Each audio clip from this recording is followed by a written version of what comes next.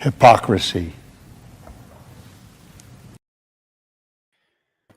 Hey, what's up, guys? Welcome to Lost-Splaining the Interwebs, or maybe it should be shart-splaining the interwebs. I don't know. With me today is a very special guest, Mr. Josh Null Moon. Hello. What the hell? I don't know how many names you even have these days. I just call have you Malachi, right? I have the simplest name. It's just Josh. Easiest to remember. But you're also Malachi because you worship he who walks behind the rose. Oh, I see what you did. No, I don't.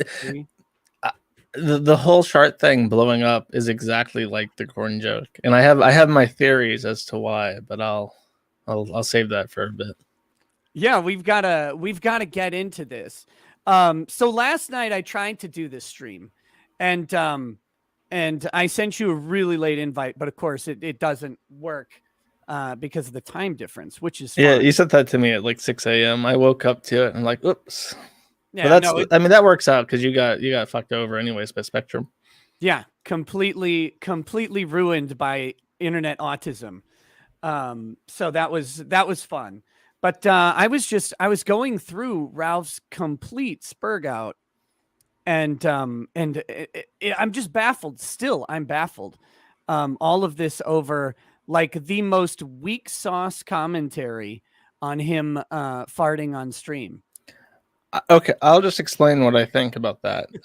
When he got mad at me, if you don't know, Ralph decided that I was completely persona non grata with him because over a year ago now, I made a comment on my stream where I'm talking about the drama between, at the time it was PPP and a lot of people who were pro drama because everything was kind of paved over at the time. Everything was fine. There wasn't really a lot of fighting going on. So there's a huge group of people who want drama, which is fine. I'm not casting shadow on that. They want drama and there's no drama going on. So here comes PPP, Chaos Incarnate, to cause some drama. And they set their sights on Ralph. And I said in response to that, I'm saying like they're going for Ralph because Ralph is the weak link here. And like the association with him is poisonous because he is the weak link, and as he says, he's like a millstone around people's necks. And I just say like Ralph might have to be the one that gets cut if this is how it's going, because I'm not gonna eat shit for Ralph.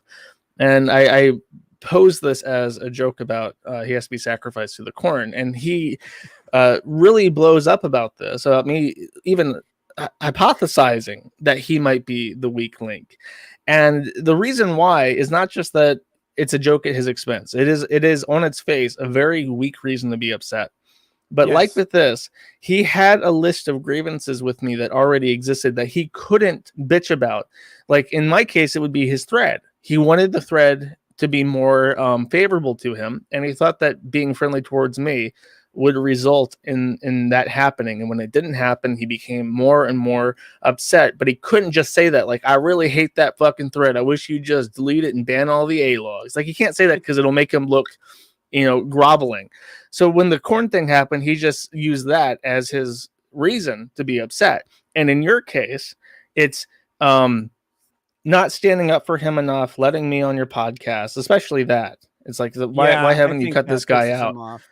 And then when you make fun of the shitting himself thing, like that is his stated reason to save face, basically, when he does flip his shit.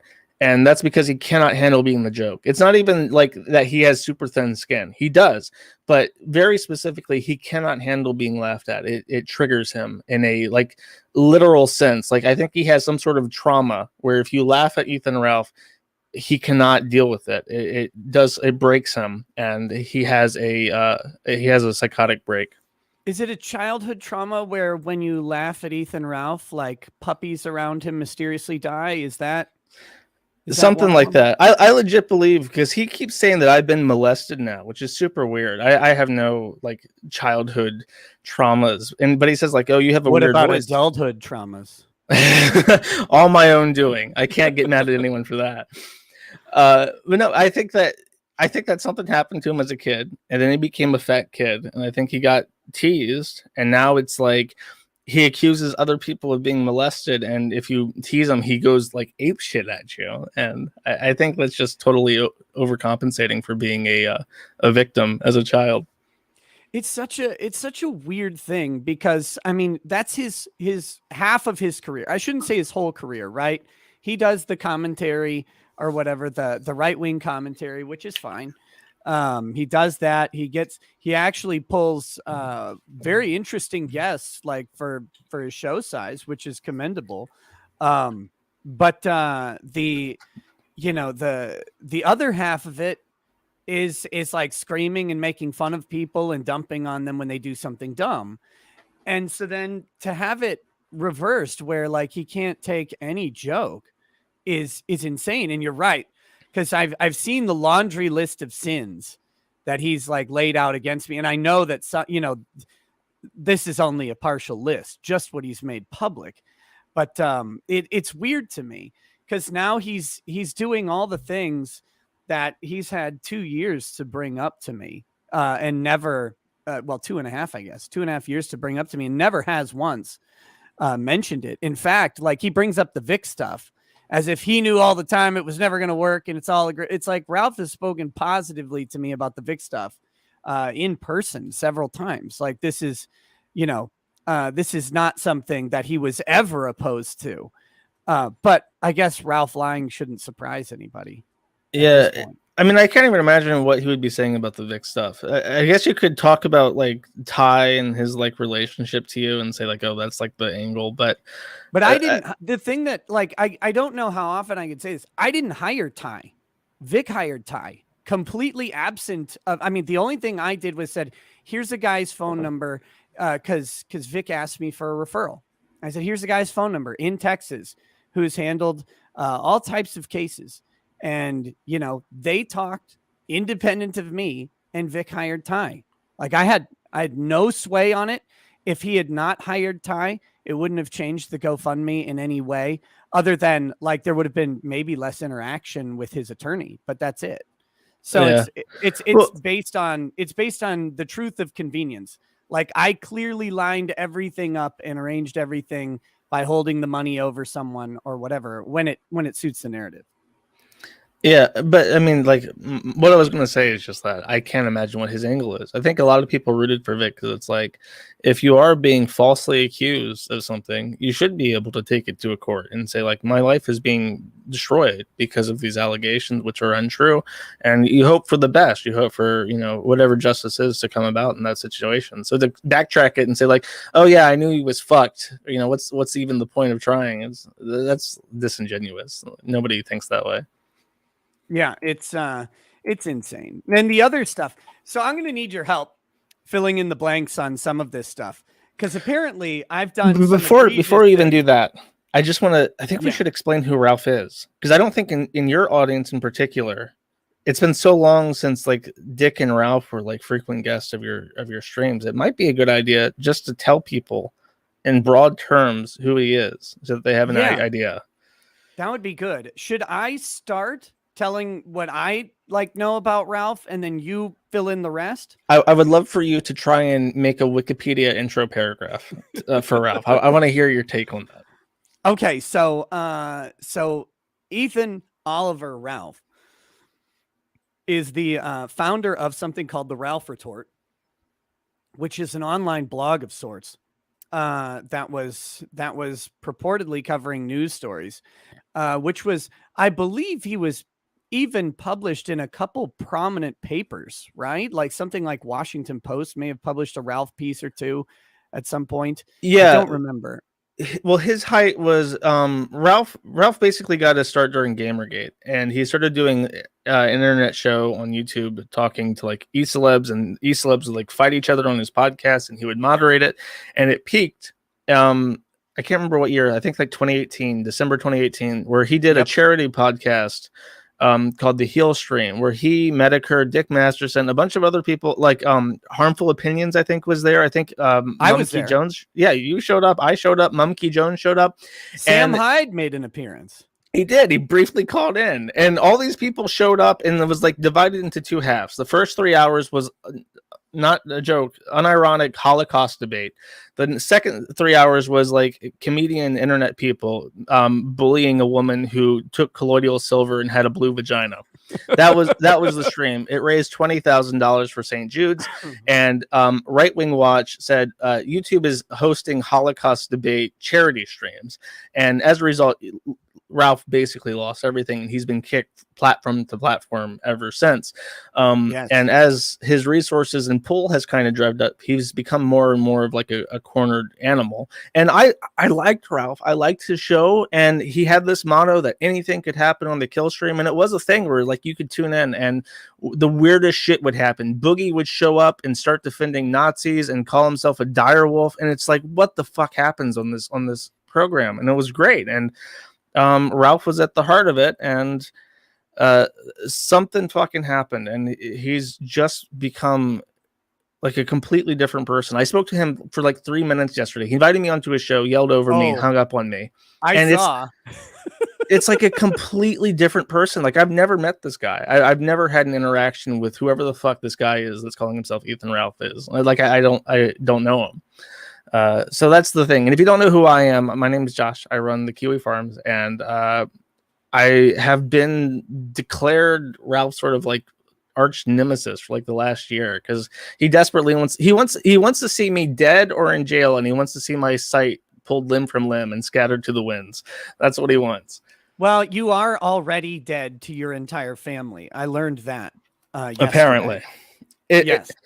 Because his thing is that every time anything happens with him, he has to tell the world. So if I have a family dinner, I have to show everyone that I have a family dinner.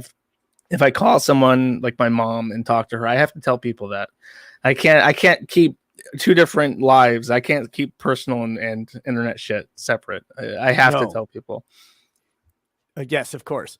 So after he gets kicked off of YouTube, his show bounces between the alternative streaming sites, first going to DLive for like a day, then to Stream Me, which I liked Stream Me because they gave you money for not doing anything, just by getting more views than everybody else on Stream Me, which was pretty easy to do. And it was great because you had these absolute fucking weirdos clawing over each other like they were in Dainty's Inferno, just like a mass of bodies trying to get that $100 a week and shit. It was great. It was great fun. You had Ralph and Zoom trying like desperately and running constant streams. You had the one guy playing just Murdoch over and over and over again. I was there. I started streaming games and stuff to get more hours in. There was the SPCC who was really funny. He did crank calls, like classic crank calls, and people fucking loved that. Hilarious. Yep. It was a golden age of like old internet style, like Wild West shit, where people just streamed whatever they wanted.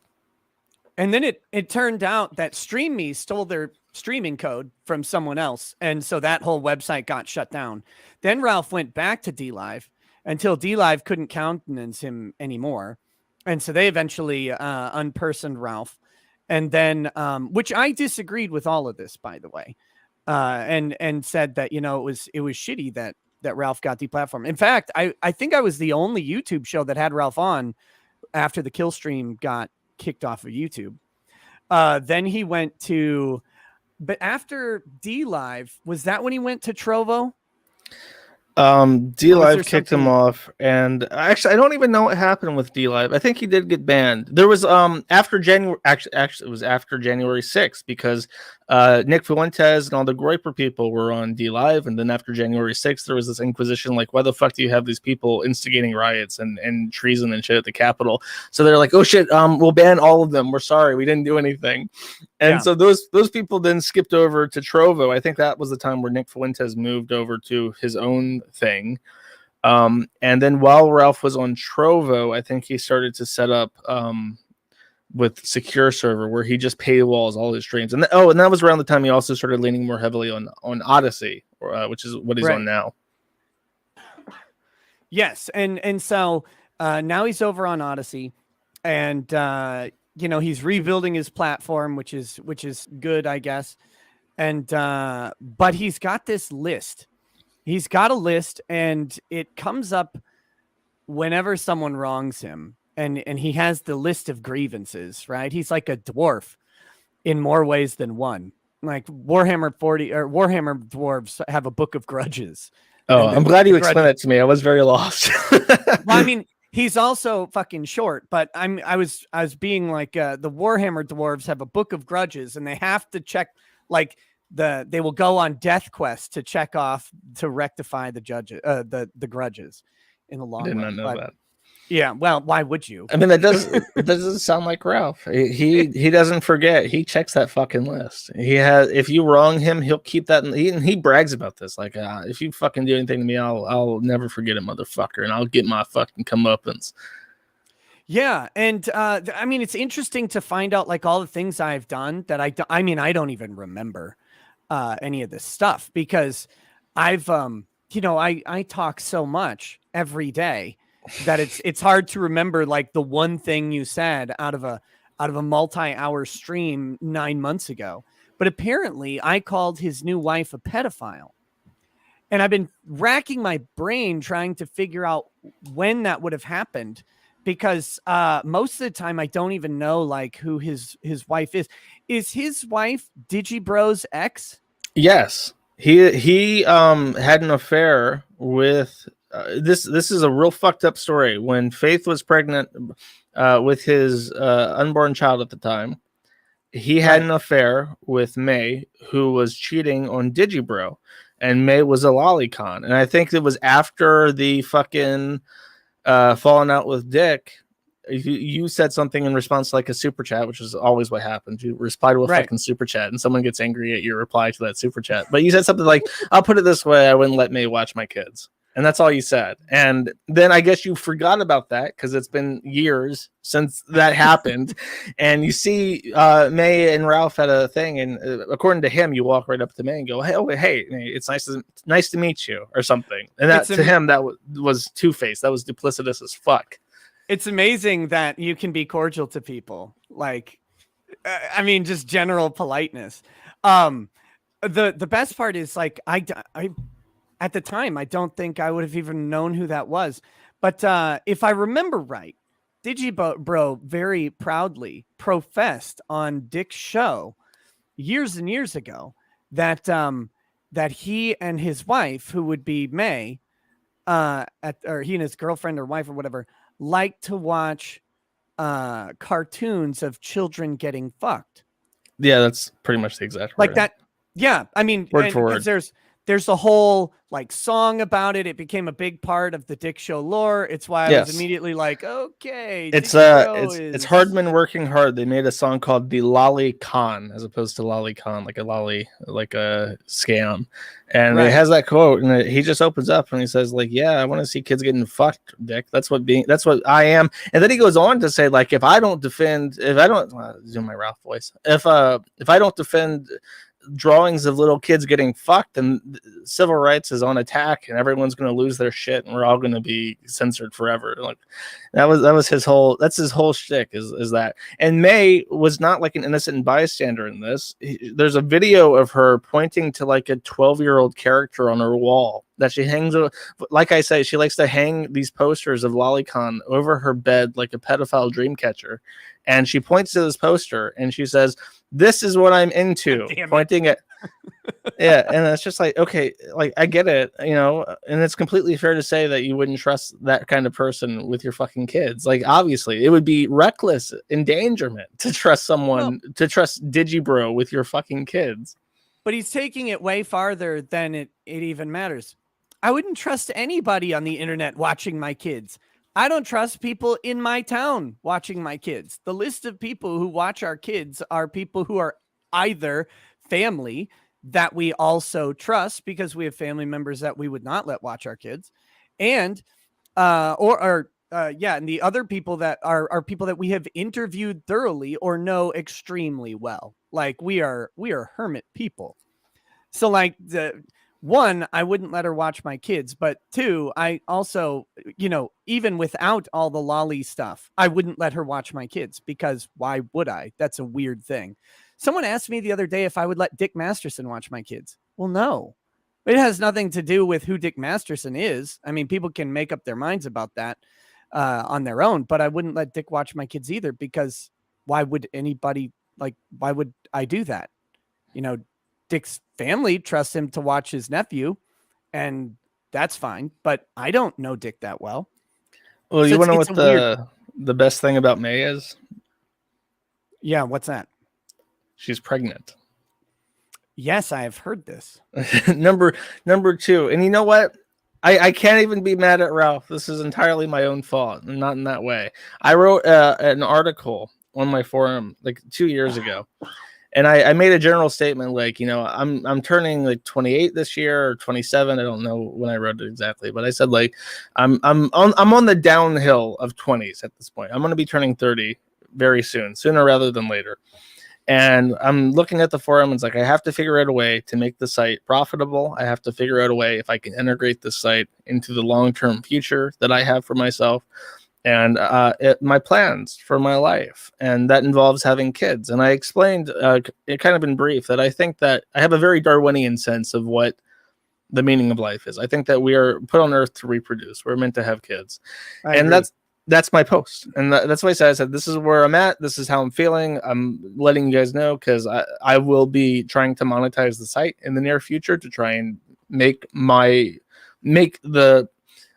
site copacetic with my own plans, and hopefully it all works out because there are things I want to do as I turn into my 30s. And Ralph saw this, and I swear to God, my writing has spawned 2 demon children into this world because I think that he had kids to one up me, and he's having a second one because he's not listed as the father for Faith Vickers' child. He's literally paper aborted from this kid's life. He has no right to see him. He has no right to know him. He's losing criminal cases for harassment against Vickers, both the mother and her father, because he has no claim to it. And I don't know if you ever read through those papers that you were going to read through yesterday.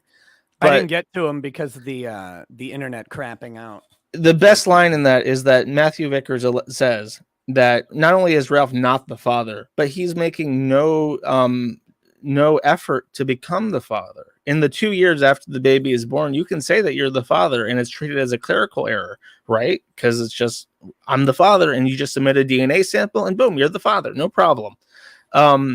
But he's not doing that. He's making no effort to do that. And he simply says in reply, that's true. I'm making no effort to become the father of this child. So clearly we need baby number 2 to remedy that mistake so that people can't point out that his only child was aborted in a legal sense. Well, the issue with Ralph becoming the legal guardian or the legal father of the child, right? He wouldn't be the guardian. He would have to pay child support. Yeah. And right now he's free to fuck with that family, the family of his only child, without repercussion. And they gave him a Hail Mary, a saving grace. Get the fuck out of our lives and we will leave you alone and we won't even go for child support. And he's like, no, I'm going to be a nuisance because I can. And that's Ralph. And I don't know what May's hoping to get out of it, but he's going to fuck her over too. Like, what are you expecting? It's going to cut his income by like 40%. I mean, because do you think he'll report like they're not going to go smooth on him, right? Like they're not going to lube him up on that fight. He has burned that bridge with that family so thoroughly that if they go after child support, I mean, they're going to do full discovery on his bank accounts. They're going to go after every single cent that they can possibly get, because the assumption will be, hey, Ralph makes money through a whole bunch of different channels. Like the beginning of the stream where he has his hernia over me, like he lists all of the different ways to donate, and there's like 75 different options. He's fucked if that happens, specifically because he's a very vain person. So things that appease a vain person like him are money and like fame, notoriety, and he'll brag. He'll say like, I make tons of fucking money. I make 6 figures, bitch. I'm fucking rich as shit. I'm fucking a high roller. I go gambling every week. It don't cost me shit. Well, it's like, okay, well, when you're saying things like that, and then child support payment comes, like family court comes after you, they're going to take those statements and say like, he's claiming that he's making this money somewhere, so we're going to find it. And it's like, oh yeah, and it's going to cost a lot to find it. And then if they go after it, the way child support works, excuse me, I do have COVID, by the way. I've learned this. I'm congratulations. diagnosed. Yeah, it's great. So I've now been vaccinated by nature or whatever. So the way child support tends to work, at least in Minnesota, and I'm guessing California does not have much different rules, but they can go back like 18 months automatically without any exceptions. They can go back 18 months of child support and tack that on to whatever bill you start owing as well. Because you didn't start owing the child support when the court case came through. You started owing the child support when you weren't there for the kid.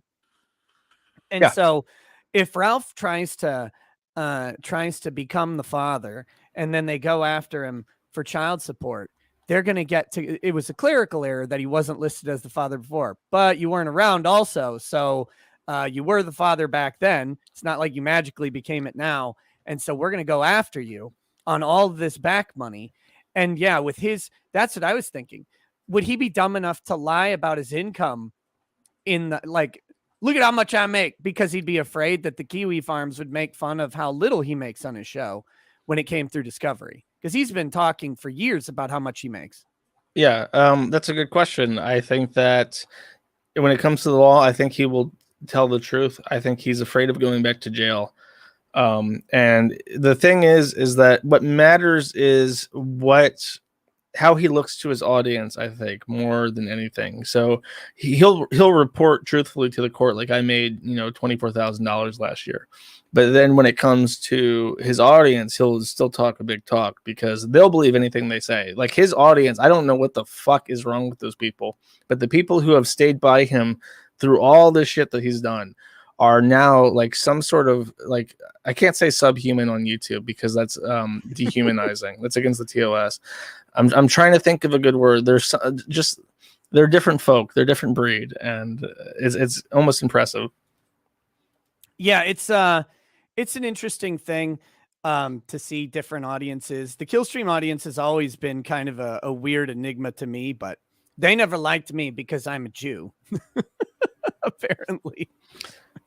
I don't have the yarmulke, but I do have the nose. So okay, I want you to pull up something. I sent you it over, I guess, Twitter. I want you to. I love this, and I need to share my love. Yes. This is one of my favorite things that Ralph has done in the recent past, and it's funny mostly to me, but I want your take on this. Okay. How many viruses are attached to this? Oh, the URL is suspicious looking, but I promise it's just a thing that clones Twitter. It's not even letting me get there. Hold on. Okay.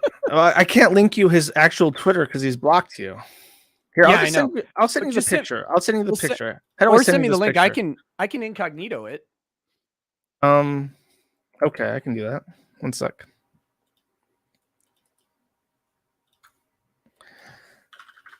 By the way, he messaged, like, before blocking me, he DM'd me his tweets about me and then blocked me. He's like, just so you don't miss it. But then he blocked me before I saw them. So that was fun. I was like, okay, whatever, you weirdo.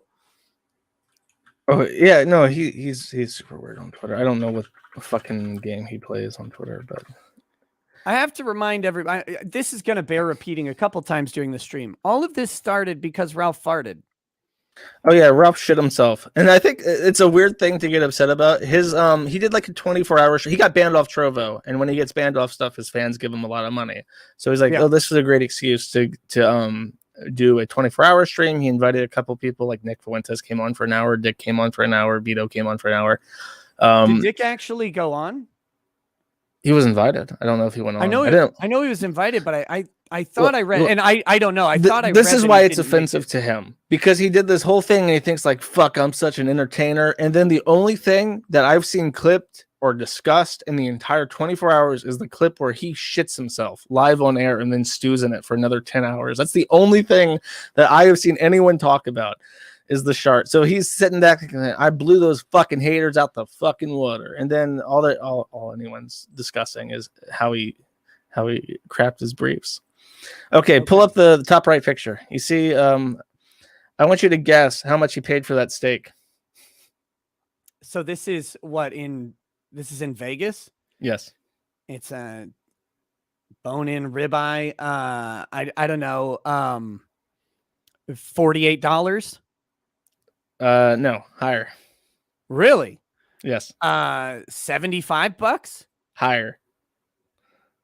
He paid $84 for a plain cut of beef. $84. And he posts this to Twitter like he's eating like a king. He's in some tourist trap Frank Sinatra like restaurant right on the strip, and he's paying almost $100 to graze on 24 ounces of plain beef. It is fucking hysterical to me. He's like read that tweet, like the best revenge is success or some shit. Grazing on plain fucking beef. That entire trip, by the way, this is the highlight of the trip, much like him shitting himself was the highlight of the 24-hour stream. Him getting $84 24-ounce plain beef is the highlight of the Vegas trip. He went there, I believe, to get married to Pantsu, because he engaged to her the same day that Chris was arrested. So that really weird, like engagement, like honeymoon day, and then it's like, baby, I got you the best engagement gift. Yeah, right. No, perfect. And then they're high and they're like energetic, like holy shit, that's fucking amazing. We're getting so much attention right now.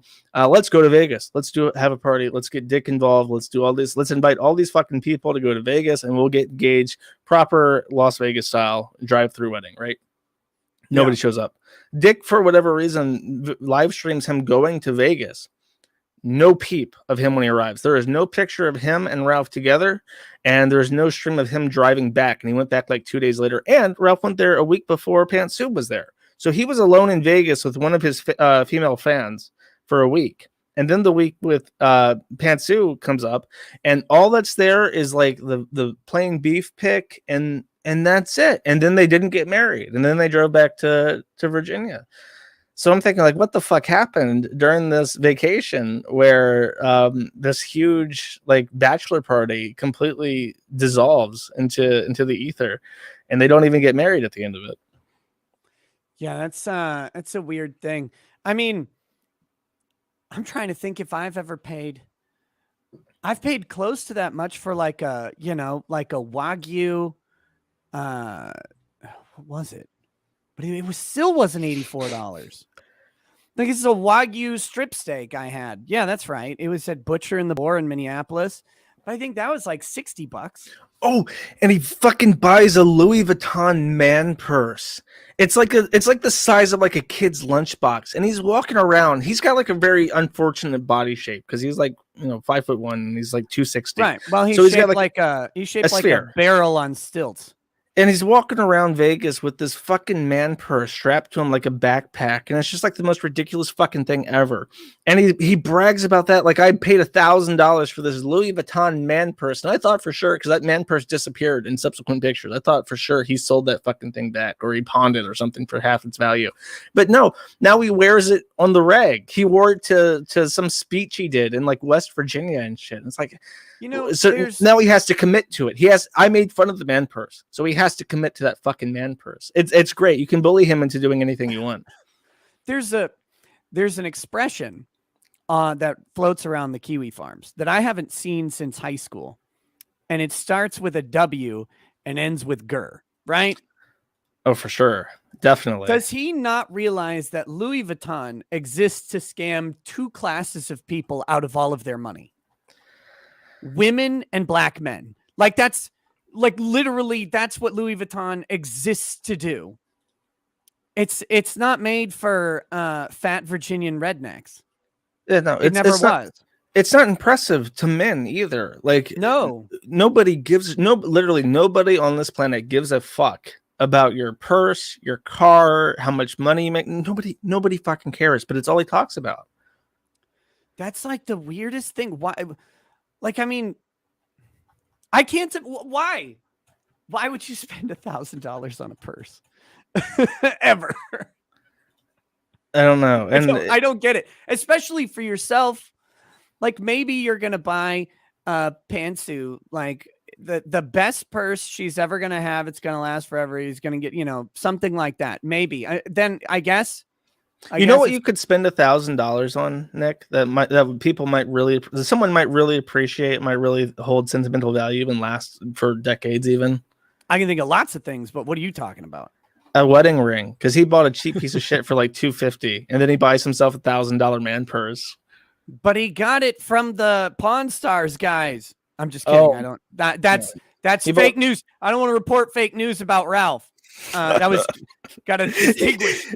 He called it Kiwi Farms propaganda. You were reporting Kiwi. The shart was masterminded propaganda from my fake news factory board on the Kiwi Farms. He called it propaganda, like I'm running some sort of like Soviet bureau on demoralizing the West or something.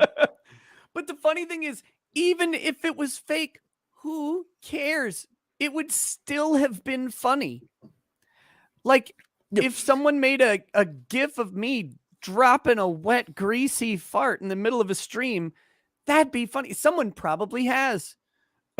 Like, somewhere has made something mocking me for doing something stupid. But he can't be a joke. And that's sort of the problem. It's like he's such a train wreck that I can't help but watch and laugh. But at the same time, he has become such like a dour, miserable, sad clown that he will take, like, sometimes shit just happens and he comes out on top by sheer accident.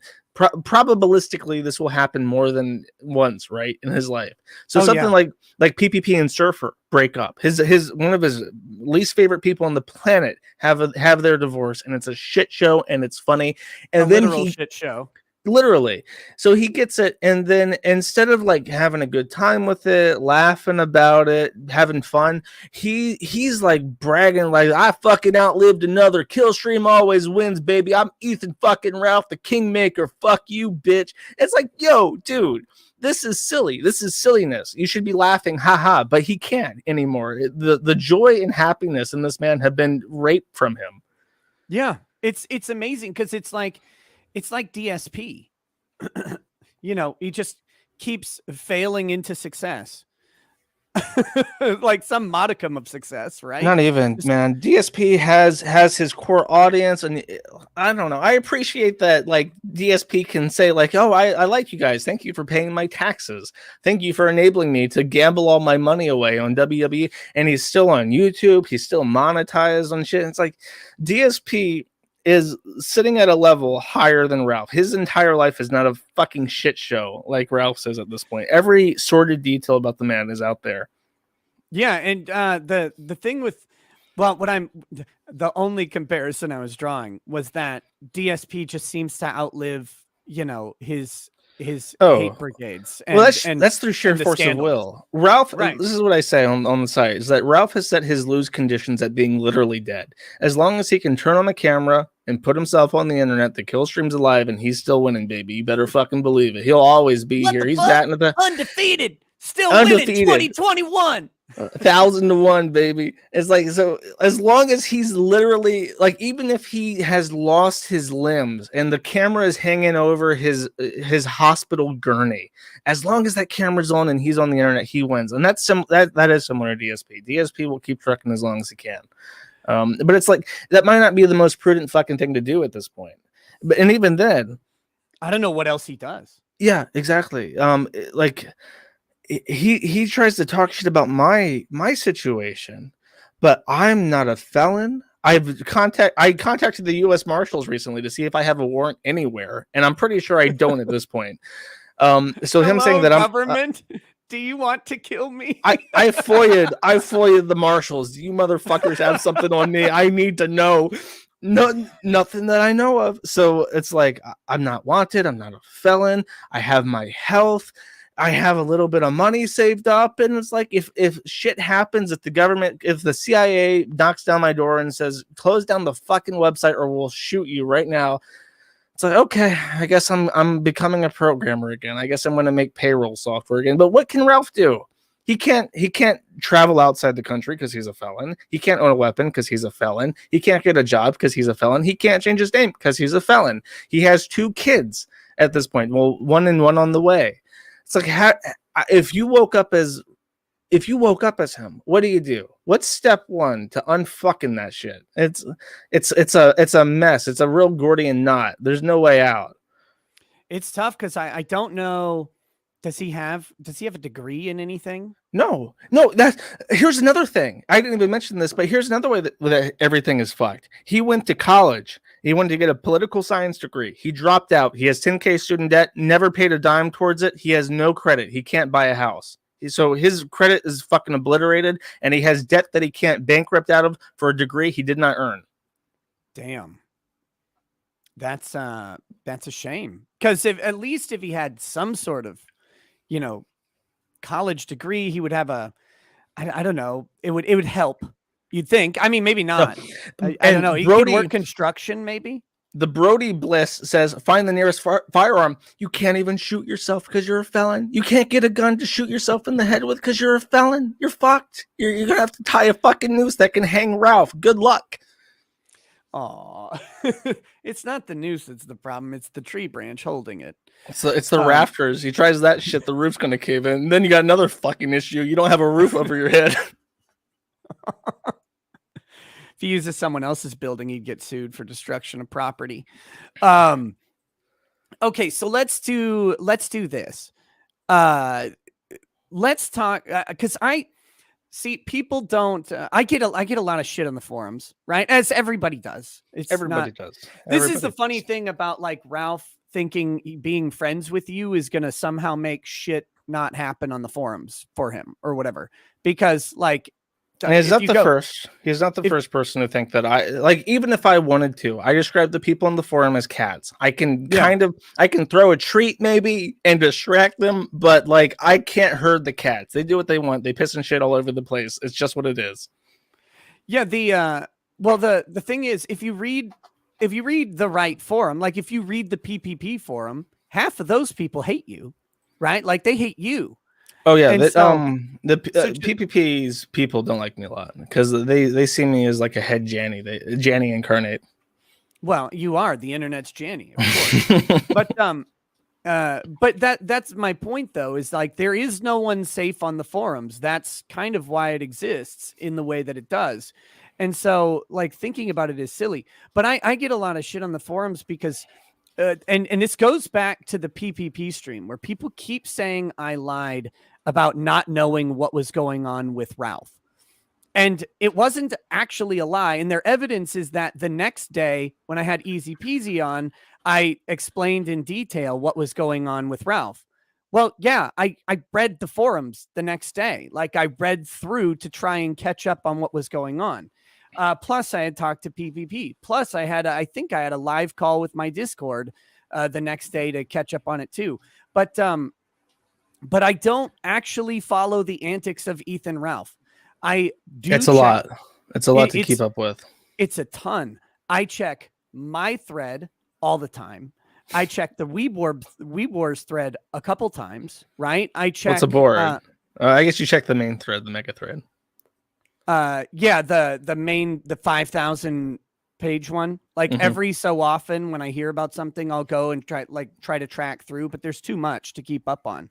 So like I have a couple not even bookmarked. They're just saved in my browser on my phone. It's like, oh, I'm going to take a shit. I'm going to read through some of the Kiwi forums. Right. But I don't keep up with Ralph's thread because it's ridiculous. So I'm guessing that there's a whole lot of shit that's happened with Ralph that I have no idea about. Well, yeah, there's like different ongoing parallel things happening in the Ralph sphere at this point in time. So when was the last thing that you remember? I mean, the last thing The was, last major thing that you remember keeping up with. I mean, I guess the faith stuff was like the, you know, Okay, the the revenge re- porn case. okay, and let me do this real quick because a lot of people, and this is a fair criticism, but let me contextualize the criticism a little bit. People have criticized me for gunt guarding on the faith case. I did a video on the faith case, and I did it before Ralph reached out to me, I believe. Uh, I do not think I had talked to him before doing the video. And so I did the video, and then Ralph, as everybody now knows, reached out to me and we discussed things. Okay? Mm-hmm. And the reason that I couldn't really talk about it is because I basically took Ralph on as a client. Now people are like, "Oh, you're not licensed in Virginia." Yes, I cannot appear before a court in Virginia. However, if you want to hire a lawyer from anywhere in the country to give you advice, to give you, answer legal questions, you can do that without them being licensed in your state, as long as they don't hold themselves out as an attorney representing you in that state, right? Like they just can't lie about who they are. That's not an unethical thing to do, and it does create an attorney-client privilege. Once I did that, I cannot talk about anything privileged in the case and basically avoided bringing it up at all. I certainly can't go out and like start besmirching effectively a client. There are lawyer ethics that I have to uphold. So while people they're fairly criticizing me for gunt guarding, I can't go out and disavow Ethan Ralph. And it was my ethical obligation to not even mention that we had talked. Now that he has talked about it, that's on him. It was the stupidest thing he ever could have done. And it may end up burning him in some nasty way in the future. I don't know. That depends on a lot of other factors. But So is there still like a limit to what you can discuss? I imagine so. I am of the position that the only thing I can discuss are the 3 direct messages that he released. And Yeah. and as part of my extra caution on lawyer ethics, I won't discuss any other DMs. Now, does that mean that I would win on that in a subpoena? I don't know. It would depend on the arguments made by opposing counsel, I suppose. And it would depend on it would be up to Ralph to fight it. It's his privilege. It's not mine. So if someone were to subpoena me for those texts and Ralph doesn't put up an adequate defense to that subpoena and the court orders me to turn it over, then I have to turn him over as an officer of the court. That's what I would have to do. And I think that Vickers is already planning to subpoena you over because theoretically speaking, if Ralph messages Ricada and says, Mr. Lawsplaining, I have sent non-consensual pornography to someone as a form of revenge, and I'm guilty as fuck. I totally fucking did it. What do I do? And then Vickers subpoenas Ricada for his private message history with Ralph. And then he now has these admissions of guilt to Ricada, which were formerly protected by attorney-client privilege. He can then use that as evidence, or the state of Virginia could use that as evidence to convict him for a class 1 misdemeanor, I believe is the situation. If he were able to successfully pierce the attorney-client privilege by court order, and if he had sent a message like that, then yeah, it would be admissible. So it would be it's a very dumb thing to ever open yourself up to breaking your privilege, right? It's a very dumb thing to do. It's often really hard to break attorney-client privilege. Like your doctor-patient privilege, no, easy to break. Your husband-wife privilege, spousal privilege is easier to break than attorney-client privilege in a lot of things. You have no privilege with your priest or chaplain or whatever. That's all just completely fake.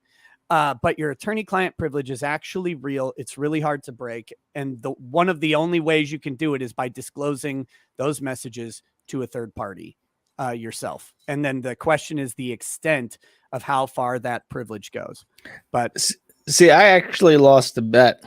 I made a bet with someone that you would not talk about Ralph after his threat, because after seeing the message where you're like, you can consider me or yourself my client now, I thought, oh, well, he's probably not going to fuck around with that, because, and not even because I thought that you would be afraid to lose your license, but because you would tremble in fear at what would happen if you did lose your license.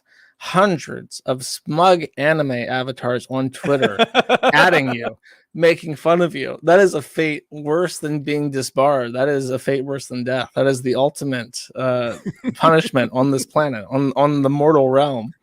That would be abysmal. But first of all, if I were to get disciplined, like let's say I did everything wrong in this situation, which I have not. I have stood by my ethics and will stand by them going forward. Like I said, it's up to other parties to do the work on that attorney-client privilege. It's not mine to do.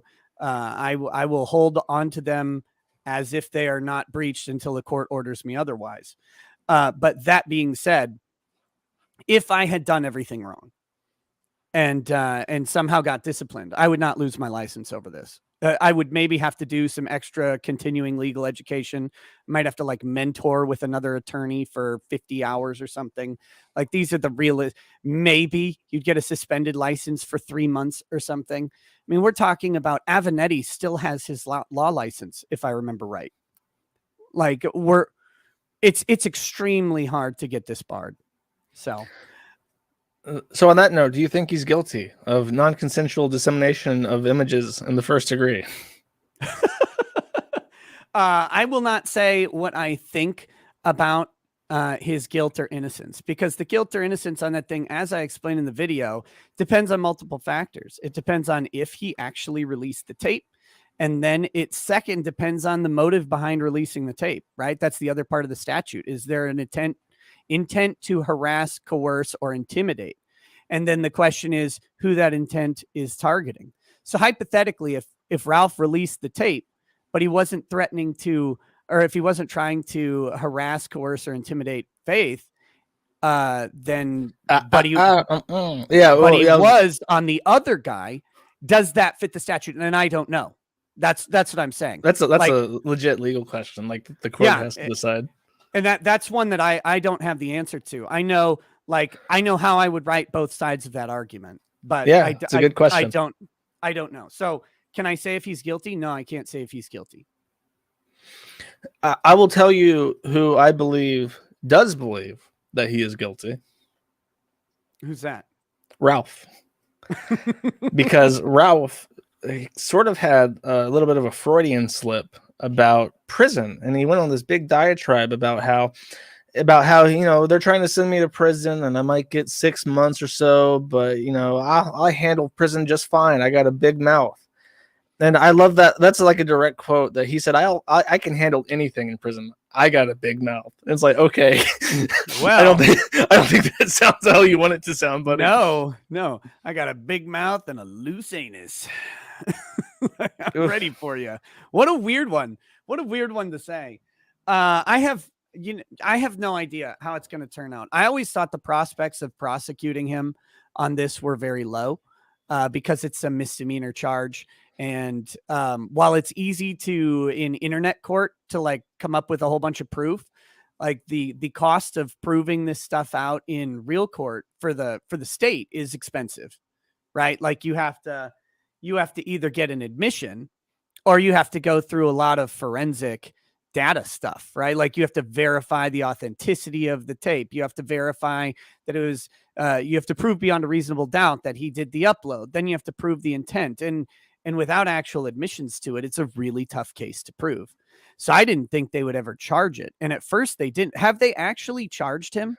The information from Spectre, he called the court and the woman on the phone said that the case is active. So she confirmed that. I don't know like what that means in particular. I think it is. I think the ball is rolling on that again. I don't know why. I think it was speculated that he probably had some sort of informal arrangement with the state where it's like, if you don't fuck with these people anymore, we have no reason to prosecute this.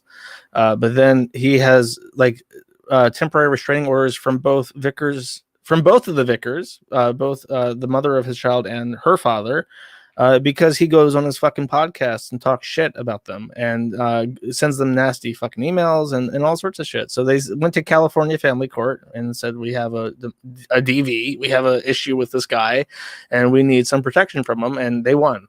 So now he's, I think, I don't know what the full detail is with that. I think he's waiting. I think he won a continuance. The same day that he freaks out at you, he's due in fucking court in Nevada County, California, not the state, the county in California, right, via Zoom. And he gets a continuance in that. So while he's yelling about you, he's hours away from a hearing regarding his domestic violence and temporary restraining order shit with the Vickers. I can tell you what, if I was under a bunch of criminal investigations, I would either not be spouting online or be very, very cautious about what I say. Like what an absolute cluster that is. Well, the issue is that he's taking L's on this because this is not even the first thing. And he had a conversation with me that lasted for like 3 minutes because he just started screaming over me. And I think that was because he was afraid of me mentioning a name. Do you know what name that is? Beautiful. Adrian Blair, right? Adrian Blair. Adrian Blair is AID0. She is the ex-girlfriend of like 4 different people involved in Encyclopedia Dramatica. She is also I don't know if she's an ex or just like a fling that Ralph had, but they had sexual relations, and that's sad for her. She basically fucked up his whole life, and this woman has fucked up his whole life so good that even Ethan Ralph is like, holy shit, this fucking demon fucked my whole life up so good. And I can't even believe it, because what happened is that she splits ways, and then she comes on a stream with me, PPP, Godwinson. I think even Monday Matt shows up, and we all have a good time having a laugh at Ralph's expense. So he, in a rage, writes up this and he cheated on Nora? On Faith, or he cheated on her with Faith, who ended up becoming the demon baby mother. But okay. He writes this expose on his website, his fucking blog, which he's basically abandoned except for hit pieces. And he writes this huge expose. He says what her full name is, what her date of birth is. Yeah, he doxed her and her full doxes her and everything, right? Where she works, posted pictures of where she worked at, and then he even took her apartment building and took a Google Street View of where she lived and circled her window and posted this on his blog. And he said, I sure hope nothing happens to her living right here at this address. And the brilliant thing is that even after the Holocaust charity stream, even after being banned from 109 different platforms, he still had Patreon. Go fucking figure, he had Patreon. But that was because his Patreon was for his blog. Well, surprise, he doxes this chick and then threatens her. Oops, $1,000 a month gone, fucking up in smoke. How'd I fuck my life up so good? I can't even imagine it. How'd I fuck up so good? Money just gone out of thin air, just fucking gone. And then she takes that same blog, goes to, I think she's in Illinois or something, and then tells, it's a liberal state, tells them this fucking lunatic is highlighting where I live on the internet and saying, I sure hope nothing bad happens to her. And surprise, she wins a full injunction against him. I think it's like 2 years. He can't mention her name, and people can bully the fuck out of him just by saying Adrian Blair. Adrian Blair. I'm surprised nobody's ever made an edit of the Adrian Brody Quest song with Adrian Blair and just fucking blasted it at him, because he can't say that name, and it drives him mad because he's got a big enough mouth to handle anything, but for some reason that name just eludes him.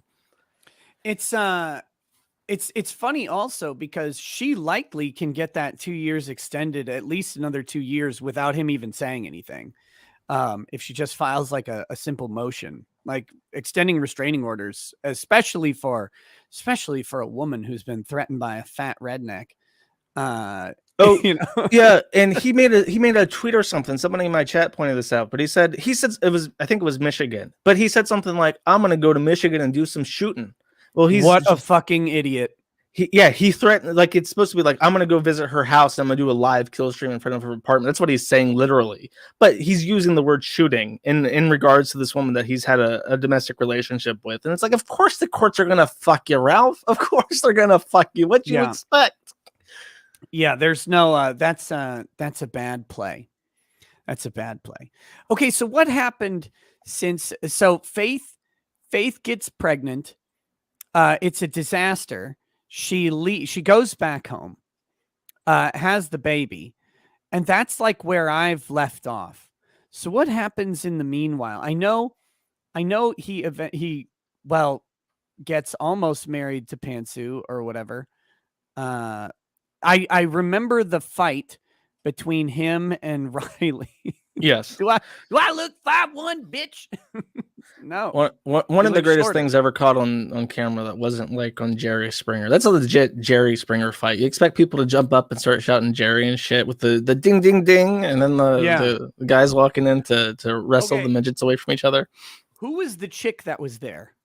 That was Mint Salad, I believe. Right, Mint. Okay, so I'm trying to think. So see, Ralph accused me of going up to Pay or May, for the fucking names, to May at in Tampa and quote unquote kissing her ass by just being generally nice. Ralph had two vaguely feminine people with him. There was May, and then there was someone else. Was it Pay? Are May and Pay different? Peyton is different, I think.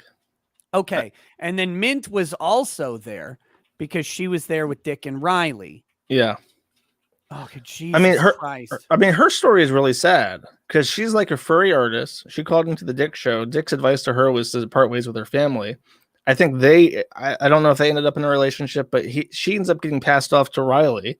And now Riley is legitimately like prostituting her out in like a fucking van or some shit. That's the most depressing shit ever. He's doing like drugs and like pretending to be an artist on fucking SoundCloud and shit. And it's like the most pathetic shit possible. And her life is like completely fucked up because she's just like a low IQ autistic person who was taken advantage of by Riley and co. Damn. Okay. Well, I met all of these people in Tampa, and I legitimately like don't have much distinguishment between any of them because they're women and I'm married, so I don't really care. I remember Pay is. This is true. She's what we call the kill stream abortionist. She's a woman that's had an abortion and she manages the Ralph Retorts TikTok. And I don't know what the fuck happens on that TikTok. I don't have TikTok. Thank God. Someone's watching Ralph Retort TikTok. Yeah, but it's just her being like a thought with like the kill stream name attached. So like Ralph has like, oh, I have this side hoe. What am I going to get her so that she has something to do? I know she'll manage my TikTok. So the kill stream abortion, she's like a stripper or some shit. So she does like booty dances for the kill stream on TikTok to like supposedly to drum up like advertising for the show or whatever the fuck. I guarantee you. I'm not known to be rude to women, but that would be par for the course for the sad strip clubs I've ever been to, I guess. Yeah, no, it's a travesty, but it's just like, you know, he just wants to have her on tap because, you know, that way if something happens with him and May, he can immediately check up with her and then just be like, look, I got my fucking rebound. I'm upgrading to the top, baby. I'm gonna say this over and over and over again because I think there was there was some rumor mill not rumor mill. I think there was some stuff about Ralph trying to get Faith into a poly thing. That's why they broke up because he wanted to fuck May. No, what? Okay, here's what it was. I think they had already broken up at that time, so he immediately shacks up with May, who was getting away from Digibro at the time. And May and him posit having a polyamorous relationship. And this, I swear to fucking God, May wanted to have a threesome with pregnant Faith. And then after the baby was born, she was already talking about her taking over mother duties so that Faith could get a job and provide money. So she was already conniving her way into being the mom so you can get your ass out there and work. Yeah, okay. the fucking lolicon horse person wanted to be the fucking surrogate mom while the real mom goes off to Subway and slaves away making my banana pepper sandwiches. It's just like psychotic. Wait. And all of this Ralph stuff just took a side seat to what you just said. Mhm. What the fuck kind of heresy is this? Banana pepper sandwiches from Subway? What is Okay. what?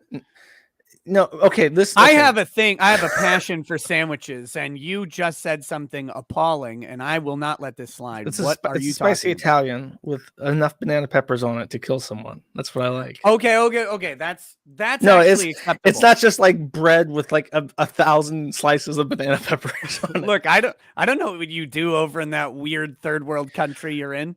Dude, no, this is a true story. This is a true story. I haven't even talked about this on my podcast yet, but after I moved out of the US, I discovered that banana peppers do not exist outside the US. Apparently, they're called like Hungarian wax peppers in Europe, but they're very regional. They're not like a popular sandwich thing, but they're big in the US and they're everywhere in Subway. Subways outside the US don't have banana peppers.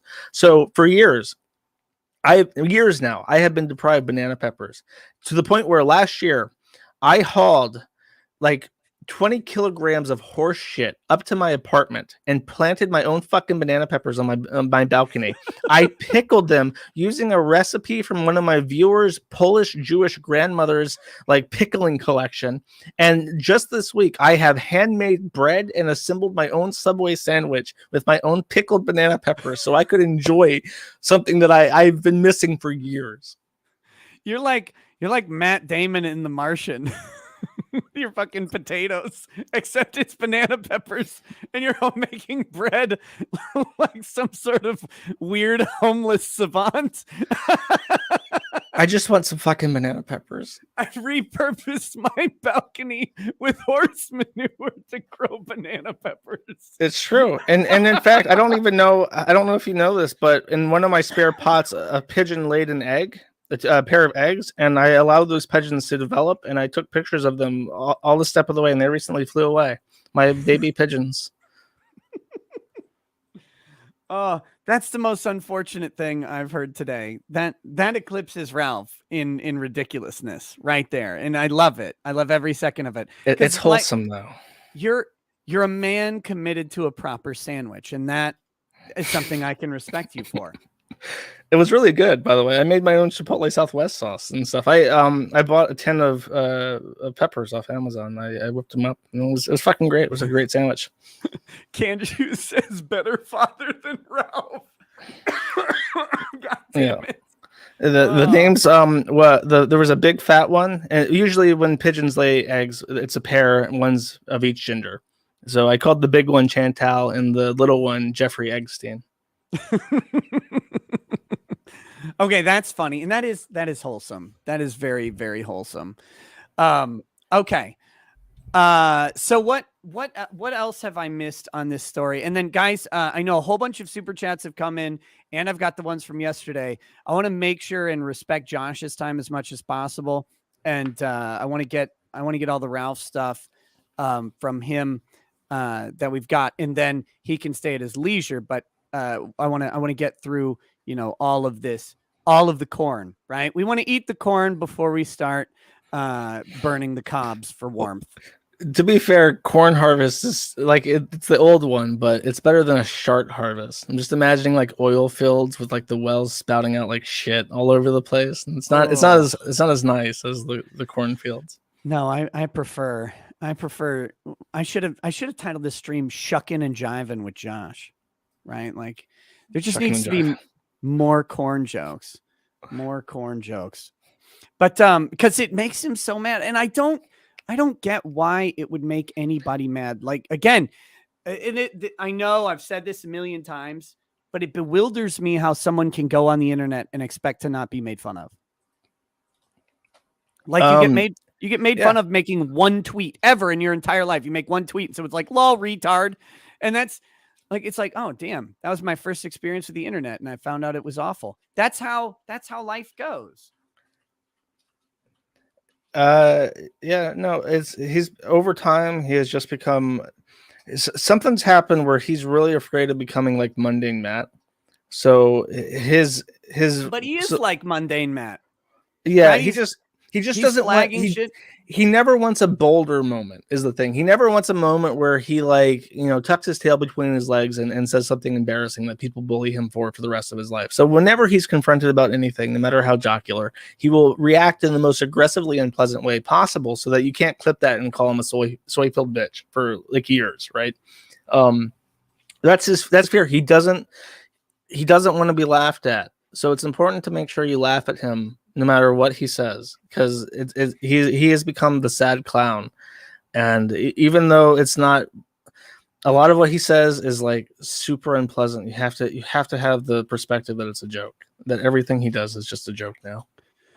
Ugh, awful. Okay, so what happened on the what have I missed? What have I missed about Ralph between the Faith leaving stuff and now?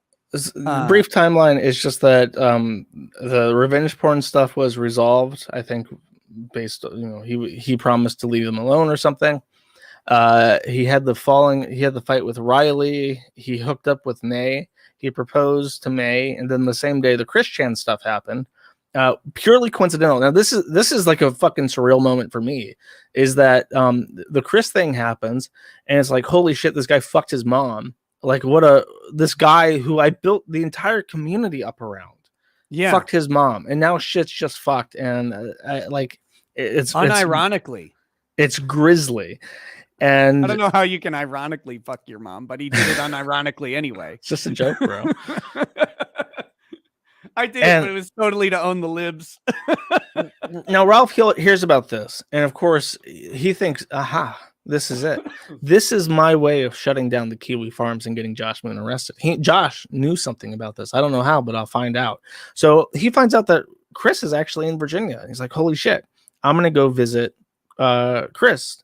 Because he had just fucked his mom. He was living outside the house. He was at a hotel. Chris figures out what hotels he's in because people in Virginia are going fucking crazy. All the Chris people in Virginia are looking for him. They're like driving around looking for the Sonichu license plate and stuff.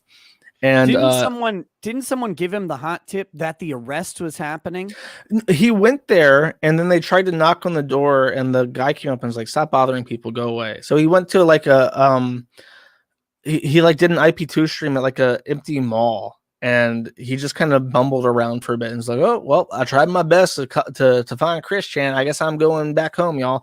And he starts driving home, and this guy, one of his friends, I don't know who the fuck this guy is, but calls him and says, Chris is getting arrested right now, actually. So he fucking turns around, he goes 80 down the highway and gets there just in the nick of time to get the best shot possible of Chris being arrested. And there's this is huge. This is huge to me on a personal level. Is this right? Chris, the story of Chris has like changed the history of my entire life, because the forum started up as a fan forum for Chris. So it's like surreal sitting here in real time and watching this, the unmoved mover be put into a fucking van while he's talking about being a god and shit. So I link across the entire site in huge flashing letters that Chris is being arrested, and it links to his streams, and he's getting like thousands of viewers live, and he's like shitting himself in joy because he filmed the Chris arrest, and I think he made a decent amount of money selling the royalties to the footage to different broadcasting agencies. And that's where the money he went to Vegas with and bought the ring with and shit. And the man purse was the Christian money. And then the entire, like everyone's thousands and thousands of people who are interested in what happens to Chris are like, who is this fat fucking retard shouting over the footage? And Chris has like Ralph has a back and forth with. Yeah, they have an exchange. I saw a clip of this where he's like, hey, you want to do an interview live or whatever? Oh, yeah. He's like, why don't you come down to the Killstream studio after you get back and tell us what you know about Josh Moon? And it's like, here I am, poor innocent me. Done nothing wrong ever. I'm a good boy. Watching Chris get put into a police car while my name is being hollered over the footage. And it's one of those things where it's just like, yeah, this is pretty fucking weird. And I don't think many people on Earth have an experience similar to this one. This is a wholly owned, unique, personal story to take to the grave. My pet project internet weirdo has just gotten arrested for fucking his mom, and the only thing people are hearing is my name. Yeah, exactly. And then people are like You deserved that a little bit, though. I mean, I guess I just assume I deserve everything that happens to me at this point. No, read the book of Job. Nothing is actually deserved or undeserved. Come on. Okay. Come on. Is that the story of Job? I've always been told that the story of Job is that God's an asshole, and sometimes life just shits on you. No, it's God saying that there is no purpose, right? Like you're not being punished or rewarded for your devoutness or lack of faith. It's just good things happen to people and bad things happen to people, no matter how good or bad you are. That's the message of Job. Everybody seems to miss it, but it's literally what God says to Job at the end. It's like, yeah, it wasn't about you being faithful or not. It's literally just shit happens. But well, shit happens to Ralph too, and after he films this is like the high. He says unironically as he's filming this, and he's driving back home. He's like, "That was the best thing to happen to me all year." As he sits next to his new fiance, as his firstborn child sits in California, he says, "This was the greatest thing to happen all year." As he's driving back home with his thousands of viewers dripping off because Chris is gone at this point. And he throws the footage up. He starts DMCAing anyone who puts up any version of it. And people on Reddit who are like, who is this fat fucking asshole? Start yelling at him on Twitter. And he gets into like a fight with all the Chris Chan people and shit. And it's just like, you can't. He got in a fight with Blair White, didn't he? He's like screaming at Blair White. Blair White used the footage and he DMCA'd Blair fucking White. And Blair White has 1 million+ subs. And she told her, she told her YouTube people, like, hey, this fat fucking retard's messing with my channel. Can you do something about it? And they instantly ruled fair use and he got shunted on that. But yeah, he got into a fight with everybody. He gets into a fight with everybody because he's white trash.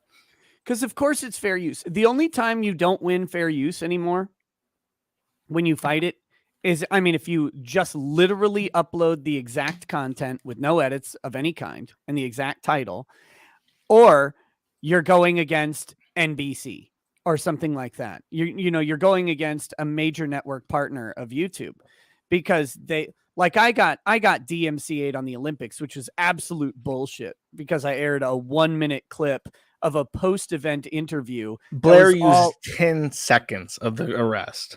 Yeah, and of course it's going to be fair use, because after the Sargon case, we know that just about anything is fair use, right? Sargon versus Aquila, where the judge is like, of course this is fair use. Like, if you didn't play the whole thing and the title doesn't suggest, and the title has any contradiction to the original thing, it's sufficiently transformed. That's all you need. But you'll still lose against the network. Like, the networks will fucking own you on fair use because YouTube takes their money, and it's bullshit, but that's what they do. So I hate them. I hope they die. Yeah. So he loses against fucking Blair White. He gets into a fight. Like, and these are like, in his mind, he should be thinking like, oh great, I got all this exposure, I got all this money. A couple people might be interested in seeing what else I talk about. What a great advantage. And he immediately burns down like any goodwill that anyone could ever have. Not just by the way he records it, but by the way he covets the footage and the way that he interacts with people who talk to him immediately after. Yeah, it's a crazy thing, because you typically want nothing more than someone with like 1 million, 2 million, 3 million subscribers to air your stuff, right? Yeah. Like, that's what you want. And I think, I mean, his big contention was that you needed to credit him in some way. That's what he was asking for. He's in the video. Yeah, his logo is like in every corner. It's like in all 4 corners. There's some variation of Killstream.live. I watermark that shit. I'm pretty sure that Blair didn't even crop that out. But it's like, you could have just asked Blair like to edit in your fucking credit. Why do we call it a watermark? When Ralph's involved, it should be a maker's mark, right? Should be a skid mark. I was trying to be nice for just a moment. That's your first mistake. And then you went and fucked it up. Oh my God. So I have something that people asked me to cover yesterday, but I never got around to doing it. It was his God damn it. It was his reasons he disagrees with the restraining order. right? Have you seen that? Yeah, I read through that. It's an interesting thing because just because he wrote it, it has that alone. The fact that he wrote his own reply to the temporary restraining order, pending injunction, by himself says a lot. And I was convinced that he had just run out of money, but then he explains that Vickers is trying to bankrupt him by tying him up in litigation, and hiring a lawyer was the worst thing he could have done. So now it feels like, oh, um, my perspective has changed. I thought that before he wanted to win, but was just out of money. But now I think it's different. He doesn't care if he wins. He has no interest in the life of being a part of his child's life. He has no interest in being able to talk to the mother of the child. He just wants to fuck with Matthew Vickers, her father, and he's doing that by answering litigation pro se and not lawyering up. So Vickers will have to pay money to get a lawyer, and he'll simply waste the time and money and answer, shit by himself, and he'll have fun with it, and he'll cause problems. And if he loses, who gives a fuck? Oh, well, I guess I can't be a part of my son's life. Well, boo hoo hoo. And then he could take that and go to his audience and say, well, y'all, I can't be a part of my son's life, and that's because of them fucking family courts in California. Those goddamn liberal family courts sticking up for a woman because she's a woman. She's always the victim. And my tip jar is over there. If you want to help me recover, I'm going to go out for drinks today. Y'all know how it be. And so he's just going to, use his son to cry about something that he doesn't give a fuck about so he can make money. It's like, I know what you're doing, you motherfucker. Very clever, though. Very clever if you have no morals. It's the whole he'll make Vickers spend money hiring a lawyer or whatever. It's amazing that even though Ralph has some sort of offspring spawn and he's got another on the way, that he still hasn't figured out that a dad will happily go bankrupt defending the dignity of his children. Right? There's, oh yeah, it's if you actually gave a fuck, you could be a part of that kid's life. If you just gave a fuck, it's doable. People have climbed fucking mountains to get to their kids and shit. And it's like, he just doesn't give a shit, because all that matters is that kid is genetically related to him, and based off Josh Moon's theory of the meaning of life, that's what suffices, and he's perfectly happy with that. And he went on some tirade about how he's going to have kids all over the world, which is funny because he's a felon and he can't travel internationally. So I'm just assuming that all the kids he has are going to flee the United States to get away from him, so that he can't chase them outside the US. They'll just literally be those border crossers in Canada who work they're going to flee to Canada. They live right across the border. They just commute every day. And they're like, this way Ralph can't get me. I'm only during work hours, but we have security, so it's fine. I call him Ralph, not Dad. No, it's just funny to me because it's I don't think Vickers has shown. Look, let me be critical of Vickers for a minute. That dude went off the reservation right away, and he approached this thing the entirely wrong way from the start. Awful. To the point where I make a point of saying, and it's I try not to be a complete asshole to him, because I like that he posts on the forum and stuff. And I don't hate him, but I say this to him. I say this to everybody. I say that the reason why Faith Vickers was attracted to Ethan Ralph is because Daddy is a lot like Ethan Ralph. And that's why she has daddy issues, and Ralph scratched that itch. So that his way of handling anything is very, very similar to how Ralph would handle it. Yeah, he went straight for the online thing, and I wanted to tell him, I'm like, man, you are fighting a fight that you will not be able to win, not because you lack the ability to, but because it's a losing battle. It just for all sides. In this fight, Ralph is a loser, but you're also a loser, and it's stop fighting with people, internet people. Right? The only useful thing Tonka ever said. Don't fight with internet people, because that's how they make their bread. That's how they get into it. I love when people fight with me in various ways, because I get to, let me correct that. I don't actually like it, but I'm going to make the best of it really quickly. And unless they have a sufficient internet presence, it's going to be just win for me. There's very little they can do to actually harm me in the internet sphere. So like Vickers has done shit that really jeopardizes him, because, like, for instance, in the documents, Vickers claims that he's afraid for his life, and that Ralph is using his podcast as a weapon to inconvenience him and damage his business. That's his claim for a injunction against him. But then Ralph turns around and says that when I first met Vickers, he made a website called aborttheretort.com, and he listed off, pages of shit that I supposedly had done, and he defamed me. So for him to say that he's afraid for his life when he's so eager and caviar about going out there and saying whatever the fuck he wants about me, clearly he's not too afraid, because he can't close his fucking mouth. And that's a great defense. That's unironically a great thing to bring up in your defense in this situation. Yeah. Yeah, it's how can this guy feel so harmed if he was able to go out and say whatever he wanted about me and all this bad stuff and try to directly damage my business? It was a colossal mistake. But I will say, though, Cavalier. I'm sorry, chat. Yeah, you said caviar. You have to correct me. I think you don't do that on purpose, you fucker. Look, you were rolling. I don't know. I didn't know what your little fish eggs were or whatever that you're eating. But God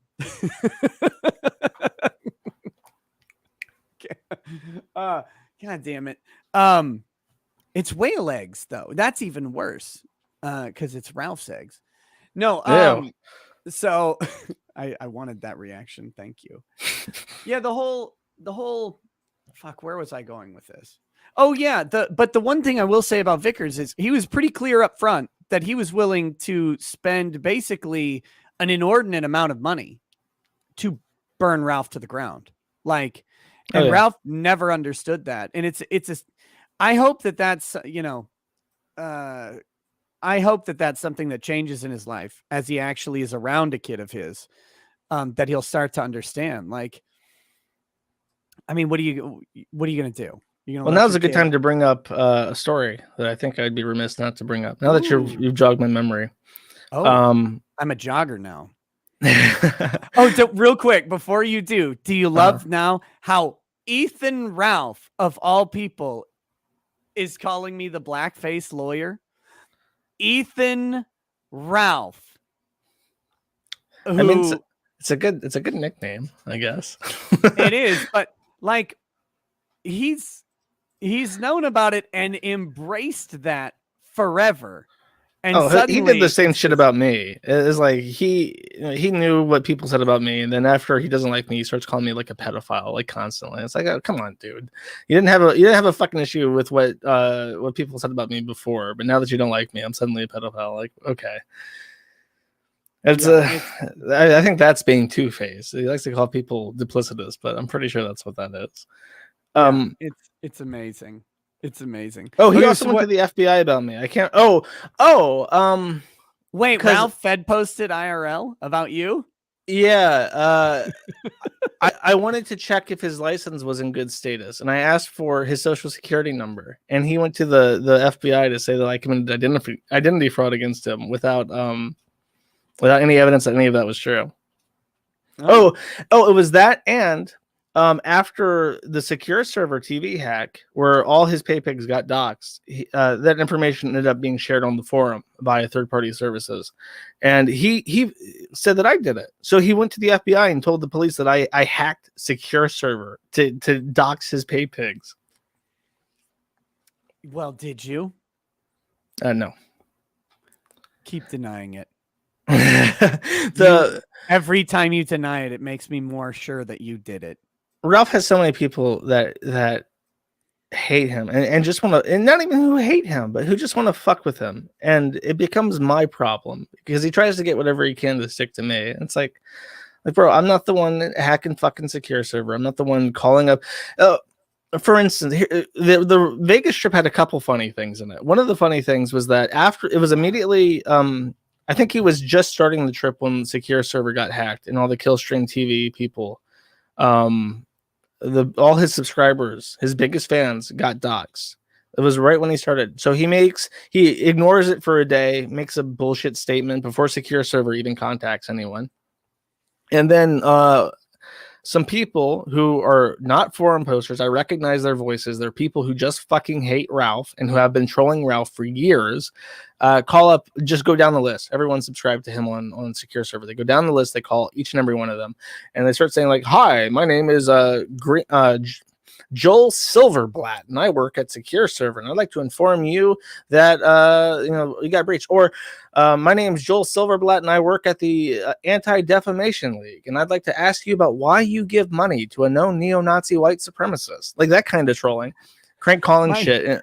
My name is Gregory Silverstein, and I would like to ask you from the Anti-Defamation League why you would give your shekels to someone who's so unkosher. See, that would be offensive if you weren't Jewish, right? Exactly. But as an honorary Jew, I get to say it.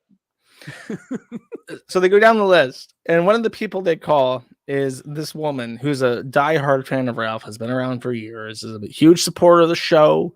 And they call her up, and she says like, "Oh, I'm catching a fucking flight to Vegas." Click, and that gets posted to the site. And we realize that's that woman that he's gonna. I don't think they ever posted pictures of them. Maybe they did, but they end up in Vegas a full week before May is set to arrive, a full week before Dick's supposed to be there. Ralph gets there super early at the same exact time that this woman tells people on the phone she's catching a flight to Vegas, and they deny that they had any kind of relationship. So he probably got busted even to May for having an affair with this woman, while May is pregnant, working back home while he's in Vegas. And then while he's there, and he's talking all this shit, he ends up disclosing what casino he's at, what casino he's currently gambling in. Well, guess who fucking shows up with papers? Who? The Vickers. Oh. They fly down to Vegas because they know exactly where he's at. And apparently the timing of getting this paperwork to him is very important for because it's like, it's a DV thing. He has a TRO coming out. He has a couple days to be served with this TRO because the timing is super because you're depriving someone of rights. So when you do that preemptively, you have to fast track shit so that it's not undue burden, right? So they got very few days to get this paperwork into Ralph's hands. They fly down to Vegas. Ralph doxes what casino he's at. They go to that casino, and Vickers hands a random patron at the casino the paperwork and says, "That fat fuck right there, give them those papers and tell him he's served." And he does it. And from the rest of from that day on, from that moment on, he is silent about everything he's doing in Vegas. That's the greatest shit. It was a real alpha move from Vickers. One of the few Chad alpha moves from Vickers. Oh my God, that's pretty funny. So he gets a rando at the casino to serve Ralph live. Yeah, because he doesn't want to violate the TRO from his end by personally serving him. Because how afraid of your life are you if you're walking up to him in public? So he just hands a random fucking guy in an elevator and says, "Give it to that guy over there and tell him he served." And he does it. And Ralph says, "I knew it was from Vickers because I looked across the room and I saw him there looking at me." Oh, that's funny. Yeah, in a lot of states, like in my state, if you're the party, you can't serve the other party, even if it's not domestic violence. Just in general, you can't do it. And the greatest thing is, he takes it and he knows exactly what it is because I guess he was already informed by email or whatever that he's being served with the TRO. He throws it in the trash, but he goes on Twitter and says, "I've been served." He tells the world, "I've been served." So that there is no doubt that card yanked right out of his fucking hand can never say that there was an issue with servicing because he acknowledged exactly what it was on Twitter. It's like, oh, you fucking idiot. How do you fuck your life up so good, Ralph? It's that pride. It's that pride thing he has where it's undeserved, but he's got just this giant colossal ego that must be stroked. Like that was one of the things that killed me about his tirade about me was no sense of loyalty. I'm like, loyalty to what? Like what? For one, I've actually been quite loyal to Ralph. Like I've always been respectful of the fact that he brought me on the kill stream. To where people are giving you shit because you're not talking about Ralph enough. Yeah, I took a lot of shit for no reason other than, well, personal ethics, but like just I had no interest. Like, Ralph doesn't make me money. He doesn't come on my show. I don't invite him on the show. I've been on a couple of his. Those don't get me subscribers, right? Like, there has to be an audience that is outside of your own to have a chance at getting subscribers. So it's like there's no benefit to any of this for me. But yeah, it's then for and all because I played a fart clip. Oh, it's so good. I wonder if I have that fart clip somewhere. I mean, we can. It's almost midnight. I don't mind staying up a little bit past midnight, even though I'm very hungry. Today's the day I fast, so I'm running on empty right now. But I will stay up to enjoy this content because it's been pretty fucking amazing, and it's fun to sit back and like look at everything that's happened. It really doesn't feel like a year, and I think the point has been made on the forum before, and I really enjoyed this, was that throughout, it's like at the beginning of 2020, not even. It's like within a year, he went from like married to having a child and having a second on the way and being like in 3 different domestic violence situations. Like in a span of a year, he really fucked up a lot, like Yeah. shockingly fast. Yep, his entire life. He all of it. It was it's amazing how bad he fucked it up, and for no reasons. Like, For no reason. Just a constant chain of bad decisions. Okay. Well, let's do this maybe. So Ralph accused me of going over his case in detail after saying that I was going to consider him a client, right?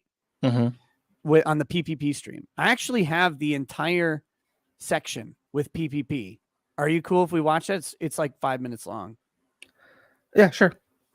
Okay, here we go. This is the segment from PPP. I just want to remind people that this was me going over it in depth. Oh, now, before you do, just real quick, just a quick aside, because chat's yelling at me, and I feel like it's a good thing to bring up. Gator has been trying to smooth over the breakup between you and Ralph. What is your opinion on Gator? People are gonna hate this answer so much. Oh no! Don't do it. Don't simp. No, Gator's always been fine with me. Always. I've been on his podcast. He's been on my show. He's one of the people who did the first Vic stream with me. Gator and I don't think have ever had a crossword. So, I actually kind of feel. I know feel what it bad. Is. You fuckers watch the same anime together, don't you? No. Anime's thicker. It's like the anime's blood thicker than water. Yeah, anime's thicker than water. It's the blood of brotherhood, motherfucker. Here's the thing with Gator. Gator's in like the worst possible position of anybody I can think of, because he literally can't. He has to be careful about what he says at all about anybody, because he is the closest one to Ralph's like explosion. And I mean, he's got his own podcast and stuff, but like Ralph, and the kill stream is his biggest internet exposure. And so, and who knows what Ralph knows about Gator, right? Like that was always the thing. Well, who knows what Dick Masterson knows about these guys? It's like, again, one of the weirdest theories on the internet, but legitimately, who knows what Ralph knows about Gator, and what he could actually do to him is really unfortunate. Yeah, I think so. It has to.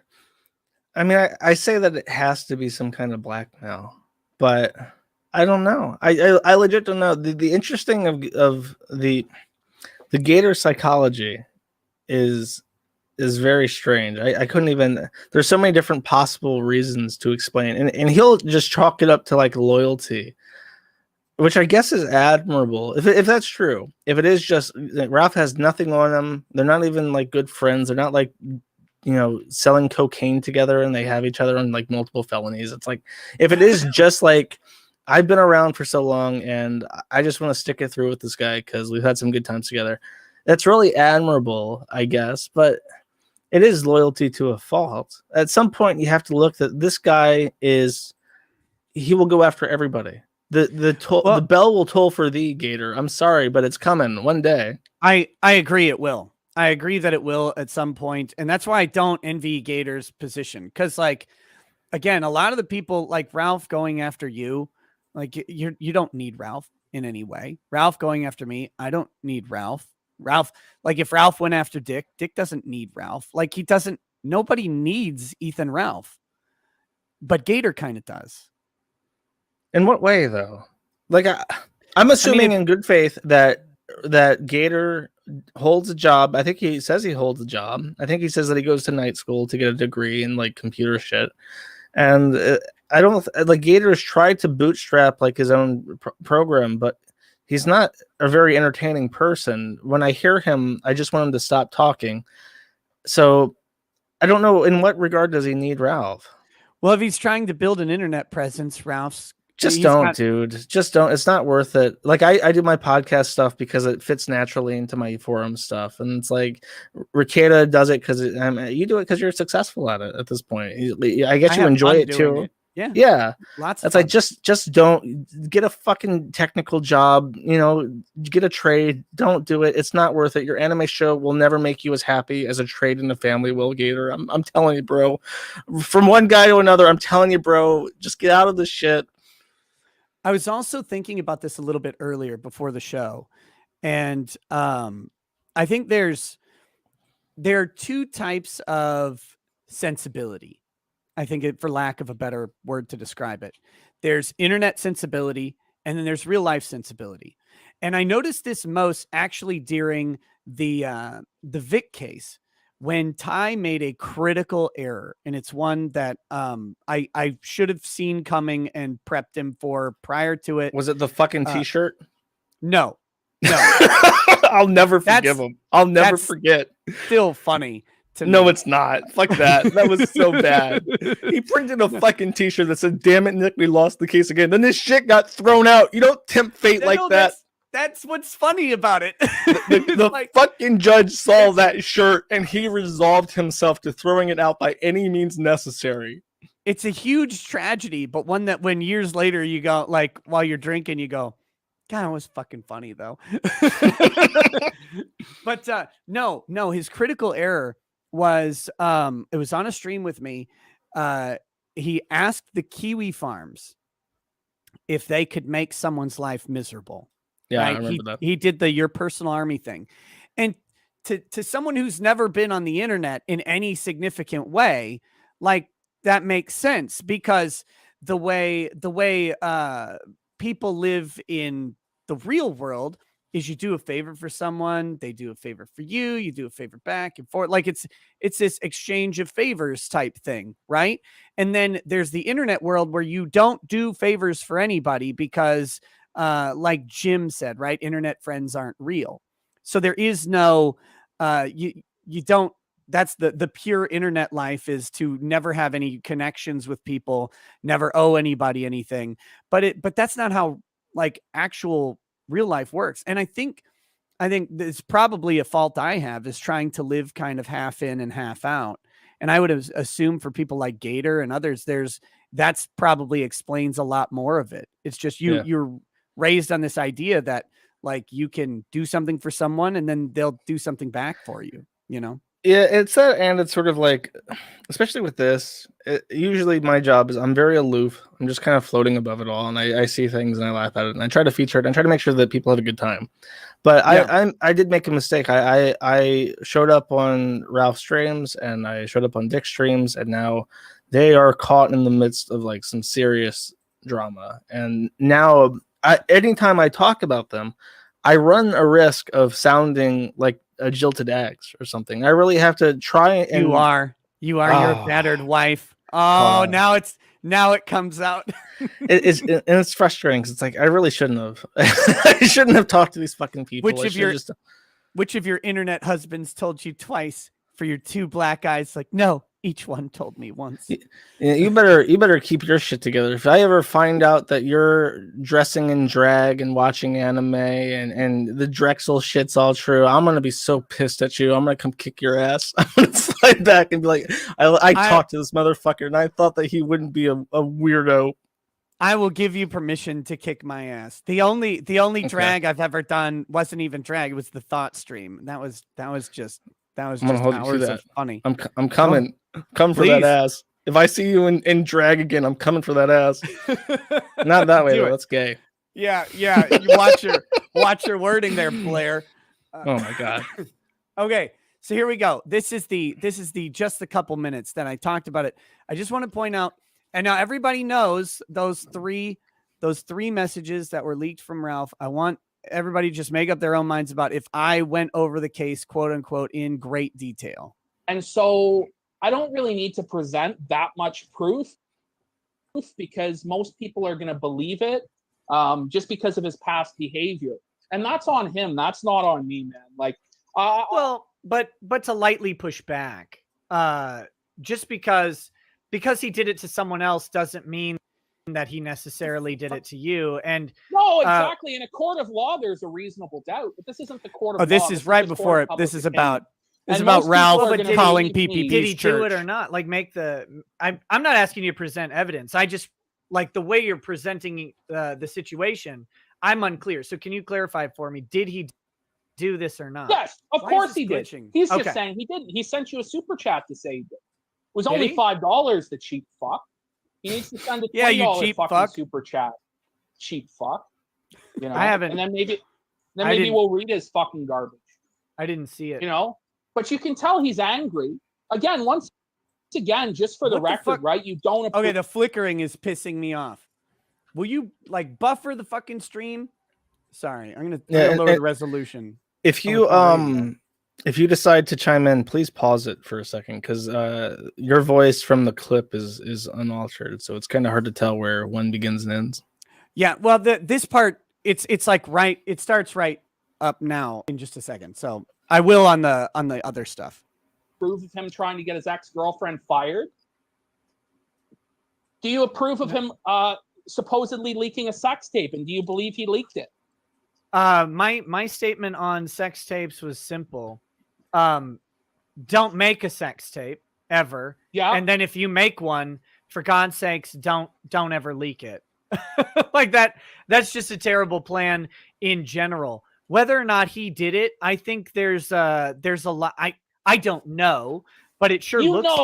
No, Don't bullshit us. I actually don't know, but it looks like it. And I don't think I've ever maintained that he didn't.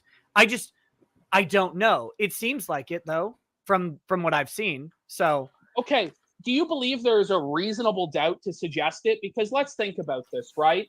So somebody hacks Ralph's phone. They clone his phone remotely, even though he has two-factor authentication, and he's very well versed in cybersecurity. Let's assume this guy hacked his phone, right? He did it, right? Like the guy hacked his phone. This is the defense, I don't. right?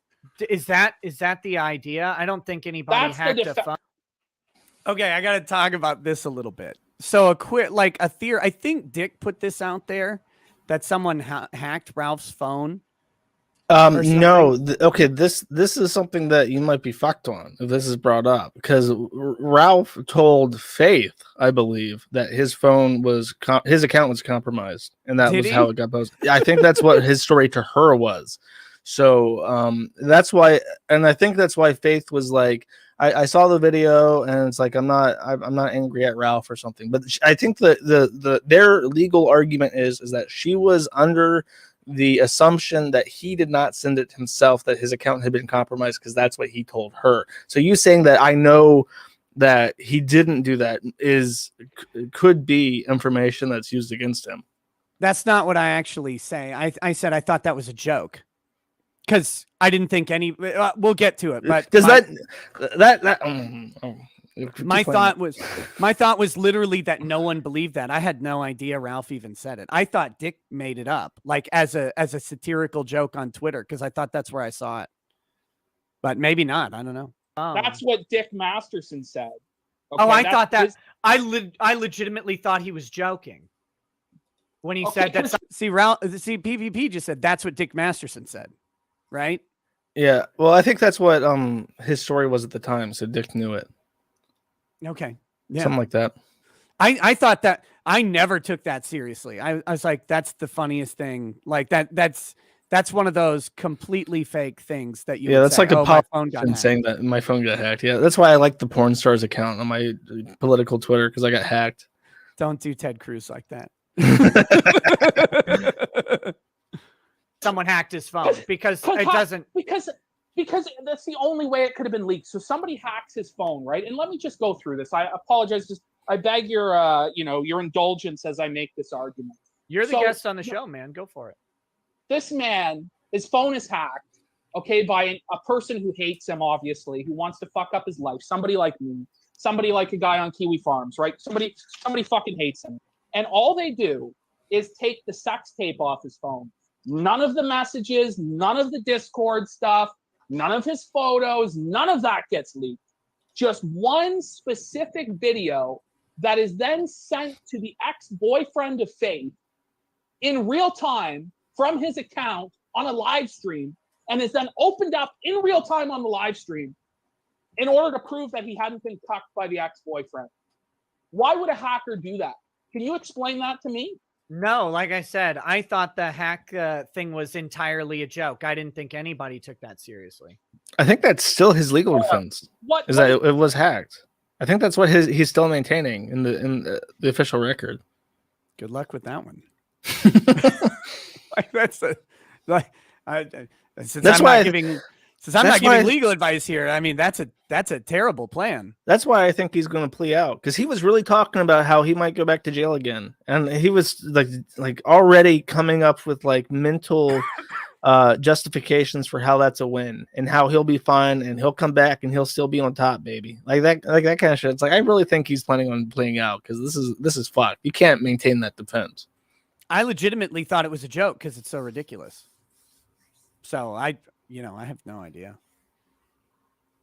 What's the defense? Because that's his defense. What's your defense of it? I don't have a defense of it. I don't know why would I have a defense of it? Because this man you're associated with, you have business ties with. I've seen you defend him before. Let me really quickly say, I don't know what business ties PPP is talking about. In regards to what? He's like Ralph. Ralph and I have business ties, he said. I think that might be a new project too. I think that's like saying that I have business ties with furry porn artists that are on Patreon. Yeah, or anyone else on YouTube. Or like you and I have business ties because we were both on New Project 2, which is just, it's ludicrous. But that's what a weird thing. Okay. Are you going to be going on his show in the future, knowing that he's done this stuff? Well, come on, tell me the truth. Yes or no? I haven't been invited on a kill stream in a while, so it depends on if you were invited tomorrow, would you go? Knowing what you know. Depends on the topic. I don't know. Depends on the topic. That's a bullshit lawyer answer. Why don't you give me the Persipacity is he's a big fan of PPPs, I think. Yeah, he says, I do have business ties. Well, tell me what they are, please, so I can actually get the money out of those business ties. I don't know. I don't know what weird fantasy world you live in about like YouTube streaming. Because I've noticed that like that's one thing that almost no one actually understands is like the world of YouTube streaming unless you do it. But I don't know what business tie you're talking about. Unless Ralph has sent me a super chat, I don't think I've ever received a penny from him. So, do you have business ties with Ethan, Ralph, Josh? Oh, thank God, no. Well, wait a minute. You have at least as many as I do. I'll tell you this. I sent him a Kiwi coin. I sent him one of my silver rounds. That's the closest I get to a business tie. I sent him one of my coins, and he's like, "This fucking piece of shit, I'll melt it down to a big kill stream K, and I'll wear it around my neck, baby." It's like, oh my God, the only person in the world to get upset over free shit. Okay, this clip's almost done. Fucking truth, yes or no? Last time he asked me to go on a show, I didn't go on it because I didn't want to do the thing he asked if I would do. So it literally depends on the topic. If you had a good topic, maybe. But like, All right, man. I don't know. That's your fucking decision, man. I'm just telling you, this motherfucker has is now got this 18-year-old girl pregnant. You know that, right? You think that's a yeah, smart move? no. I think it's terrible. Is a prime age to get women pregnant. Well, look, I'm just saying, like, teen pregnancy tends to be an indicator of a lack of success in life. Is it not, Ricada? From what you know?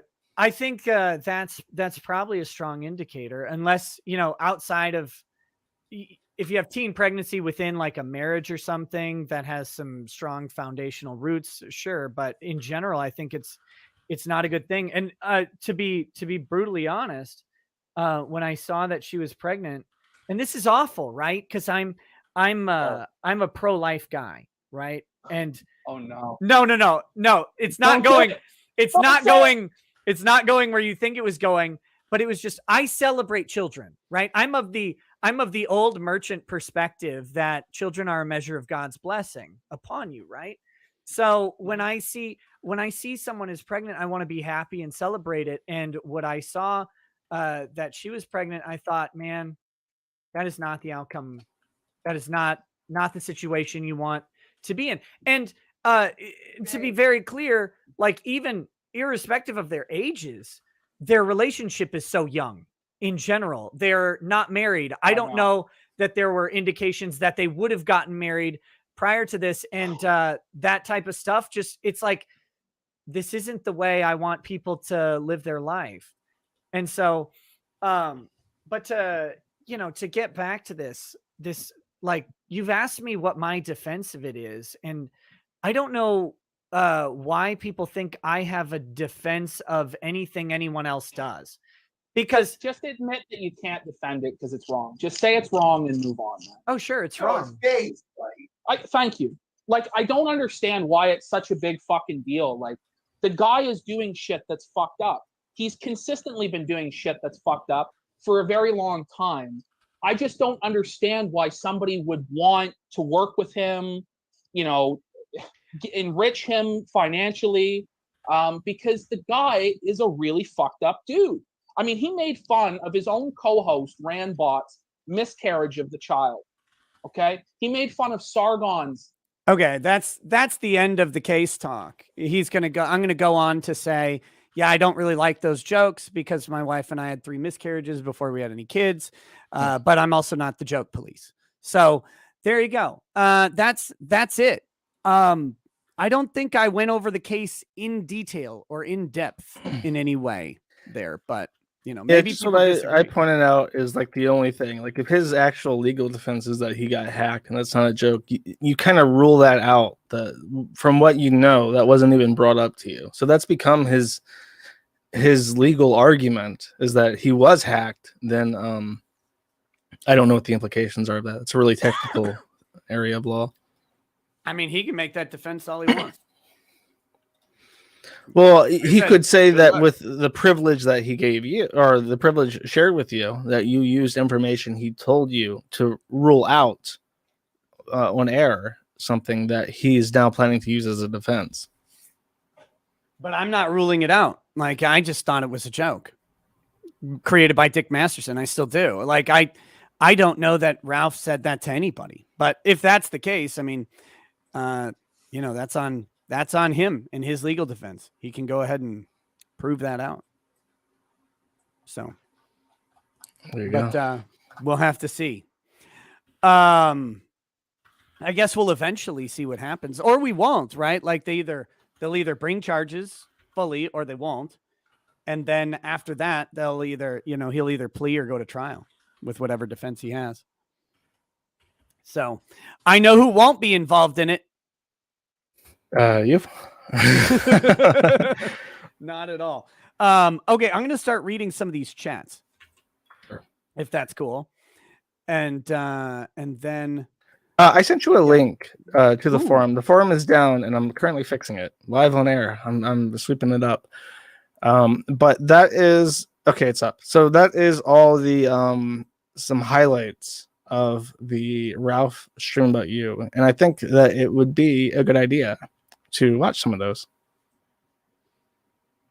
Oh God. Just Jeez, together. huh? We can sit down and watch them together. Because I don't think a significant proportion of your audience will never watch what actually transpired. Yeah, I was gonna play them all last night. I was gonna play I was gonna go through like the 25-minute long segments. They had it broken into like 5, but it was getting to be too long. This is better because this is this is actually segmented out into shorter clips. So here we go. I guess we'll do this. But do you want to do do some super chats? I'm gonna go to the bathroom real quick. Okay, sounds good. CECA Loather says, Null, Ralph will win the weight loss challenge if he is jailed. Start watching Pizzagate videos. Nick, Ralph's audience actually think laughing at him for sharding is a betrayal and he should spurg. What's wrong with them? I don't know, man. That he's developed a culture. So I don't know. Ananamus says, corn makes whiskey, whiskey makes Ralph. Ralph must return the corn. It's the cycle of life, all things in balance. Also, Null, where the fuck are the archives of the Life is Strange Let's Plays? I'll ask him when he gets back. Next, we've got Perihelion says, question to Josh. These are all questions for Josh right after he left. Thoughts on 8chan, Infinity Next, and Hot Wheels years later? I miss the old 8chan. Kiwi is the only site left with complete freedom of speech. It would seem chans are dead. Thanks for keeping Kiwi Farms alive. I guess I'll read that to him when he gets back too. S. Sabertest says, I almost regret making that initial Shart Week chat Sunday, but if I hadn't, someone else would have. It was funny then. It is funny now and will still be funny tomorrow. If you can't take a damn joke, stay off the internet. Don't have any regrets. Perihelion, I'll get back to him. Don't worry. All right, we've got Butt Worlds Man says Ralph said he wouldn't let Nick's Black Bull watch his kids. The court said Ethan Ralph isn't allowed to watch his kids either, so it's a wash. Agrilus says, so can you honestly say in the past you've definitely gunt guarded? What does Masterson think of this? Oh, are you back? Yes. Anything for me? Yes. Where the fuck are the what's it called? Damn it. Where'd it go? Life is Strange Let's Plays. Where are those? Oh, they're on Odyssey. Go to manattheinternet.com, click the library or Odyssey link, and all the videos are going there. Well, there you go. Except for the old ones. The old ones are lost in time. The first one happened on stream.me, and those were destroyed through hijinks. Yeah, that's thank you, StreamMe, for dying. Perihelion says, question to Josh, thoughts on 8chan, Infinity Next, and Hot Wheels years later. I miss the old 8chan. Kiwi is the only site left with complete freedom of speech. It would seem chans are dead. Thanks for keeping Kiwi Farms alive. Chans are dead. I think that anonymous sites are completely co-opted by NGOs and the federal government to I literally think that it's paid shills and AI arguing with each other and trying to throw so much misinformation and disinformation and misdirection on poll and shit. I just think that those websites have been completely destroyed by special interests, and I had a lot of fun. I had a lot of fun, and I'll always remember 8chan. I'll always remember my time that I spent with the NTT people and Race Queen and stuff. They took me to Japan. They fed me amazing food. I had an amazing Christmas with them, and it just sucks. It sucks that everything was fucking ruined. And it was a deliberate strike to ruin that fucking site. You'll always remember the good times before the feds. Masculine Marsupial says, I'm going to play Final Fantasy 14 while listening to stream, and there's nothing you can do to stop me, Nikki. That's unfortunate. Someone Bloody Random says, last night's stream just goes to prove that you are clearly not on Spectrum. Very good. Moo sent a donation. Thank you. Jared Frost says, sending you a Jackson to contribute to Ethan forever, knowing you made more money off his stupidity in one night than he can make off himself in a week. Adrian Blair 1, Gunt 0, retort aborted. Murnum 007 says, Nick, question.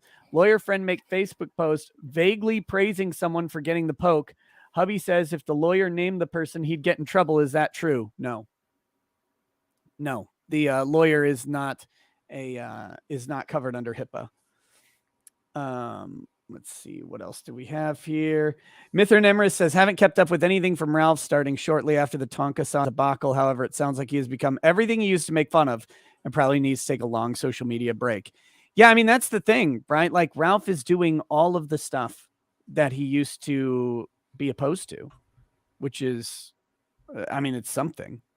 Yeah, and he doesn't give a shit anymore. And what's funny is that he likes to say, like, the true fans of the kill stream, they don't give a fuck. They've been with me through thick and thin, and they're always here. And I you know, it's great to have the fans.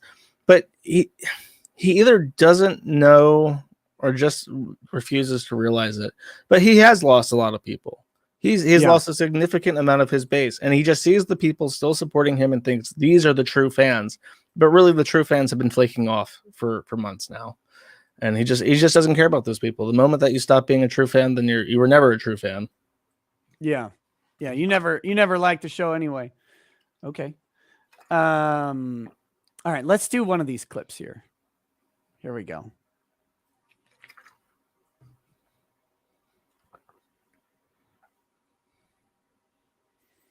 I just wanted to let the chat know I just farted a second ago.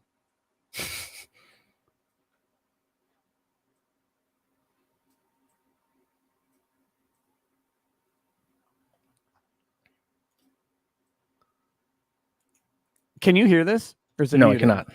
Oh, you got to tell me. God damn it. I'm sorry. I thought we were going to time it or something. Hold on. I hear. Oh, your chat can't hear it either. Okay, I wasn't suffering silence then. Everyone was. I hear the third world ambulance going by outside your. Okay. So here we go. Here's back to this. 24 hours straight about. Okay, and so Augie put out a clip like how this proud was he some is kind of of this. fucking evidence of me shitting myself. If I tell you motherfuckers, I'd probably make more money off shitting myself. I might pull down my fucking pants and shit all over the place today. Do they really know what the fuck it is I'm doing? I don't give a fuck about being hated. I don't give a fuck about you talking your shit. I get paid either way. Do you think I would give a fuck? I wouldn't. That's the difference between me and a fraud like Nick Rekieta and Augie. But like you do though. Like he What, clearly shit all over? gives a fuck. Oh yeah, no, yeah, he clearly does. I'm sorry, but how is that your remark? How is that not? This is a grown man saying that I would shit all over myself if it would make me money. If it would make me some fucking scratch, I'd pull down my pants and shit in a fucking fountain now. You're doing him too much charity. He said it would probably make him more money. He doesn't even need the full promise of making more money. He's just willing to do it on the gamble that it might. I'm just imagining this like that old shock image Tub Girl where she's like on her back and she's just like shitting into her own face, and that was like an old school like shock image. That's what I'm imagining, and that would probably make some fucking Odyssey tips to his credit. Yeah, I mean maybe I think you'd get kicked off Odyssey for that though. You could do it though. You would get kicked off, but you'd still you could do it before you get kicked off. Call it my last blowout on Odyssey. Mm-hmm. Oh, filthy. And all these cocksucking faggots. That's the difference. I don't give a fuck. The money comes in regardless. I can shit all over myself and I'd still get paid. That's because I'm talented. That's because I'm charismatic. Do it, pussy. Bet you can't. Bet you won't make any money if you shit all over yourself. Prove me wrong, pussy. You said he can be bullied into anything. I hope someone bullies him into shitting on himself. God, that would be so funny. Oh. That's because I put on shows that nobody else is fucking putting on. That's why I get paid regardless. That's why it doesn't matter how many cases they put on me. It doesn't matter how many lawsuits people file. It doesn't matter what the fuck they do. People tune into me because I'm an entertainer, and I'm better at it than anybody else in this whole fucking sector, from the top on down. And that includes everybody. And you know what? I'm tired of acting like I'm not. Fuck off, Rekieta, with your I'm hoping this is the clip where he says something in particular. Besides the shitting on himself thing, which is amazing. But we'll get to I'll it. explain what it is if Yeah, well, we're gonna watch the rest of them too. yeah, but I finish it. Finish it. from the top on down. So, like in this, who does that include? Like Well, he said, that includes everybody. He specifically mentions a sphere, and like I don't think this is clipped in the list, but he's like talking about how like me and him could have been great allies in this sphere, and I'm like, what are you even talking about? Because he's not like free speech person, you know. Not if he was, he's not anymore. I really don't know what his sphere is, and when you try to label him as being like a groiper or whatever, he rejects that and says, I'm not far left, far right, I'm not a groiper, I'm kill stream, baby, I'm me. So he rejects any kind of association with any kind of broader spectrum, but then at the same time, he's like, I'm in this sphere. Well, what the fuck does that mean, dude? You're not in this sphere. You are like content for people who make fun of people on the internet. You are mulch. You're not in the sphere. He is the sphere. Oh, no. We talked about this earlier. You specifically described him as spherical. He's the whole sphere, and he's got a little Louis Vuitton purse on it. That's his moon. Okay, here we go. Huckster, $260,000 scam where you stole from the people. Boy, I wish I stole it. That would have been great. I can't even believe a shyster like this would get on his show and play that bullshit. It honestly just baffles my fucking brain that he would do that. Baffles him. What I was going to say, point out, is that he says something like, what really upsets him about the whole shart thing is that he did a 24-hour stream. He had all these people, and he was super proud of it. He was very proud of it. And when nobody talks about anything else that happened during that stream, I can't name a single thing that happened during that stream except that Ethan Ralph shit his pants. He grunted and shit his pants and said, "Oh shit," in the most disgusting, like skin crawling way possible. That's the only thing people talk about. That's what upsets him. It's like a blow to the ego. But he says in that nobody else could do a 24-hour stream like me, baby. Not Ethan Ralph or not Ricada. And I'm thinking, I'm pretty sure that Ricada did a 24-hour stream. I'm pretty sure that you did when you got like 50,000 subs or some shit. 25-hour stream. It was a 25-hour stream that ended up happening. You got 25,000 subscribers. That's what it was. Yeah, something like that. No, I think it was at 24,000. I would do a 24-hour stream, but it ended up going for 25 hours at the end. And it was just like, but it was in his but mind, I think he means getting like his rogues gallery on. No, right? The way he described it is that nobody else could do a 24-hour stream like me. Like, of course I shit my pants. I'm doing a 24-hour stream. Nobody else can do a 24-hour stream without shitting their pants. And I was like, bro, people do it all the fucking time. Yogscast does like a Christmas charity stream where they stream for 24 hours for like an entire week. Like each person does a 24-hour stream. It's like it's a very common thing, is what I'm saying. People have been staying up for full days since the dawn of fucking time, Ralph. And not all of them have shit their pants in the process. It's actually it's actually not an achievement. It's really not. I know people with literally no social media following who will do like 24-hour gaming streams for charity and stuff with like GDQ and stuff like that. And it's like the 24-hour stream, it's a labor of stupidity. At the end of the day, that's what it ends up being. But you do it for whatever reason. And it's not special, so to speak. It's just, I guess it's fun for the audience. I don't know why, because by the end of it, you're Walking Dead. It's pure, it's like pure fan service. It's just like a fun thing that you do, and hopefully you do it for a good reason. You know, something happened. It's really not like a crown jewel. You know what I mean? It's just something that people fucking do, and he really thinks that that's like a great accomplishment. But you know, whatever. Yeah, it's it's insane. All right, here we go. Let's see this. This is a nice one. Fuck him. It really is unbelievable. And you want to know another story? So he spent months calling my fiance a pedophile. He had PPP. By the way, he hates PPP now. Months? I think I said it once, but okay. I don't even remember when I said it, but that's fun. That's fun. but he had him on a year ago, last September. Remember when he had PPP on? He had PPP on to call Dick Masterson a pedophile. He said it right there on his show. He had him on to call my fiance a pedophile. Nick said he wouldn't let May watch his kids. Bitch, nobody wants to watch your fucking brood of retards anyway. Very but rude. that's the type of shit he said about my fiance 3 months before we met in person. And he didn't say a word to me about it. Never once. Very Said womanly. a word to me about it. It's very, very, I don't know. I mean, even a woman, when like, especially a woman, when like hold something against them and then like insult their kids because they're so upset over it. Like, I don't know what to call that. I want to say womanly because it's a meme, but I don't know. That's like, it's just Ralph, so baby. Weird. It's so weird. And again, like we were in person. He was buddy. By the way, I made fun of him pretty hard at the Dick Show live event in Tampa. I don't even remember the joke, but I had a joke about Ralph running from his problems and losing enough weight to actually be healthy, like that brought the house down. And, it was all good. Everything was all fine. All fine. Him farting on stream. That's what did it.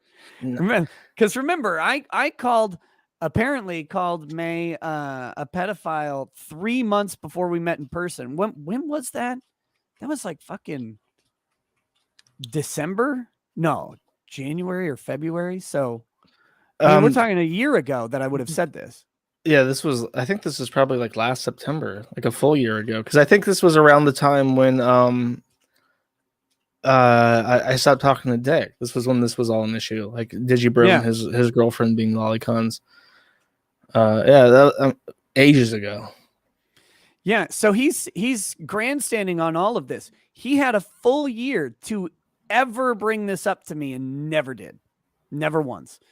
In fact, like to the point where I literally didn't remember even saying that about May or whatever. But but he's like bitching that you had PPP on. Like that's something that's something that he's been upset about for a very long time. What guests you have on and what they say about him, and that you would allow them to say that on your show, that upsets him. But he knows he can't say that because you would tell him to fuck off immediately if he complained about who you're allowing to be on the stream. Of course. And his own audience would think like, what the fuck? You run a podcast where you let whoever say whatever. That's the entire point of your show. How do you get upset over other people's guests? That's like flying in the face of your own fucking production. So he has to wait for something like the shart to get upset about. So he, like, even in your chat right now, I see fans of his saying he was just scratching his leg. That's what he said. He moved and grunted because he was adjusting, and he had, he was stiff because he was sitting there for so long, and that's what he said. So stop fucking lying, Josh. Like, those people still believe that. And they think that that's what he's actually upset about, and that this isn't just some, the fucking dwarf list of grievances that he's hiding, behind something as innocuous as you grimacing at him shitting himself on stream. It's amazing because it's like, yeah, of all the things to be mad at in the world, this is the literal dumbest one. I mean, the last time he blew up at me was when he was trying to get the kiwi farms taken down or something like that. And I was just like, hey, man, that's not cool. Don't do that. Because he was on at the time that I tweeted it, which actually I think I found out later I was watching a replay or something. He had just streamed about cancel culture and all that stuff, and then he was doing it. So I was like, hey, man, you're on stream talking about this, and here you are engaging in this activity. Don't do that. He flipped the fuck out on that one. In private? Oh no, no, I remember this. He blew up at you in public and then deleted it all and say, haha, just kidding.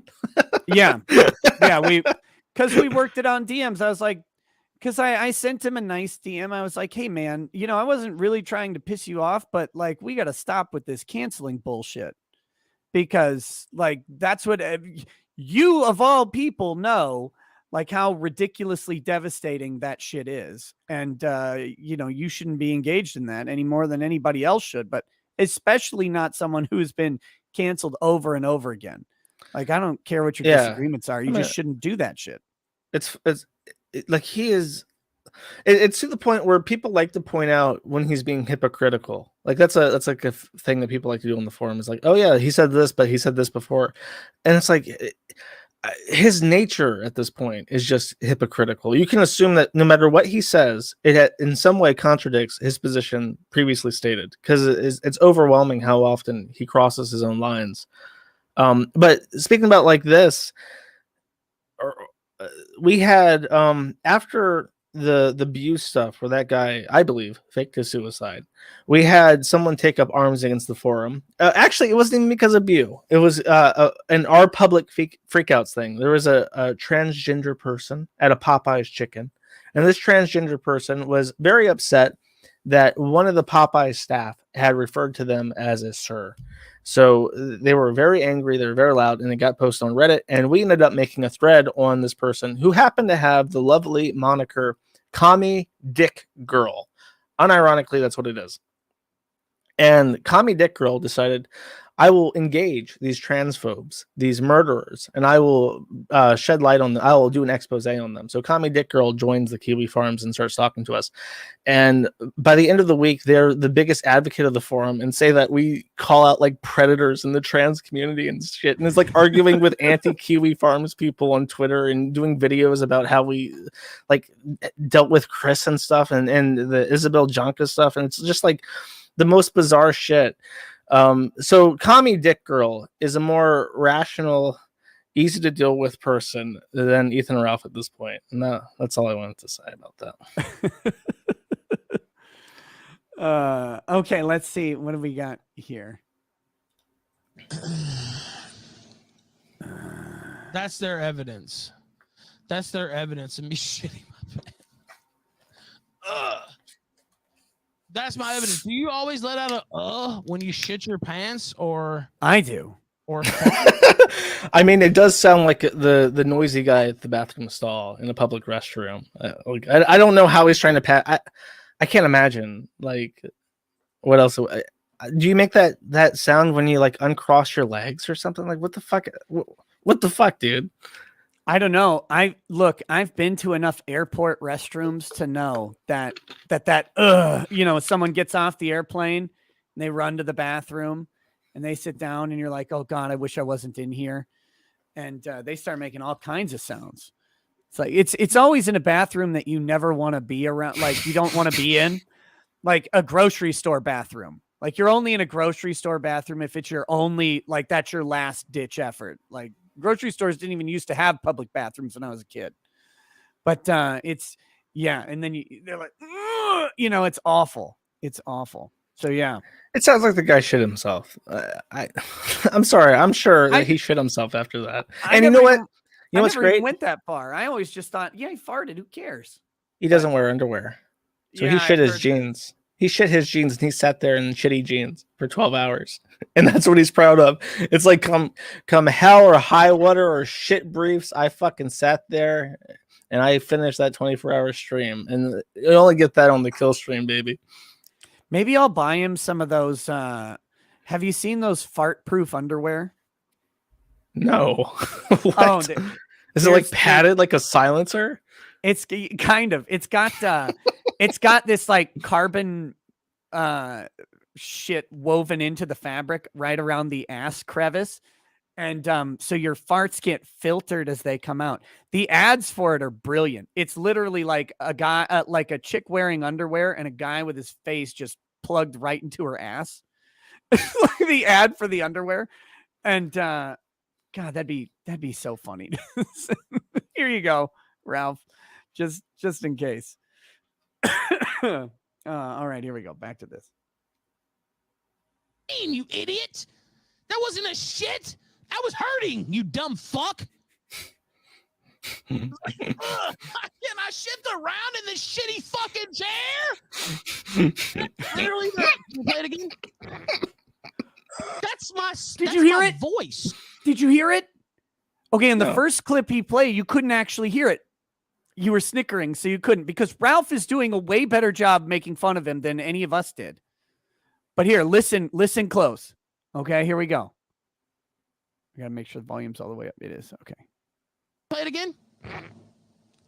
That's my voice. Did you hear it that time? Yeah, you can audibly hear him shit himself. He shits himself. I don't know. I'm not even passing it as a fart. That man shit his pants and he sat. But in it. But when at the beginning of the clip, you can't hear the fart sound on this one.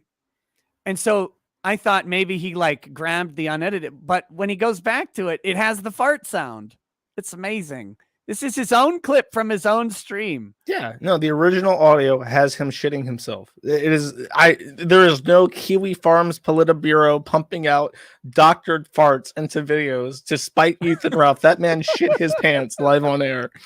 And people heard it, which is why they went back and clipped it before the stream was even finished. He's caught in 4K on his own follow-up stream, playing his own clip. Fucking chair. That's literally their. Can we play it again? Voice. That's not my asshole, you idiot. It was first. It's quite. How could you hear it? The mic would have to be in my fucking ass, you idiot motherfucker. Do you even know how these type of microphones work? You can't hear a fart from that far away, you dumb fuck. Unless, counterpoint, unless it's beefy. Yeah, unless it's really loud, or unless your audio is shit, which or both. Right. Turn up that noise gate. Turn it up. The funny thing was when he stood up and like got far away from the mic, you could still hear him very clearly. Very clearly. Yeah, he just proves that you can be like 3 feet away and still hear it just fine. Yeah. He's not that tall either. So it's not that far from where the mic is sitting to his ass. It's only like a foot away. It's right there. It's closer than you and I would be if we talked to each other in a coffee shop. Yep. Here we go. Unless we were getting intimate. Here we go. Hey now. I have farted on this show. You can't fucking hear it. I would have to take the mic and stick it up in my fucking asshole for you to fucking hear it. You Yet again, while he sticks the mic in his asshole, we can actually hear him very clearly. dumb fuck. That's my voice, moron. It just sounds like I'm shitting myself when I talk. Greatest lawyer couldn't figure it out, you dumb bastard. And by the way, that's exactly true. You can't fucking hear a fart from up here. The mic, you have to speak directly into the fucking microphone. He's trying really hard to prove I'm gonna this. break my mic. I have to make sure it's screwed on. Fart right now, I might pull my ass out and fart right onto the stream. Do it. Do it, pussy. Fart in that microphone with your mouth going right next to it afterwards. No, I won't, Tom. Whoa, what the hell was he about to play? God, that was loud. Oh, he would do these things right after he yelled. He would like play some music as like a theme song and then dance to it or whatever. It's weird. I don't understand this, man. This one's 4 minutes long. Read the description right above it. See if it's worth playing. Ralph implicating a lawsuit of sorts and immediately walks back the idea because he's a cowardly pig. Apparently, he built Nick Rekida's entire. This is fucking worth career. playing. I think this is worth playing. Let's do it. Now, I'll calm down mid-rant to explain. So that's what happened with the Augie clip, right? So then Rekieda, because he's a loser, and he's sitting there in his chat, and they're begging him to play it, so he plays it. And he's like, nothing's even happening on the screen. It's just me literally going like this, like shifted my leg so my fucking leg don't fall off. You fucking huckster. Never been in a courtroom lying faggot. Have you ever been in a courtroom? I have to know now. Yes, tons of times. I've got another appearance coming up later. Were you a lawyer in any of those appearances? I'll follow up. All of them except for the few speeding tickets I had when I was like, under 25. But yeah, no, shocking. This is not the owned that he thinks it is to say that he spent more time in a courtroom than me. I'll actually concede that he maybe has, but it's not in a good way. I try to always be in court for some other person. That's and I actually don't want to do that very often either. I much prefer being on YouTube. It's way more fun. It's way more fun. But whew. Okay, here we go. Could you imagine giving this motherfucker $1 single? And you talk about frauds. I got stories out the ass about this motherfucker. First off, I told him privileged legal information, which he then put on his show. Attorney-client privilege, which he... I never, ever have discussed privileged information from Ethan Ralph. Ever. Violated, and I actually have a case with the state bar if I wanted to pursue it. If you Go want to for know the it. truth about it, that's a whole separate matter, and I won't really go into that, but that's the type of fucking fraud he is. And I didn't say anything about it last year because it wasn't to my benefit, and it might not still be now, but I'm just letting you know. It definitely is not to your benefit now, you dummy. It is the opposite of to your benefit. What a catastrophe. But no, I still maintain I have not divulged a single piece of privileged information. In fact, again, no one had ever even known that I talked to Ralph until he That's said true. it. That's true, and it made a lot of sense when he explained, because a lot of people just gave you shit, and he didn't even tell them that. You could have saved yourself a lot of trouble just by saying like, "Oh, I have attorney-client privilege with Ralph." Yeah, but I didn't feel like that was my place. I didn't think that was a proper thing to do, because then that might suggest something in someone's mind about whatever, right? Like if I'm like, well, you know, Ralph talked to me in confidence, then people get to make up their own minds about other stuff. So I just sat there and took it. Took all the shit for no pay, by the way. Didn't get a single penny from him. Remember, he said, could you imagine giving him a single fucking dollar? I don't know why people assume that he has to pay you. This is like common knowledge. You can establish attorney-client privilege without even promise of pay, which is why when you talk to an attorney without attorney-client privilege, they almost always explicitly state when they talk to you about legal issues that this is not establishing attorney-client privilege, because it can be, as you said, it's what the person believes. If the person believes he's talking to you as his attorney, then it's established. So no, you don't have to pay. You don't have to promise to pay. There's not even like the assumption that you will end up hiring them. If it's a very strong thing, because it's a constitutional right to have that privilege. Yep. And TV is why, because on TV, someone always gives the attorney like $1, like, now you represent me. It's like, but it's what you said. It's what the person believes about the discussion. And so attorneys are always very clear, or should always be very clear when they're talking to someone about legal issues, if it's, privileged or not. And I just want to clarify, I'm not like a lawyer or like a legal expert, but I try to know my own rights. Okay. That's all. I'm speaking from a position of having thoroughly researched my own rights, because I need to know. You're correct. And you're very correct on this issue. There may be a couple states where establishing a privilege involves some sort of consideration. And for a lot of people, that would be an exchange of money, because it's an easy way to show consideration. But it's in Minnesota, at least, which is the only ethics I actually care about. It is not necessary at all. So those are the ethical guidelines I follow, because that's where I'm admitted. But here we go. No, this guy has no honor whatsoever. Period. You have no honor. Honor. Gator's been making him watch fucking anime, and this is what's happening. I have a katana. It has been forged 4,000 times. He needs a katana because he can't own a gun. He can't own a katana. Yeah, that's probably true. Oh my God. What is even happening in my life?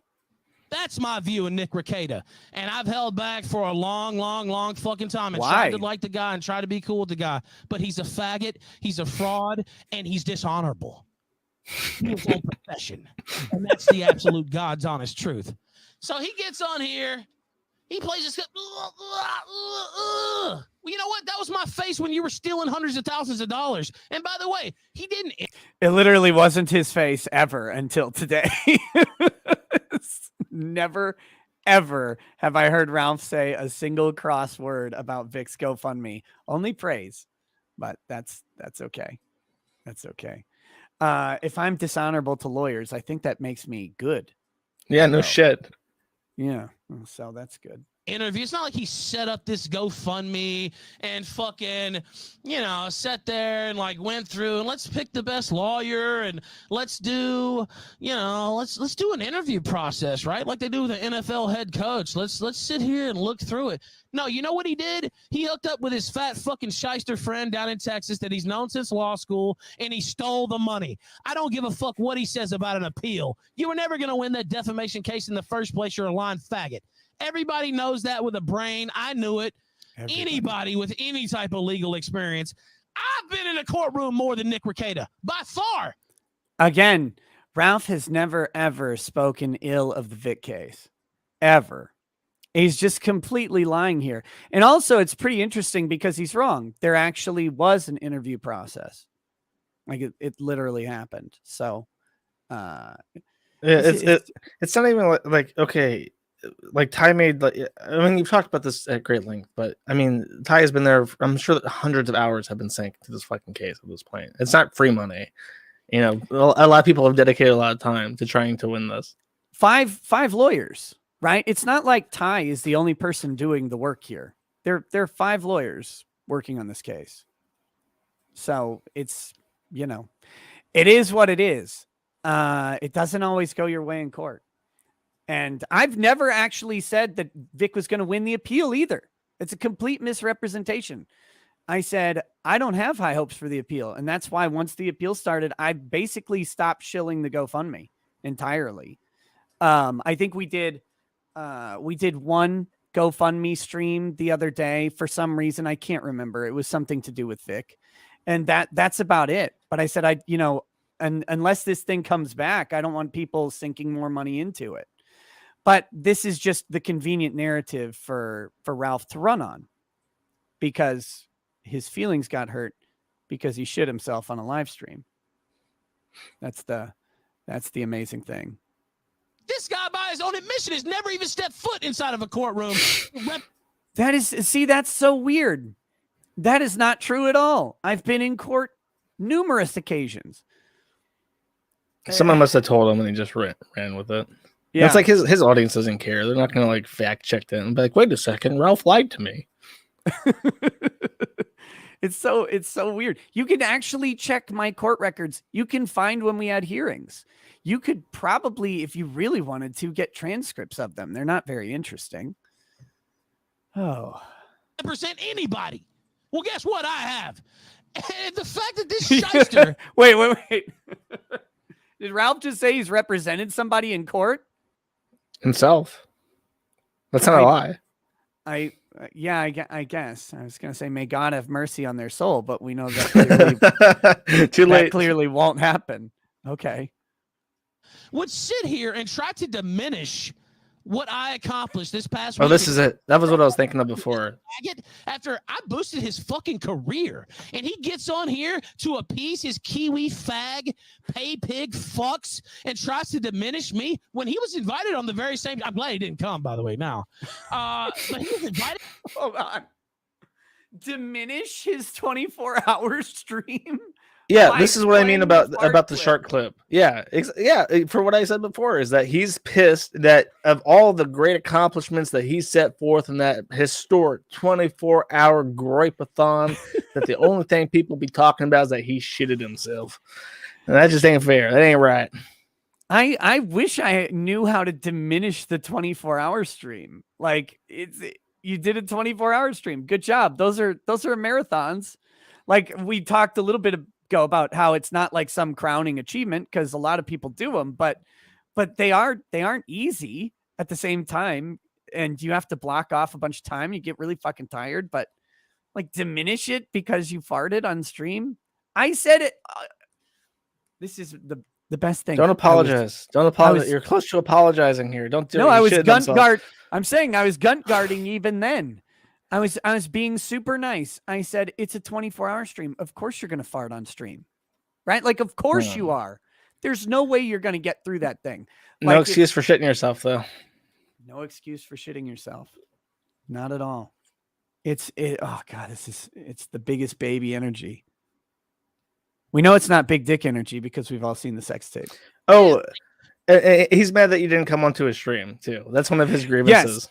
Yes, let me address that. I very publicly was at a multi-day event during his stream. You're at an art gallery. That's so gay. I'd be mad too if you stood me up for an art gallery. It wasn't an art gallery. It was I guess part of it was at an art gallery. It's a private art show that my wife and I do every year. And we get to go and be wined and dined by people in the hopes that we'll buy art from them. It's great. The people are super nice. The alcohol flows free.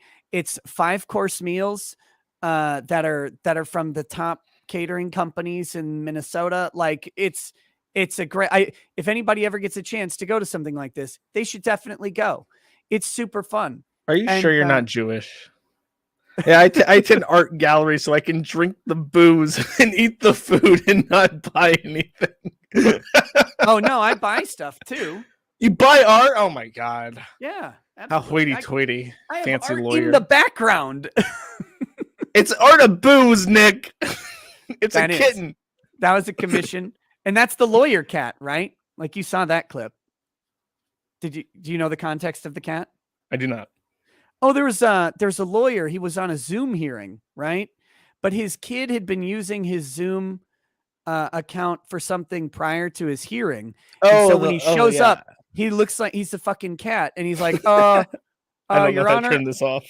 I'm not a cat, you know. Like, and so a friend of mine did that, and he auctioned it off for charity, so I had to buy it. I had to buy that. That's cute. But no, I like art. I like going and hanging out with good people. And having a good time. I like pretending that I can own a Lamborghini and all that shit.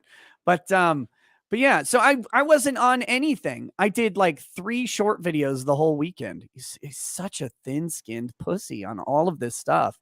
It wasn't personal. And I told him, I'm like, dude, I'm at a party. It starts Thursday and ends Sunday. I can't be there. But really, what's more important? A nice outing with your wife, having fun with hoity-toity types for a few days, or showing up on the historic 24-hour kill stream with the real Nick Fuentes. Oh yes, no one else I'd rather be on stream with. Let me tell you what the truth is. If I had had a spare hour, I would have live streamed myself rather than go on Ralph's show. But I didn't. I didn't even have a spare hour for me. So I wasn't going to give it to Ralph either. I didn't have the time. If I had a spare 2 hours, maybe I would have gone on Ralph's show. But no. But look, I'm at an event, and I told my audience I would try and do a live stream from the event. There was just no opportune time to do it. But there's no way I was going to spend time on the kill stream. Hang out with my wife away from the kids. I know what I'm going to do. Hang out with Ralph. Jesus Christ. You're trying to take a piece off my ass? Fuck you, bitch. Your whole career is a fucking fraud, a LARP. You're a fucking goddamn probate lawyer who never goes into court ever, LARPing like you're Johnny. I've done 1 probate case. Jesus Christ. Oh my God.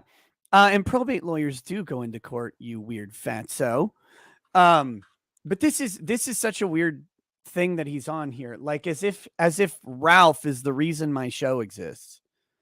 Oh, dude, he does that shit with me. He says that bro, I had my fucking website to start my streaming with. I didn't start from the ground. I already had a community that I imported some people over into because there's a natural crossover between the two.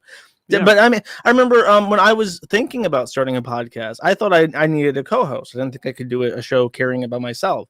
And I actually almost sent you a message asking if you'd want to do a show together and co-host what is now my thing. I ended up not doing that because I just started talking about locales. I got lazy and just like, fuck it, I'll do it myself. But it's like the reason why I didn't send you that message is because I said I saw you were already at like 25,000 subscribers. I'm like, well, fuck, he doesn't need me to like make a show with him. He's already got his own thing going. So yeah, I don't know where Ralph gets this chip on his shoulder that he's like a kingmaker and he's going around starting people's fucking careers and shit. It's like, number one, this isn't a career for me. Me doing my podcast thing. That's the thing I do for fun for the people that end up buying merchandise and stuff. But it's really not.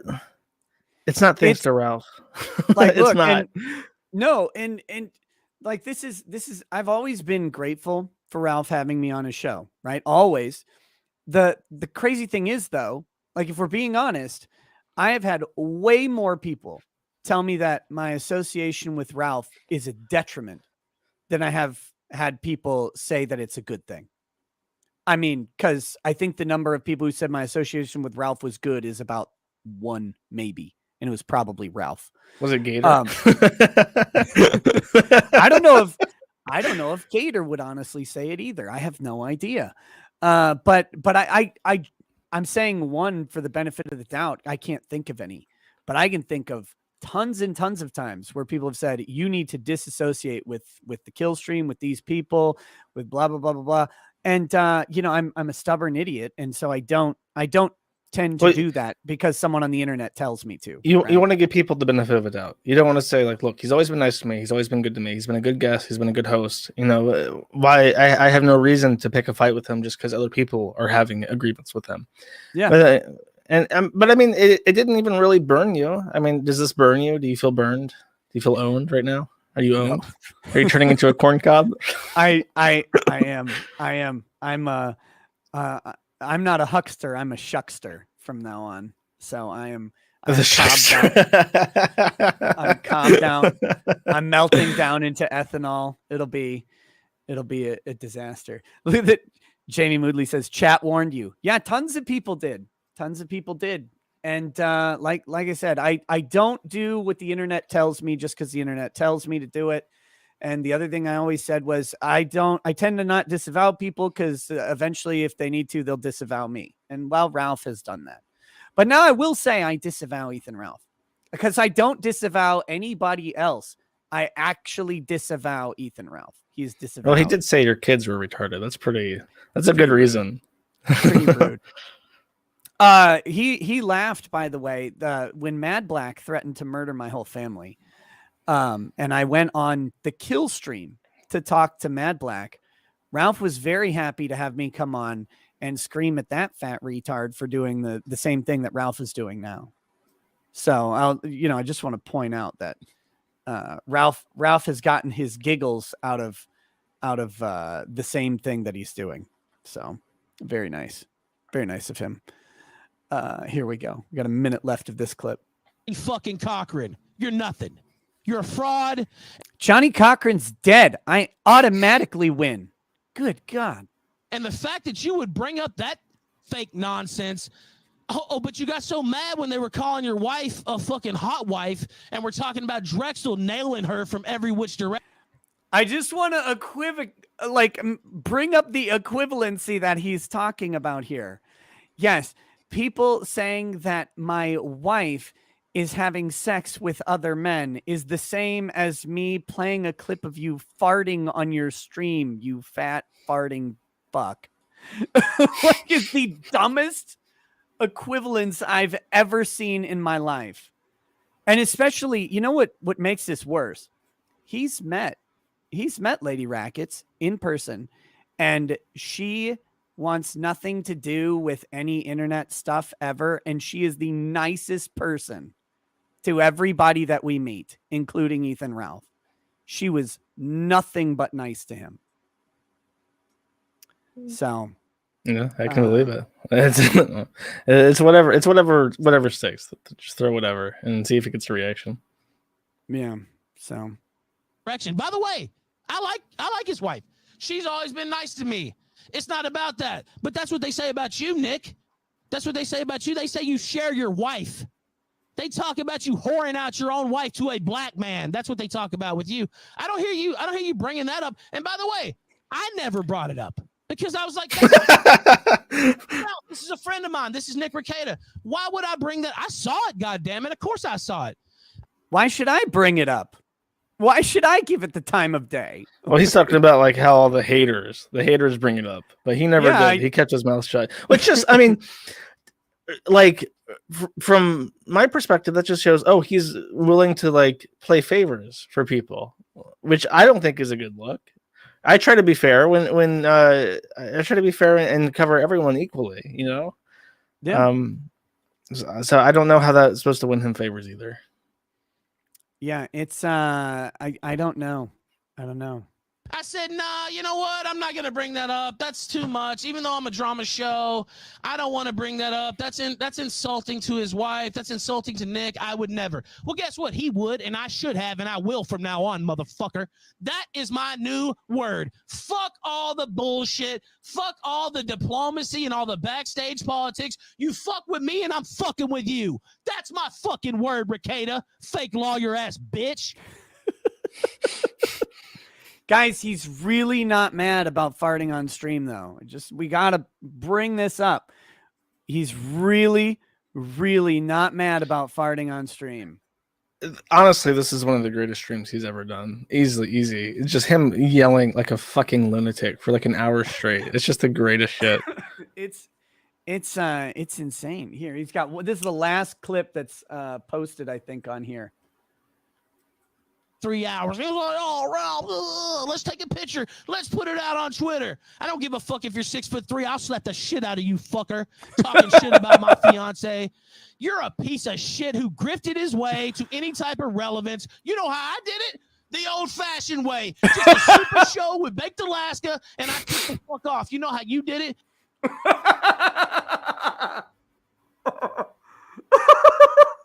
I did it the old-fashioned way. That's one of the funniest things he said. That's one of the funniest things I've heard Ralph say, that he somehow did this the old-fashioned. What even is the old-fashioned? It's a super show with Baked Alaska is the old-fashioned way. Yeah, I remember when Father Coughlin started up his successful political talk show in the 40s. He had Baked Alaska there the entire way. That's true. Yeah.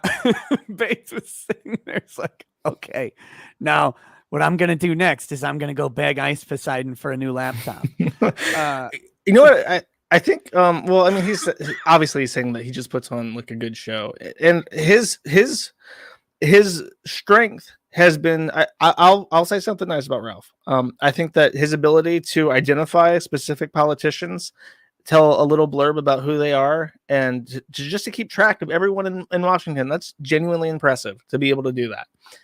We watched when we did the Kavanaugh hearing together, we sat together and watched that hearing for like 8 hours, and he could point to every congressperson and say who they were, what party they were, what state they were from, and a little factoid about them, which to me is amazing. Like that's really impressive. It's that, and he has the ability to book guests, like punch way above his belt to get people on his fucking show. And he's always been able to do it. And I don't know how he does it. It's really impressive. But now recently he's been fucking up. Like he'll tell someone, I'll come on your show. Then he no-shows them. He'll invite someone to come on his show, and then he fucking ghosts them. He invited one guy who's just called Black Pill on YouTube. And he does pretty good videos.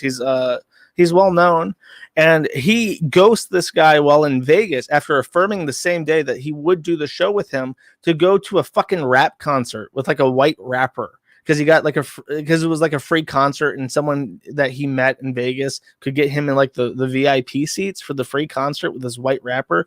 So he fucking ghosts Devin Stack for this guy, and now he's really fucking up like his core business, which is to stay consistent and to get people on the show and to get content rolling. That's what his fans like, is that it never stops. He's there every fucking day. He does it for hours a day, and he has a guest on, and he's fucking that up too. Yeah. And I have no idea like how that's one thing. Yeah. I said it earlier. He gets guests that you just wouldn't expect him to get on the show. And so he's got apparently good connections and good hustle, and cheers to him for that. He's always been really good at it. And I will say that at least the kill stream that was on YouTube, you know, people loved that show, and it was blowing up when it got taken down with the heel stream. And so like he can put on a good show. I don't know if he does anymore. He was getting like 6,000 plus people a night. Easy. Yeah. Well, and someone said, geez, Nick, how much kill stream have you watched earlier in the chat? And it's like, to answer your question, I think I've seen about 3 kill streams total, and I was on them. I'm pretty sure. Like I don't watch other content in this sphere, right? Like I don't do that. I don't have time. And 2, it's not what interests me. Like I watch cooking shows because I'm lame. That's what I do.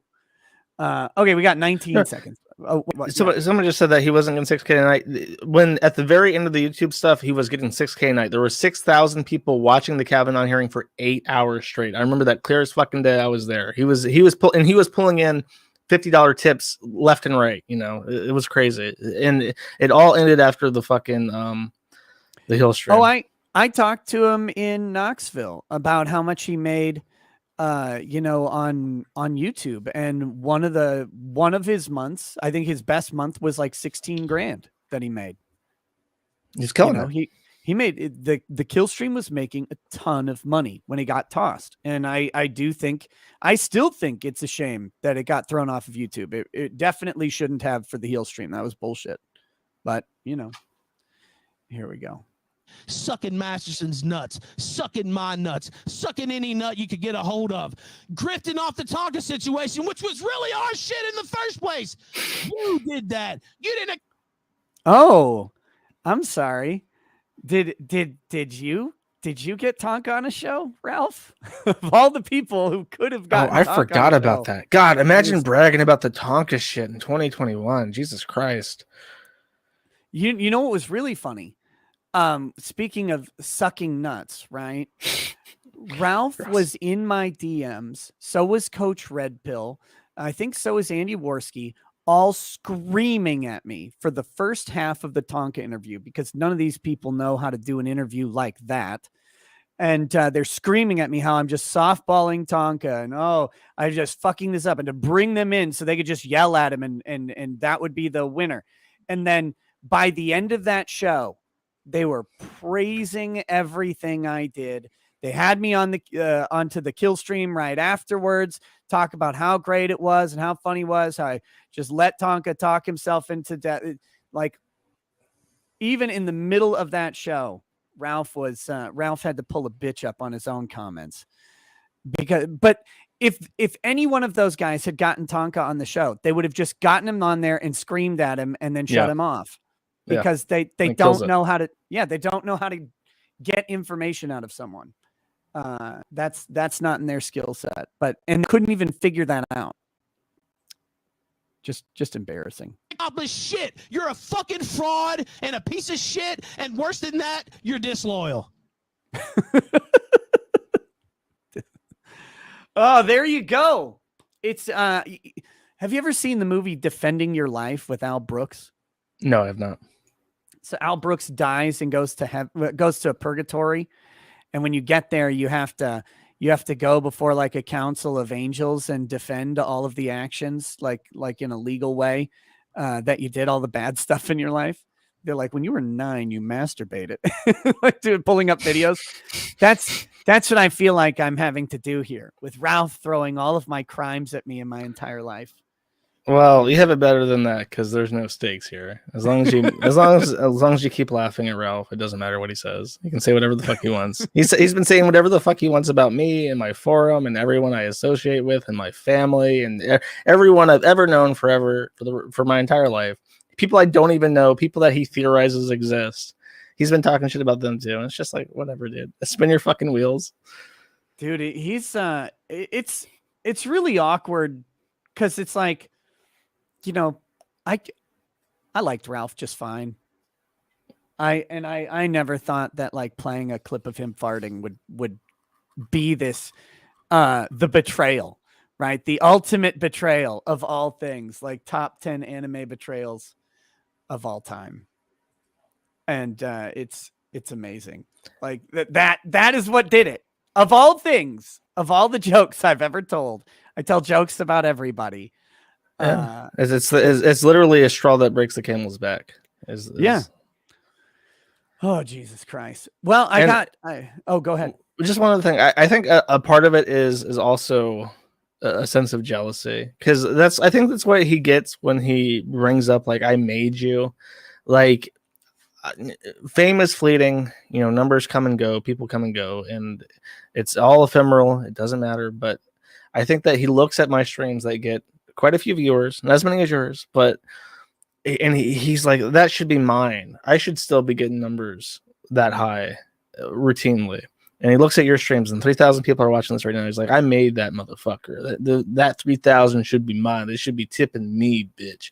And he's just like sitting there fucking stewing over the math and the money. And that's the shit that really matters to him. He wants to be famous and he wants to be making money. So I have, before if you wrap up, it sounds like he wants to wrap up. I have a question for you. Well, I've got a ton of super chats, but okay, just real quick. yeah. Then I want to get this in. This is a list of symptoms for narcissistic personality disorder. Now, armchair diagnosis, not a doctor, of course. I'm just a retard on the internet. But I would like to just read this list, just out of for curiosity's sake, right? Sure. Has an exaggerated sense of self-importance. Has a sense of entitlement and requires constant, excessive admiration. Expects to be recognized as superior even without achievements that warrant it. Exaggerates achievements and talents. Be preoccupied with fantasies about success, power, brilliance, beauty, or the perfect mate. Believes they are superior and can only associate with equally special people. Monopolize conversation and belittle or look down on people they perceive as inferior. Expect special favors and unquestioning compliance with their expectations. Take advantage of others to get what they want. Have an inability or unwillingness to recognize the needs and feelings of others. Be envious of others and believe others envy them. Behave in an arrogant or haughty manner, coming across as conceited, boastful, and pretentious. And finally, insist on having the best of everything. For instance, the best car or office or man purse. Does that sound familiar? Does that sound a little bit familiar? It does not say man purse. You liar. No, I added that. That was my only embellishment. Yeah, no, it sounds a little familiar. And you know, I think a lot of streamers in general have a little bit of narcissistic tendencies, but I do think there is a line. Usually you look at, like, when you armchair diagnose, you look at a list and say, oh yeah, I see this in him, I see this in him, but not so much this. Like, you go down the fucking line and it's like you're describing him from just knowing him. Yeah. Yeah, well, when you asked me to describe who Ethan Ralph was earlier, I should have just read that. That would have been like if I independently had come up with that. Yeah, that would have been great. We've got a chat from the quartering asking to play the clip. So I figure we should play the clip here. So here's the clip. Jeremy, I hope you're listening. Here we go. This is the shart that launched 1,000 insults.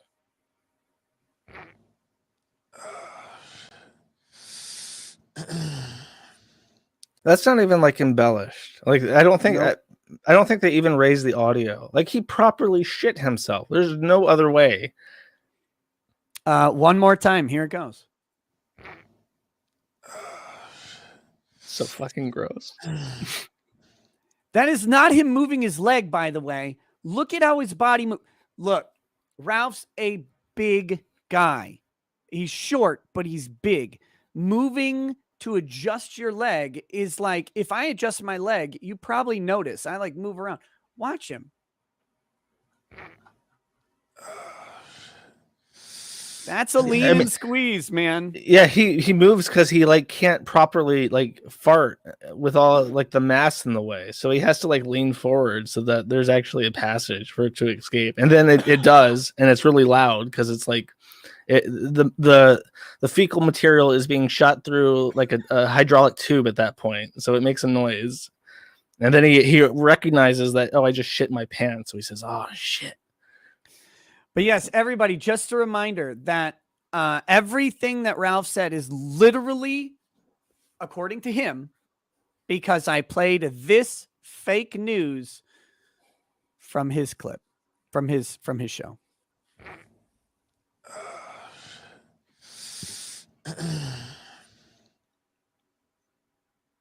There you go. It took the Kiwi Burrow 40 hours to perfectly slap that together for our propaganda purposes. Yes. Kiwi Pravda, the New Zealand arm of disinformation. has come out with the hit piece on Ethan Ralph because nothing else. The one thing that would finally take him down is a shart clip. After everything else he's fucking done, we had to nail him on the shart question. That was what would really buckle his support structures. Was him shitting himself. It's not like it's not all of the non-person people he would bring on his show. It's not the it's not the hot alt-right takes. It's none of that would ever do Ethan Ralph in. I mean, the way it's doing like everybody else in the sphere, none of that'll do it. It's just a fart that they finally got it. Oh my gosh. Hats off to the Kiwis. Hats off to the Kiwis for putting together this massive campaign. What's that called? Wagging the dog, right? Yeah, I think so. We make a big deal out of something small. Right, and basically it leading to war. I mean, I can only assume that Virginia will now rebel from the Union to protect Ralph from Vickers as a result of this fart. It will know it all started here. It all started with the fart. They'll be like resurrecting General Lee to defend Ralph from the California courts. It'll be like a massive black swan, and one day soon we'll like wake up and there won't be like the state capitol buildings won't be raising the US flag anymore. The Union has dissolved, and everyone was like, yeah, I knew this was coming when Ralph shit himself. It'll just be that like picture, I wish I had a sketch of it somewhere, but that fucking picture of his face, the drawn one where he's like, you know what I'm talking about. It was on one of the clips. Oh, here we go. You can kind of see it in this thing. This face of Ethan Ralph right here will be the flag raised over the U.S. Capitol building after the Gun War has begun. The U.S. is now just Guntsville. It's all been conquered. It'll be him interviewing Chris Chan for the rest of his life. And then sending it to your third world shithole to make fun of you. Ha ha! I got to interview Chris Chan. You didn't. Josh Moon. He really family hates you. He really expected Chris to actually think that. You know what? He mentioned when we spoke briefly, he said that comic book artists had been shit talking me, and I was like, what the fuck is he talking about? Like Stone Toss? What comic book artist? I'm thinking, is he trying to say that Chris has given him dirt on me? I've done nothing to hurt Chris, and he really thinks that Chris is like my undoing. It's just around the corner. One day Chris is going to come out with some hard hitting shit, and I'm just going to be game over. Yeah, he's got you. He's got you by the balls. So I want to point out that I think this is what made him mad, in all honesty. At the time that he farted on his 24-hour stream, he had 345 people watching. And, when I played it on my stream, it wasn't a particularly large stream. Probably had like 1,000 to 1,200 people watching, something like that. But that's like 4 times as many people just saw him shit himself. And now, because of this stupidity, it has been witnessed multiple times by well over 3,000 people. He got mad at T-Clips. That's something that I didn't mention, is that he fucking DMCA'd T-Clips, who's just a clipping channel, and her shit gets taken down, and she talks to me about it and said, well, I think he's in the wrong. I think your stuff's transformative, especially after the Sargon Aquila Hughes shit. I think that is completely fair use.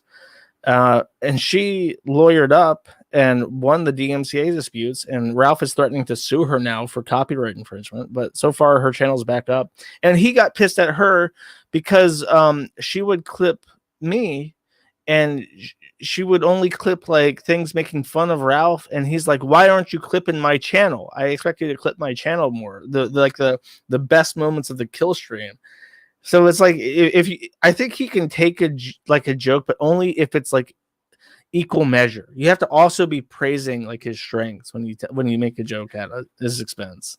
Yeah, I don't do the whole let me put conditions on your comedy thing. That's a weird thing. Well, I'm going to start reading a bunch of super chats because I've got today's and I've got yesterday's since the stream crapped out. So as long as you are able to stay and want to, you're welcome. If you have to go, that's also cool. I understand. Okay, I'll stay around a bit. Late. Axios says you get $20 just for being accused of being a probate lawyer. That was a weird case I had, man. The only probate case I did, I redid a will. And then the person died like 2 weeks later. And so then I had to probate the case. Like it was so weird because like person came into my office, I met him. You got to talk to him if you're redoing their will, right? And that they were old, but they were doing fine. And then 2 weeks later, bam, dead. So then I had to probate it. It was a very interesting experience. Shinobu Tezuka says Ralph fired one off to adjust his orbits. Brandon Timmel. Brandon, I'm so sorry, buddy. I wish I could have met up with you. It didn't work out. Nick, I'm going to eat Cane's every day and send you pics until you accept my offer of fresh, never frozen chicken, Texas toast, and glorious cane sauce. And won't be crying from rejections either next time, brother. Yeah, man. Like I said, we just didn't have extra time at all. But I do appreciate the invite. Okay, where the fuck even are we here? Oh my God. This is a disaster. I hate YouTube's system now for super chats. They have screwed it up so bad. It's like a giant list, ain't it? It's been a while since I had super chats. Yeah. Oh yeah. You got like super demonetized, didn't you? I'm like demonetized. The only way I stream right now, I have like 4 strikes in total, 2 outstanding. So I stream and then I like immediately delete it. And I have no I got a strike for a video teaching people how to use YouTube DL to archive videos. They said it was spreading hateful content, and I tried to appeal it and it got auto rejected twice. I'm like, what the fuck? Yeah, YouTube went hard on the YouTube DL thing because they put out like a whole hit piece on how it's copyright. I think YouTube DL got like hit with a lawsuit too, or the person who made it. It's I don't know if they're getting sued actively, but it was like the record, it was like a giant association of rights holders or something. It wasn't YouTube. I think what it is. I think it was what like it is. The RIAA or something. Yeah, that's what it was. Yeah, which is like a fucking evil. Yeah, it's evil. But I think they're squeezing Google's balls is what it is. I think a lot of YouTube's evil is just copyright holder evil that is necessary because of how the U.S. copyright system works, and it's bullshit. I fucking hate it so much. I'm full commie when it comes to IP at this point. It's getting really old unless places like YouTube start protecting their creators. I think I'll be with you. Like if I get the idea of intellectual property rights, but at the same time, like the fact that they can be abused so readily and rectifying it has such a massive cost is crazy. Is anything would help. Have a real lawyer would have to send the DMCA or have a copyright ID already. Just the bar of having to file for a copyright ID would help so much, but there's nothing. It's such bullshit. Fuck it. Yeah. Fac Uniga says Null and Rackets always know it's going to be a great show when it's the two of you. Get rid of Informa Paparis. TANSTAAFL. There ain't no such thing as a free lunch. The best kill streams were Zidane and Medicare, not Ralph. Damn. Ooh. Yeah, like the mundane Matt stuff was all Zidane. That was yeah. And then he made the smart decision of dropping off the face of the fucking planet. He tweets once in a while, but he's smart. Yeah. He was always the smart one. By the way, I never congratulated you on winning your 2 lawsuits. That's I haven't won yet. She's in appeals. Well, you won at the district court level. Yes, that's true. And her appeal's going to be rejected for being absolutely stupid. Yeah, but she's just gonna keep doing it. I'm really thinking of going for damages and because here's what I'm gonna do, because I have to finance dealing with her, right? She has written books, so it's like if I sue for damages and I get the books, I will write a preface for them, put them on Amazon, and see if that recoups any of the expenses. It guaranteed would. I mean, It'd be I don't know funny. how much of it would recoup, but it would recoup. It would help, and it would be funny. It's a good story. If you could really work it out, you would have to negotiate forcing her to sign like 100 copies. That's a good thought. So you get her to sign 100 copies, and those go for like 500 to 1,000 each or whatever. That's where you get that money back. I should have came to you first. You got all the good ideas. Look, I've been grifting. I've been grifting a long time, son. Andrew Bin says we need a commercial for the law firm of Moon and Ricada. Wonder if William Shartner is available. Come on now. Let's see. What do we got? Matt Stouffer says, have to sleep because unlike the Gunt, I work for a living, but wanted to pop my super chat cherry, knowing that the Grift King will profit from this bridge burning while Ethan is once again felted. Oh, thank you. Thank you, sir. Can you explain to me what being felted is? It's a PPP thing. Yeah. And it's a funny story, and it's caught on because it's a great thing. He was at he was gambling, and there was a guy who was betting and losing to the point where he reached down to get more chips to continue betting, and nothing but felt. So getting felted is to lose so hard that you reach down to grab more chips to put on the table, and you're just fucked. There's nothing there. I see. I had no idea. I've seen it on the board, right? And I was like, okay, I don't know what this means, but I'm getting the context, but I didn't know the actual story. So that's interesting. Let's see. What else do we have? Okay. Now I'm going to go back into It's apparently older than PPP, but he has revitalized the fucking term. It's great. Yeah, he seems to be. That's where I've seen it on his thread. It's very commonly used. The PPP thread should be studied by anthropologists. Because it's an amazing display of diverse humanity. And so that's pretty diverse. I strongly recommend an anthropologist do this. Agrilith says, I'd like you to confirm Ralph's actual height, trolling aside. If we're being honest, I'm going to get this You've wrong. met him. I'm You're sure. 6'2", right? How tall is he? He's not tall. He's not tall at all. I would say about 5'4", probably. Like being honest and with no jokes, I think about 5'4" is probably accurate. You know he wears those shoes that have really high soles. He wears like platform lifts? shoes. Yeah. Maybe he does. I don't know. Is there a I don't know. picture of you two standing together? Are you No, squatting like May does in the photos with him? I didn't know. I don't think there may be a picture of me and him somewhere from Tampa.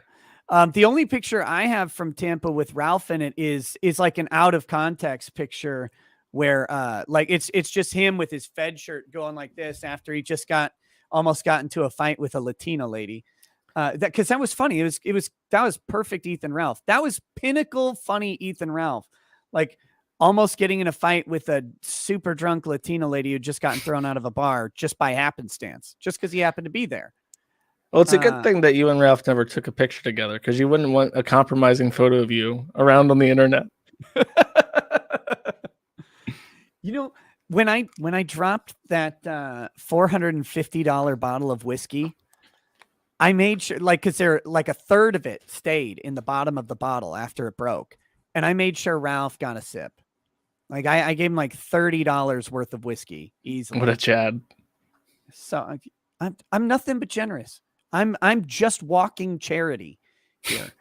Ziggy Mandar says, check the cornfield. Jim wants on. V's flat desk Pepsi says, disgusting. Can Nick describe in lawyer speak why traps are gay by law? Look, because if it's going into a man butt, it's gay. I mean, that's the end. That's the end of the argument for me. If it had a dick, it's not a chick. Exactly. Mr. Leon says, Ayo Rackets, we going scorched earth or what? I don't know how to scorch earth, Ralph. Like I just do it this way. If it's scorched earth, then sure. Mario Carter says Ralph forgot his place is Dave Rubin. Forgot his place is Dave Rubin for Spurgs.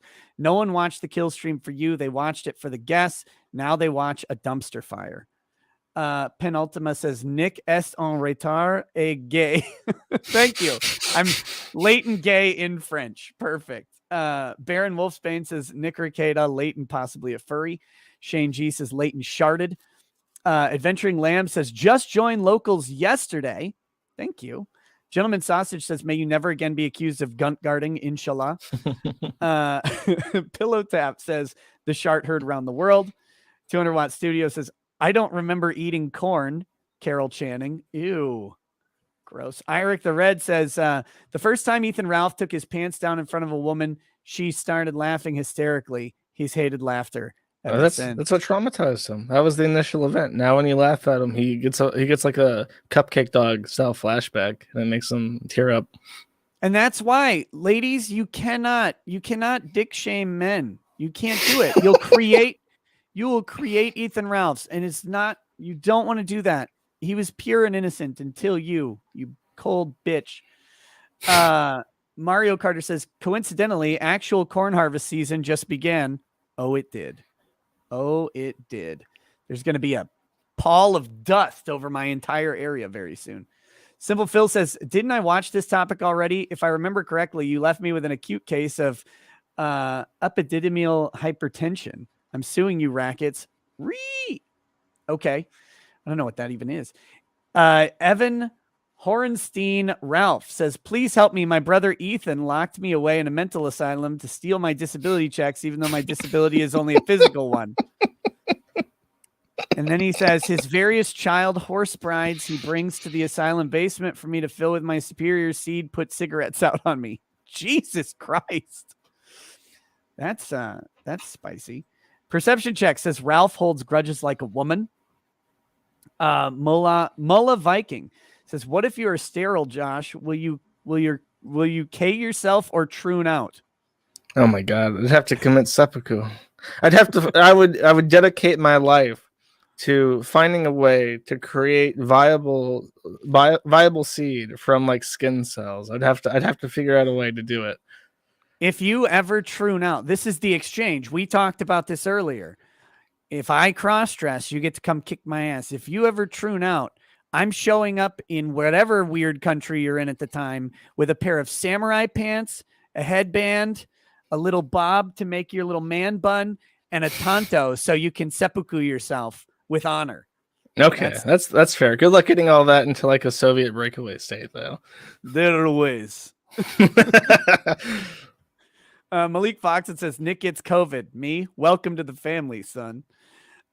Sika Lothar says, Ralph is afraid of jail because he might lose face. Was a kill stream viewer. I pay pig you, Nick, more than I pay pig Ralph. And you think I hate you? No, I don't think you hate me. There was just a chunk of his audience who always called me a Jew.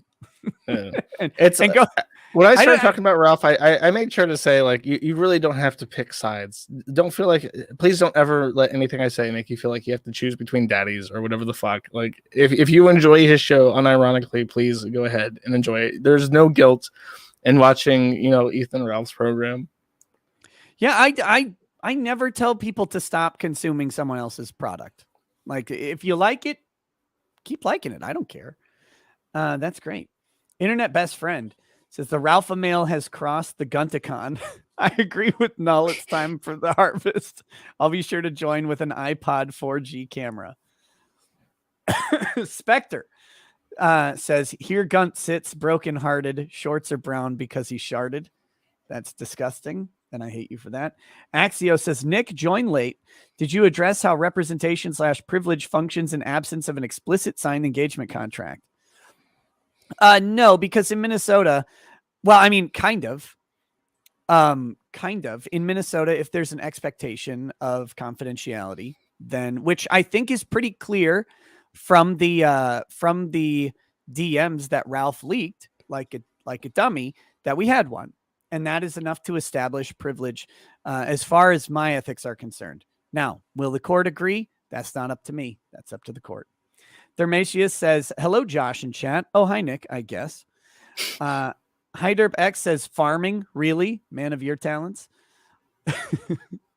And look, Oh no, it's good fun, and it's really frustrating when the aphids eat your fucking plants. But yeah, I would recommend it actually. It's nice, even if it's like a little pot of basil or whatever in your window. Would you recommend buying a farm, playing guitar for your chickens? Oh yeah, absolutely. If you have the opportunity to just like buy 10 acres and disappear, do it. Get out of the fucking city. Super Iron Bob says, at this point, are you going to let that sit, Nick? I don't remember what that's in relation to. Not Applicable says he won't fit down the Grand Canyon either. Seka Lothar says people will pay Ralph even if he is in jail. All he has to do is to do nothing. His wins will land him in trouble, unlike his perceived losses. Dr. Nigsop McChortlefag. Okay. Says if Did you get tricked? Did you get tricked into that one? I mean, I saw it. I saw it, and I figured, okay, we'll just do it, I guess. He says, if Ralph was a frozen daiquiri, what color decorative umbrella would it have? Salmon pink. You think so? Either that or brown. No. It'd have to have a splotch of brown, but it'd have to be like periwinkle. It's there's a meme which is very avant-garde and hard to explain, but when Ralph did the Gunt picture, like the original one where he's like got his arms up and he's like crucified, holding his body up between like Dick and Coach, he's wearing a black zip-up jacket, a yellow undershirt, and then his Gunt flesh is hanging out, and people have taken the black, yellow, and pink as like a tricolor and made it into flags and art. So it would definitely be like a Gunt flag tricolor parasol. Ralph with Dick and Coach. That's right. You forgot about the Gunt picture? I just forgot that picture existed. Oh, dude. Okay. There's that picture, and then there's another picture with him, Riley, Mint Salad, May, and Digibro in like their studio, and it's like everyone in that except for May fucking hates him now. And May probably hates him, to be fair. Okay, here we go. Here it is. We can do some figurating. Here we go. Sorry about this. It's distracted me. Here's the picture. Right? Yeah, there it is. You see the tricolor? That's the color of the parasol. People were asking, how tall is Ralph? Well, Dick is about 6 feet tall. But this picture doesn't adequately give you the height of Ralph. And it's pretty easy to tell why, right? Because he's holding himself up. His feet are dangling there like a little kid. He's lifted off the ground there. But even if you say, okay, he's not. In this picture, he's at least 5 inches shorter than Dick, I would say. Yeah, he's standing on his tippy toes, like for sure. Yeah. He's wearing fucking pumps, and he's standing on his tippy toes for sure. But no, I stand by my assessment. I think he's about 5'4". I think he's about 5'4". I might be wrong. I'm not like the best judge of height, but I mean he's a lot shorter than I am. That's all I know. That's how I see the world. Are you my height or shorter? Spurgstrom says, as a Christian, how do you view Ralph and his addiction to underage girls like Faith and Soph? Would you let May around children? Faith was 18 when Ralph had sex with her. I don't know about his interactions with her prior to being 18. And I don't know anything about Ralph and Soph other than what I've seen people speculate on. So if he's attracted to underage kids, that's not a Christian thing. That's just a don't do that because it's gross thing. How's that? I do see a lot on the forums that I'm like pass myself off as moral police. That is the opposite of pretty much everything I put forward. I don't know where people get that, but I'm not a person who moral polices the internet. But that's a criticism of me. And would I let May around my children? Would I let her children? Would I let May around children in general? I guess it depends on the context of what she would be around children in, like at a mall in a public place. I mean, I guess, like. But, would you let her teach a all girls elementary school? I don't know. Mm. I don't know about that. I don't. These hypotheticals, man. I don't sweat. know. I'm dripping. I'm dripping here. No, she'll touch all the kids. I don't know. I don't know anything about this person other than the fact that she and Digibro used to watch the Lolly, according to Digi, and so According to her, right? Okay, so according to her and Digi, then but and based on that, I don't think so. I don't know. Like, if you want to watch Lolly, fine. Just stay away from kids. The exceptional detective says Ralph challenges his enemies to fist fights regularly. By the way, he always backs out too, like a Tonkasol lol. He wants to fight you, he said today. Well, I guess he can want a whole lot of things that he'll never have, like being 6 foot tall. Perihelion says, question to Josh, thoughts on... Oh, wait, we read that one. Sika Lothar says, Ralph always had this strange leverage over his co-hosts, audience, and associates. At least we know why you gunk guarded Nick. Wonder about the rest. Bob Jones says, so Chris Chan wrote a letter. It would be amazing if you read it. It's on the farm right now. Yeah, he wrote you a letter. I don't want to read it now because we've already been going. Yeah, it's quite long. The gist is that I think that Chris has only access to a Bible for like reading material and entertainment right now. So he denounced me as Judas and himself as a literal reincarnation of Christ, and said that I failed my final test or whatever by not giving him money. And he also he basically admits stealing Barb's money and justifies it, and says that the sex was consensual, and also that they mostly just cuddled and did soul bonding, which I don't know what that is. Doesn't he know that Judas was always supposed Judas to supposed to betray Christ to fulfill the prophecy. Yeah, he had the shittiest job in the Bible. Sika Lothar says King of Pole, KOP, I assume he means King of Pole, is an Omega who won't even knock on Ralph's door to tell him challenge accepted. He wants the farms to see him barely clothed each week. Okay. Elliot Walker says priests can be forced to testify about a confession, but will be excommunicated if they do. Please talk about the implications of DSP's bank statements. There are no implications. There are no legal implications because his bankruptcy is done. Yeah, it's like I guess that what you could say is like, what does his fans think about it? But I'm pretty sure DSP's fans like know that he's a money sink. They're paying him because they like his show. It's not because they think that he's a great person or whatever, or because he's like they're not like investing $5 because they think that DSP is going to turn it into 100 or whatever. Like, that's not the thought. It's like, oh, the silly man plays the games I like. Here's $5. Well, and also, the interesting thing about live streaming is that it's a meta show, right? Like, there's the show, and then there's everything else that goes into the show. Like on mine, the chat is its own thing. I think there's probably lots of people who could care less what my dumbass has to say on topics, but they like being in the chat and talking to the other people. It's got its own little mini community. I see a Commie D girl in the chat. Commie D girl, I want to go on Killstream to debate transgenderisms. Don't do it. That would be really entertaining, and Ralph doesn't deserve to have an entertaining show. But yeah, so I think people, like, when they're contributing to the DSP show, it's also to the community engagement in general. So like, because people get this idea, oh, they don't donate because they like DSP. It's like, they don't have to like him. You don't have to do anything like that. They could just want the show to go on. Literally, they could just donate because, like, whatever. It's and the people that get mad at, I get salty at the DSP board because it's like they want him to go bankrupt. Like, why do you want your entertainment source to dry up? Why? And we know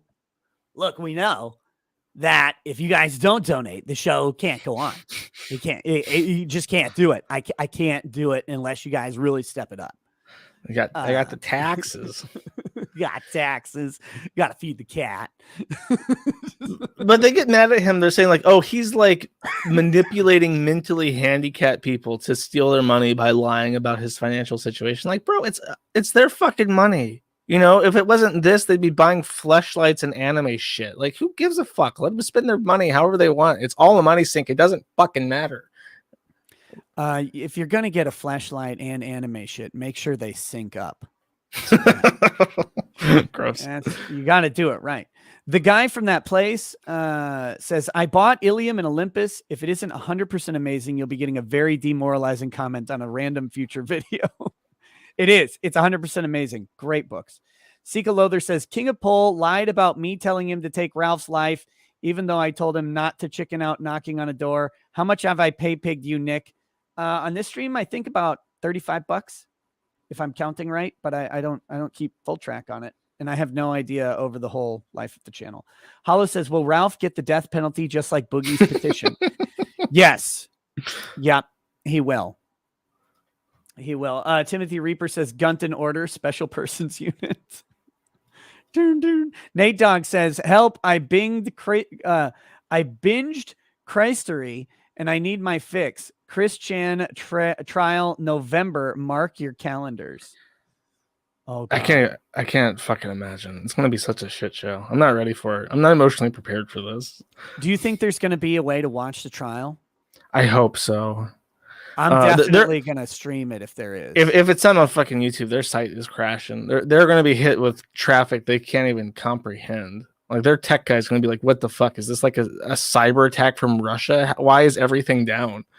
Yeah, I will if I can. The problem is if it overlaps with the Rittenhouse trial, I'll have trouble. But I'm gonna try and stream the entire Kyle Rittenhouse trial, start to finish, and if I can get Chris Chan. How fucked is he? Call your bets. Death penalty. I'm voting for death penalty. That's what happens. I think he's got a chance, man. I think he's got a chance. He's got about. I thought that Cop Man had a chance. Cop Man got fucked. Chauvin? Actually, you know what? I had I watched the trial with Chauvin, and I had a little bit of a change of heart at the end because I think that what really fucked Chauvin over was when the cops around him started saying like he's not moving, he hasn't been moving for a bit. Maybe we should check his vitals. And Chauvin's just like, nah. Yeah, I'm fine. I'm comfy here. I think that fucked him. I feel bad for the other cops because they were alert and they were concerned with his well-being. The thing that screwed Chauvin over was the fact that there was a video. If none of that was on video, well, yeah, that's with everything a cop does, though. Right, but him, it's the look on his face, which I don't know if he was trying to look smug, but he does, and he's just kneeling there. And when that happened, I was like, man, I don't know how a jury doesn't find him guilty. I didn't think Chauvin was going to win. I think he's got interesting prospects on his appeal, but I don't know. He doesn't have a lawyer for it. Well, it's bankrolled by the police union. No, not his appeal. Really? Yeah, their obligation to him stopped when he was found guilty. Huh. So he filed his notice of appeal pro se. Wow. He motioned to proceed in forma pauperis. He was granted it, and then the next day denied it. They denied to proceed, and what the fuck? What the fuck? Where's that at for me? What the fuck? The reason I think they denied him for IFP, I can't know, right? I'm just trying to get into the judge's head, is in his affidavit, he says there are retirement accounts that he has, but if he withdrew from them, he would take a significant penalty, which is true. You'd take a 10% hit on any early withdrawals from retirement. And that if he did that, he would have, it would be less than he owes in taxes and other debt. But the problem is if he doesn't actually have liens, like tax liens or judgment liens or anything like that against him, then he could theoretically still withdraw the retirement funds and pay for a lawyer. And the judge saying, like, to me, it makes sense if the judge says, you taking a 10% hit on your retirement fund to try and save your life, like, too fucking bad. So I think that's why he did it, but I don't know. I'm just speculating. Otherwise, I can't see why he would deny him IFP. He has no money. Oh, yeah. By the way, since I have you, I don't think we've ever talked about this. You're in Minnesota. Is that the state? Was Minnesota the making a murderer state, or was that Michigan? Wisconsin, I think. Stephen Avery. You think he did it? I never watched it. You should watch it. Watch both. First, I think there's 3 seasons now. Watch both seasons. The first one kind of omits information. The second one goes over. I want to hear your take if he did it or not. I think those fuckers are crooked as shit. I'll make it a point to go look at it. From what I saw, like just the buzz about it, it kind of looks like maybe he didn't do it. But I haven't looked into the case, and I know that the prosecutor was pissed, dude, when that documentary came out. Yeah, well, I mean, I don't want to go over it because it's so much, but we'll talk about that one day. We'll talk about come back around, because I think he did it, and I don't think he did it. I think that they fucked him. I think that they're trying to cover their asses. And if you believe that he did it, you should watch season 2, because they go over this. They go over methodically the scientific evidence of every step of the way, and there's no fucking way that guy did it.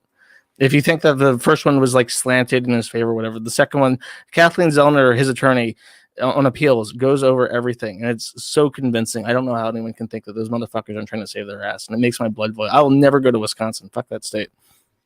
Look, all I got to say is a prosecutor making shit up to make someone guilty is the least surprising thing I have ever heard. So that's all. It would not surprise me in the slightest. Okay, and I think Rittenhouse is fucked. Sorry, next one. 200 Watt Studio says, Nick, you ever eat banana peppers with your bare hands and then immediately masturbate? Nope. I don't do that. Guns Down in Hail says, Josh eats pigeons confirmed. No. Uriah not French. Uriah Wright says, Josh, talk about the Gunt fight. Dude, the best thing that has ever come out of Ethan Ralph, I think, at all, is the fan art someone made of his and Riley's Gunts kissing.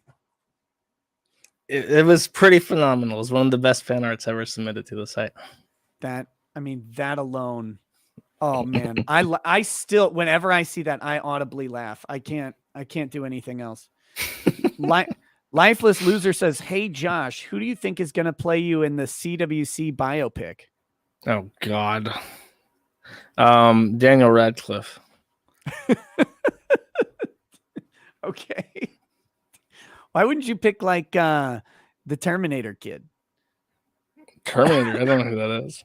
You're the kid from Terminator 2. What's his name? I've never seen the Terminator. I'm sorry. What? I've never seen any Terminator. Okay. All right. Never mind. Chris P. Bacon, thanks for the donation. Funatsu 96 says it's Edward Norton is okay. I would be okay with that. That'd be really cool. Edward Furlong. Edward Furlong is the guy I'm thinking of. Okay, sorry, that's the Corona Chan brain fog I've got going. Funatsu says it's the same thing with Greer, low IQ narcissism. The doctor says Gator hasn't been on Killstream except 5 minutes on 24-hour and has been hanging out in Augie and Figminko's chat. He knows it's coming and is building a lifeboat. Sika Loather says King of Pole answered Ralph's challenge to a fight, but is too chicken to knock on his door. Ralph owes Null and Nick loyalty, not the other way around. Adolf E. Newman. No one owes me loyalty ever, by the way. Adolf E. Newman says, Nick, why do you give Null and Karen Farms a pass for deplatforming, yet got on Vito's case? You know they are behind New Project 2 getting nuked, right? See, here's the thing. What? Null is not behind New Project 2 getting nuked. And the people on Kiwi Farms who do stuff. That was a decision from fucking MasterCard. Like, they put that company on a match list. If you want to talk about deplatforming, you need to thoroughly tear up and prosecute all the people in MasterCard, Visa, Discover, and Amex, because they single-handedly, together, and under the Patriot Act, with the consent of the U.S. government, control the entire global financial system, and they need to be fucking held accountable for it. I hate them. Yeah, I'm with you. What you said, but also this is one of the things that Ralph goes after you for all the time. Like, people on Kiwi Farms trying to deplatform Ralph, and then that's your fault. I mean, I don't even support that. But if something bad happens to someone because they were ousted by truthful information on the site, I'm not sorry. Like, if bad things happen to you because of the truth, it's not my fault. It's not the forum's fault. That's just the boomerang, man. That comes back to you. Default user ID says MasterCard, question mark, lol, lol. Yes, literally MasterCard. They have something called a match list. You can look it up. The amazing thing about the match list is you get put on it. They don't tell you that you're on it. They don't tell you why you're on it. They don't tell you how you can get off of it, depending on the category. And because it's business, it's trade secrets as to how they maintain the match list, you're not allowed to even subpoena them for information about why you're on it, how you got there, what you could do to get no off. recourse. You have no recourse at any level. If they just, and the thing is that in the US, in the EU, and in other countries, they have government ran systems for transferring money. But in the US, there is Visa and MasterCard. That is 90% of all transactions. There is almost no bank to bank transfers. It is a fucking racket. They control our economy, and they take 3% off every dollar that's traded hands, and nobody does anything about it. And the government, like, there is the U.S. Patriot Act, or whatever Title 3 of the U.S. Patriot Act is now, because the U.S. Patriot Act lapsed, but these regulations are still extant. They basically Operation Choke Point, right? Was the yeah, basically the government said we need to stop terrorism. Terrorism is funded by money. We need the banks. We need to deputize the banks to make sure that no money goes to terrorist organizations. So now the banks have not only huge swaths of like deputy power to regulate the economy, to stop quote unquote terrorism, whatever that may be. They're essentially pressured into doing it. So they're going to be more, even if they don't want to, they're going to be more overzealous than they need to, because they want to show to the government, in case something happens, that they do everything possible to stop the funding of terrorism. So it's a bullshit law, and it's a bullshit system. And as far as it's impossible to even know which is doing which. Is it more the government, or is it more the private companies? Is it both working in unison under some fucking Illuminati monopoly of power? It's disgusting. It makes me like shake with anger when I think about how awful that system is. Well, it's the worst thing is someone who's always been like purist capitalist and libertarian, right? Because it is the antithesis of what it's supposed to be. It is government corporate collusion, but it's to the point where you literally can't discover anything about it. It's the only way the money system works. And I had a long argument with Ty about this on a stream, where he's like, well, no, someone can fix it. And I'm like, who though? Because what's the US going to do? Because at some point, like MasterCard could just decide to not process the payments of the US government, like to the Social Security people, for example. Like every Social Security electronic transaction, all those direct deposits, nope, they don't happen. Then the government suddenly has to. Well, I think with that is bank to bank. Checks. And there's an interesting thing, which I watch. I am literally on a federal government newsletter because I watch the development of something horrifically called FedNow. And FedNow is the it's a FedNow. Literally, it's called FedNow. It's the worst named thing ever. It's like a project of the U.S. Department of Treasury. And they're working on an alternative to MasterCard and Visa card. And I really don't know. I really don't know if it's like the government's like, hey, wait a second. All this money is being collected by MasterCard and Visa card, and they control everything. And we don't really have a free and open discussion anymore, because they control the pocket strings of Google. They control the everything. Like they can tell Patreon who's allowed to be on Patreon. And they do often. Yep. They did it. The first one was Jihad Watch. They were the first public one I saw was Jihad Watch. And it came down that it came straight from MasterCard. They said, get this guy off Patreon, or no more Patreon payment processing for you. The whole site will go under. And if Patreon doesn't have payment processing, that's literally all they do. They just process payments. Other than that, they're just like a limited Facebook, and not even a good one. Did you see the new thing in the budget bill, where the government is going to monitor $600 transactions? Anything over 600? Anything over 600. Really? You know, it used to be cash transactions over 10,000 had mandated reporting, right? Yeah. So now mandated reporting is 600. And it's not cash. It's all deposits of $600 or more, which of course would lead you to the obvious conclusion that would necessarily have to include lesser than 600 amounts from the same source over multiple occasions. So that would aggregate to 600. So basically they're going to cover literally all of them.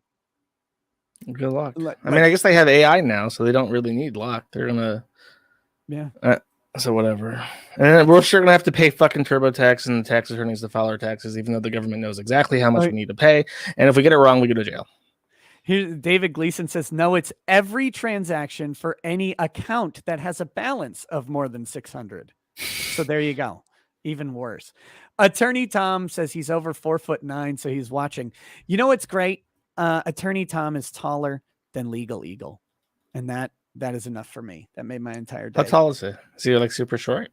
Attorney Tom? Either of them. It seems to be a thing. Attorney Tom is not super short, but Legal Eagle looks super short. Let's see. Not applicable says PPP's voice is a war crime. Oh, people in glass houses. Spectre 06 Gaming says Ralph is going to trial on the revenge porn charges January 5th. His arraignment was September 10th. So there you go. There you go. We'll have to see if that's live streamed. Oh, that'd be great. I should just email Virginia. I'll help set it up. I'll set up the live streaming for your courts in Virginia. Just let me get the Chris Chan trial and the Ralph trial, please. I'll come over and set it up for you. That's the one thing that'll get Josh back to the States. Crusader says, Nick, do you really not waste time disavowing people you vaguely know on the internet? Where's your shame? Where's your shame in the face of Allah? Kajel the Third says, as someone who is literally in the to make a murderer town, it's actually really just boring as hell. So he disagrees with you. That guy on YouTube says, question for Josh, how to stop becoming a weirdo troon? Stop watching anime. Damn. Mr. Biggles says, just sending a shout out to all the boys that have 4'8" schlongs and shorter that couldn't watch this episode. Nick, you've set that bar so high, bro. Mario Carter says, amazing atheist had more dignity. Matt Field says, quick, someone Photoshop Tub Ralph with his audio. No. They're talking about the Tub Girl picture, but Photoshopping Ralph in. That's disgusting. Oh, that'd be vile. Please don't.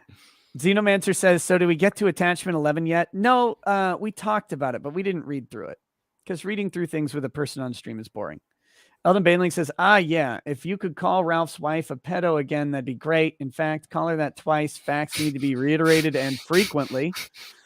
Shadows King 101 says, I disagree. How could you guys hear a fart through all the books Ralph has to sit on to reach his desk? Oh. Vilma Betancourt O'Day says, I came for a lesson on legal matters. Instead, I hear a farting maniac. That's what you get on this show. Hi Derp X says, Josh, how do you know so much about Ralph, even to him wearing no underwear? I mean, I've been following Ralph's drama for a while now. I was really hoping that, God, I can't remember what it was. Can't remember what it was, but I was really hoping after the revenge porn tape, I really thought that Ralph would calm down a bit and collect himself after that drama, and he really didn't. He like doubled down. I was like, okay, fuck it, I have to make a board for him now. I kept waiting for an opportunity to get off and to stop watching Ralph and to stop waiting for the next thing to happen, and he kept coming at just doing stupid shit all the fucking time. So it's his fault, really, is what I'm saying. It's his fault that I know that he doesn't have underwear and he shits directly into his jeans. It's his fault. That's beta maneuver. If you're 24-hour streaming, you got to be naked from the waist down. Batcoat sent $1. Thank you. Supreme says Ralph burns more bridges than calories. Trivia aficionado says, hey Nick, it's books. I'm sending you money to spite Ralph, and because you deserve it. Love the painting your wife got you. Oh, thanks, books. Super Iron Bob says, imagine thinking being in court more than a lawyer is a win. Viking Poodle says, this shart freakout is the exact same thing as Chris Chan's I am straight freakouts. Lamau, thanks for the great stream. Well, it's also the same as Chris saying in IRC chat years ago. I have numerous pairs of dirty crap briefs, but in this case, it's a jean shorts because he doesn't have any underwear. Gross. It's a Virginian thing. You wouldn't understand. Thank Christ I don't. Hi Derp X says, do you stream on any other site that does not censor so much? I'm considering multi-streaming to Odyssey. I have to check. I have to try it. Like, I'm just lazy. I try it too. I don't like their administration. The guy that owns it is very weird. He's like a New Hampshire. He runs the New Hampshire Libertarian account that made weird tweets about like child labor laws and shit. He's a weirdo, and I don't trust him. Jeffrey Kaufman. Yeah. Yeah. Yeah, I don't know. But if his platform doesn't censor, it might be. I used to stream to stream me. The underlying technology is very promising, and I have a lot of optimism for it. And it's just a shame to see management issues where there shouldn't be any. And I feel bad for the guys that work really hard on the protocol and the application, because I think that the CEO does a disservice to them and their hard work. Someone says, you think he's weird? Come on, man. You got wrecked. Says, why can't I just watch shows without this gay stuff? I just want to watch entertaining shows, bros. I don't know. Because that's what I like to do, is just make entertaining stuff. And I don't know why. There's always some dummy who has to go ahead and try and ruin that over a fart joke. It was a fart joke. It wasn't even a good fart joke. It was just a little fart joke. It was pretty good. Sika Lothar said, "Yeah, but I didn't do anything to make it good." That's what I mean. Yeah, that's what makes it funnier. Is that it's just him shitting himself. Sika Lothar says, "Notice that Ralph declares enemies on people who don't even want to undermine him, all because they laughed at him. His loss, losing guests and viewers." Richard Grubber says, "Life is a race, and I am the racist." Hioka, thanks for the donation. Bravery Bruh says, "Are you really that tall?" Yeah, I'm about 6'2" to 6'3", depending on time of day. It's foolish. I hover in there. Tall people. Hyderbeck says, "Are the things he is saying about you not considered defamation? Also, why your chat has me censored so much?" YouTube does all the censoring. I don't have any censored words or anything like that. It's just whatever YouTube doesn't want. And then, I mean, is it considered defamation? Yeah. Probably on some of the stuff, but is it actionable defamation? Probably not. Even if it was, what do you really win? high bar. And the most important thing to remember with defamation in the U.S. is that you have to prove damages. What damage has Ralph done to Nick? At this point, probably like negative $1,000 for damage. So there's not like a case there for that. Yeah, my damage is I'm making money off of his weirdness. So. But yeah, and the other thing is, even if there were damages, like let's say he severely damaged my reputation, what am I going to do? Take his 1-bedroom cottage in Virginia from him? Like that wouldn't do me any good. Rent it back to him. A bunch of fucking moon runes. I don't know what that even says. Nick, what do you think about Ralph's front butt, aka his gun? Ralph has 2 butts. Does anybody need to say anything else about it than that? That sums it up perfectly. The question is, which one farted? Oh, God. It could have been a gun fart. We don't know. Hyderbeck says, "Poop natch, not sure why, but answer you, so I give Nick money." Okay. Hioka says, "Say what you will about Ralph, but his outraged Sam Kinison impression is spot on." No, he does the yelling, the fat yelling thing good. His fans love it, and it's great content. He should scream incoherently about people more often. He should do it all the time. I think this might be. It was said to me by a person. I was relayed this information by a third party who I consider reliable. Spicy. That at several points Ralph would be looking like he's nodding off during that 24-hour string he's very proud of, and he would kind of like lean off the camera a bit. And then he would come back and he would dare go with the cocaine route. And then he'd be like, "Kill stream, baby," and he'd be like yelling into the camera and shit. And now the day after, very ornery, very, very ornery and sensitive. It's just strange things I'm noticing. I'm not implying anything at all. I love the cocaine. Slagla says, "Ralph is hurting emotionally lately. First, flamenco goes his own way and Ralph can't get over it. And now you hurt him, Nick. Why would you do this? I'm just an evil bastard, I guess." The Quartering says, "I'm still curious to hear the fart that launched 1,000 shits." We played it. Nightmare FD3S says, "Hey Boomer, did you know that there's a new season of Baki now on Netflix? While you're isolated in your bunker watching the testosterone-fueled insanity, may help you get over COVID sooner." That's the worst part. So I did test positive, which means I'm on a 10-day lockdown. The problem is some of my kids tested negative, which means that their 14-day quarantine starts when my 10-day quarantine ends. It sucks for a kid. Yes. So like 24 days for the kids, whereas, you know, God, it's just stupid. John Manfreda says, Ralph is fat and I would not have 6 with him.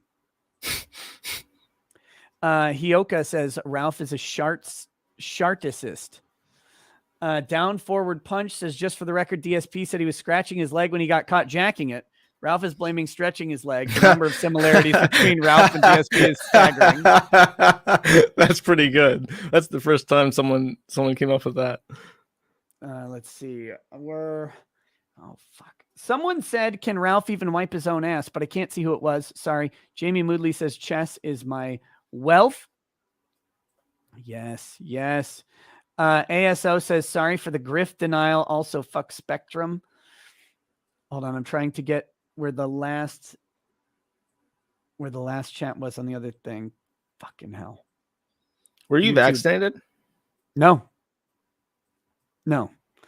I don't have anything personally against the vaccine, like just in general. Like I'm vaccinated against everything else. I don't get the flu vaccine. I don't have anything personally against it. But I think have you should everything. get it if you have a reason to. If you're older, you're immunocompromised, you just want it, like go for it. I don't give a fuck. But I don't think that I think this hysteria about trying to force people to trust the science and shit and get children who have a near 0.000% mortality rate to take this fucking vaccine they don't need. It's just ridiculous. Yeah, the thing that for me it was like and again, counter statement for YouTube, but we don't know anything about vaccines. We're just two dummies on the internet talking about it. Get medical advice from professionals or whatever. I love Dr. Fauci. He's my personal hero. He is Times Man of the Year, and I have fapped to that cover 12 times easily. My thing was I'm just anti-mandate on everything. I'm anti-mandate on everything. And I hate that. I hate mandating behavior is the most evil thing that governments can do. Like stopping you from doing something can be egregious. Forcing you to do something that you wouldn't have otherwise done is leagues worse to me. And the Supreme Court tends to agree, except not on matters of vaccination. Hioka says, you can't sue the moon. Ian Carroll says, I want a stream of Null giving his opinions on anime because I bet I'll agree with all of it. That would imply I have to at least watch a little bit of anime to formulate opinions about what I'm seeing, and that's too risky. That's too risky. Just watch Bible Black like a real man. Get over it. No, that would see. No, you're poisoning the well. You're the snake in the Garden of Eden here. Yeah, you're gonna go look up clips of Bible Black later, and then you'll have watched the whole series by Thursday of next week. Plead the Fifth says, Mr. Josh, you're a treasure of a human. Research purposes mostly says every Josh in Nick stream is gold. I agree. Hako says tested positive for the coup myself on Tuesday. I'm tired and achy and can't stop coughing. Get well soon, rackets. I'm doing better. Phil Anselmo says, Inshallah, may Ralph spread his seed far and wide so we may have ample cannon fodder for the Civil War. Oh, come on. Someone's got to load the cannons. Someone's got to do the logistics. Not every soldier can be a hero. Some people just got to get the bullets from point A to point B. Kumbala1 says, Ralph is afraid of being soy-filled, yet what difference does it make when he's already corn-filled? Dot God says, after years of fighting, finally won my disability case. Have some of my GIMP bucks. Oh, thank you. I'm really glad that you won. That's good. I'm not glad that you gave me your GIMP bucks. Like, that's not why I'm glad you won. I'm glad you won and that you gave me your GIMP bucks. Have some GIMP bucks. What is this world we live in? Oh, God. I just picture a little Joshua Moon, like 8 years old or whatever, and some being like, hey there, little fella. What are you going to be when you grow up? A shitlord. My kid's going to be aspirational. He's going to want to travel to Vienna and take up art. No, I mean, you're stop it.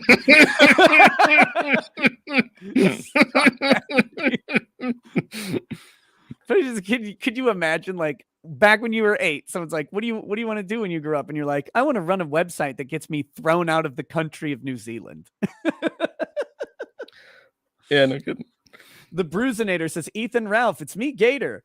When will we ever get back the Rackets Null crossover show? You can call yourselves the blackface lawyer and his racism dog. Racism dog. I like that one. I've never heard that one before. Kumbala1 says, if Ralph goes to jail, do you think he'll send Gator a letter from jail so he can send the message to Josh? Also, Josh, what do you think it will say?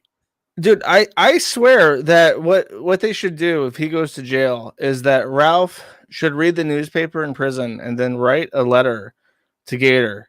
And Gator will do the show just going off of Ralph's notes from prison. Every day. As much as possible. I don't know what the delay is, but just do it once a week even. Keep the show going so that people don't forget. That's unironically, that's great advice. That's fucking funny. Ralph can give some anecdotes from jail and shit. It'll be great. Just do that. That would be a tremendous show. Like, without a joke. That would be hilarious. Yeah, because it'd be like 3 weeks behind for the jail mail to come out. And so everything would be like just way delayed on stuff. It'd be like, hey, I'm in here just chilling in with Chris Chan as my cellmate. He's spilling all the deets on that fucking pedophile Josh Moon. I was playing poker tonight. I'm not as good as Atlantic City or Las Vegas, but I won 3 Snickers. I'm 3 Snickers up right now, boy. Can't keep me down. Killstream always wins, baby. I was down a roll of toilet paper earlier, but as we know, I don't really need that. I just fart into my pants. Evan Horns. The laundry boy gave me some lips, so I shit extra hard this time. Clean it up, Jan. Mop it up, Jan, you fuck. You think you owe loyalty to me? Evan Hornstein, Ralph says, I had to find out my daddy dissolved into the ancestral Ralph family plaid couch via Kiwi Farms. He didn't even bring me to his funeral. Hope my mama is okay. Scott D86 says, the way Ethan talks reminds me of Tonka at the height of blood sports, like a pro wrestler trying to maintain kayfabe in his story angle. Yethna P says, Josh, your thoughts about disagreements with Styx? I think that Styx is a grifter, and if he's actually trying to invoke political change, he's not very good at it. There you go. Succinct. Michelle Naif says, Terminator 2 is one of the best movies ever made. You should watch it, Null. Adam Davidson says, Josh played by Seth Rogen playing Donkey Kong. Your buddy Brady says, the sad thing is if Ethan had any semblance of humility, he could have worked with this. But no, instead of saying, lol, I just farted, he has to be such a sourpuss about it and scream about it for hours. The funny thing is, he spent his opening salvo was about how much he wouldn't have cared if he farted. That was dude. He opens up that stream by saying that he would shit all over himself for money. That is content. That is the funniest shit that could ever come out of his mouth. That's great.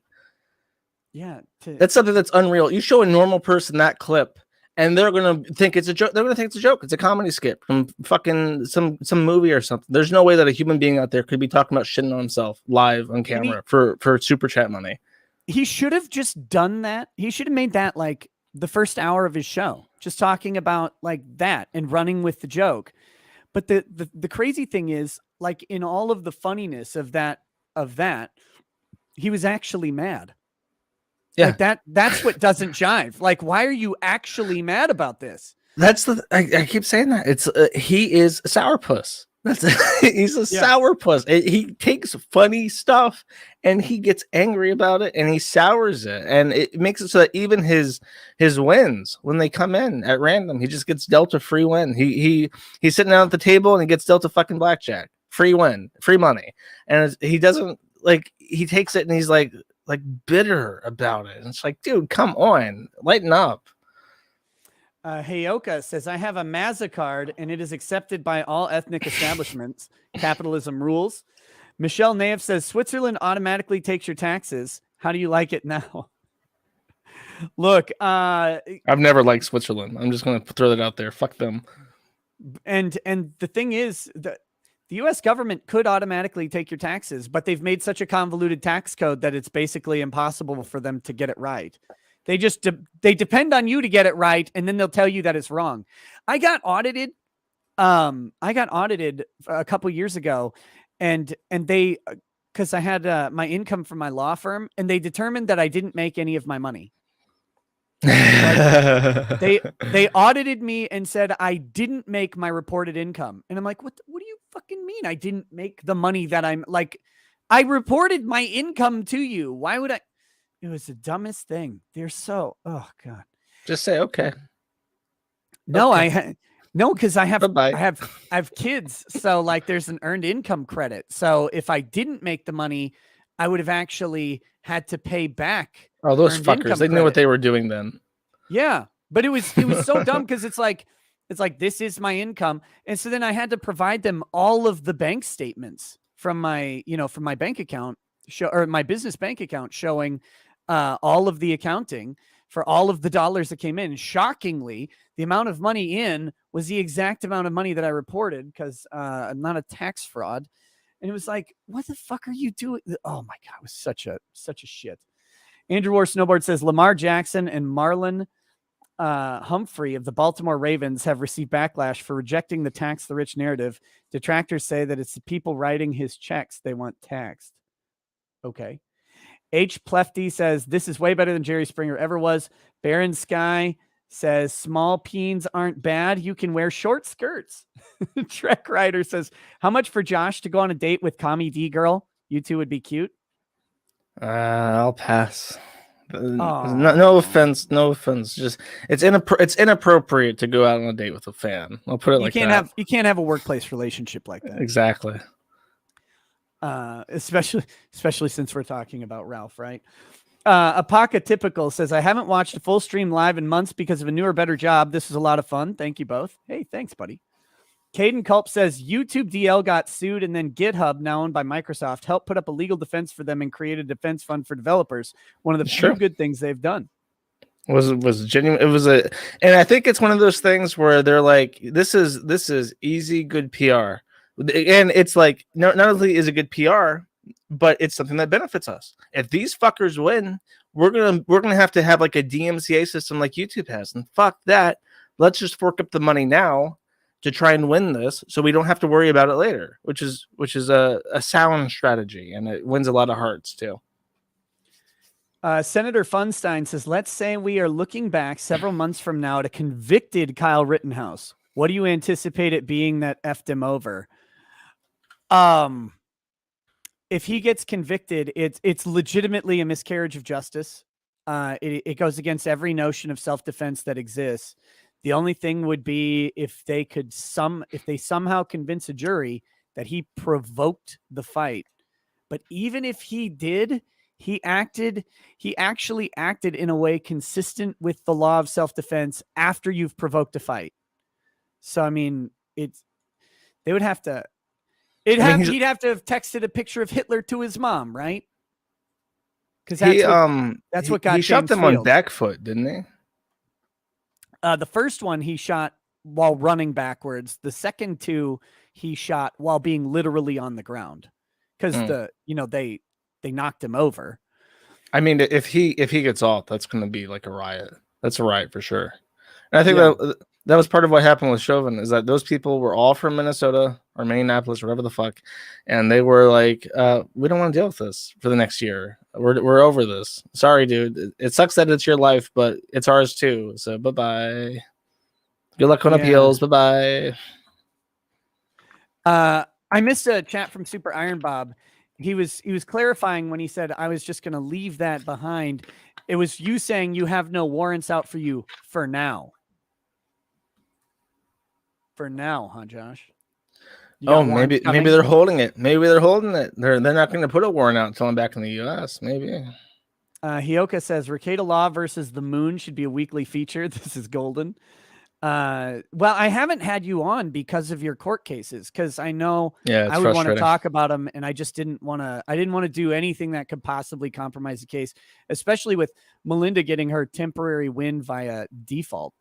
It was like, okay, Yeah, this got and- serious. And you know what I think happened with that? The reason why I think she even won her default is that the judge who was the same judge from all the other ones who just threw those out, mentioned that when a person sues the government, then they are extra lenient. So she coincidentally sued the Wise County Department of Social Services along with me, and simply because I was attached to that. And because her suing a government entity is considered especially favorable towards her in regards to filing pro se and stuff, he gave it a pass because of that, which sucks for me, really does. Yeah, it sucks for you, especially because like the service was facially inappropriate, but Yeah, it was bullshit.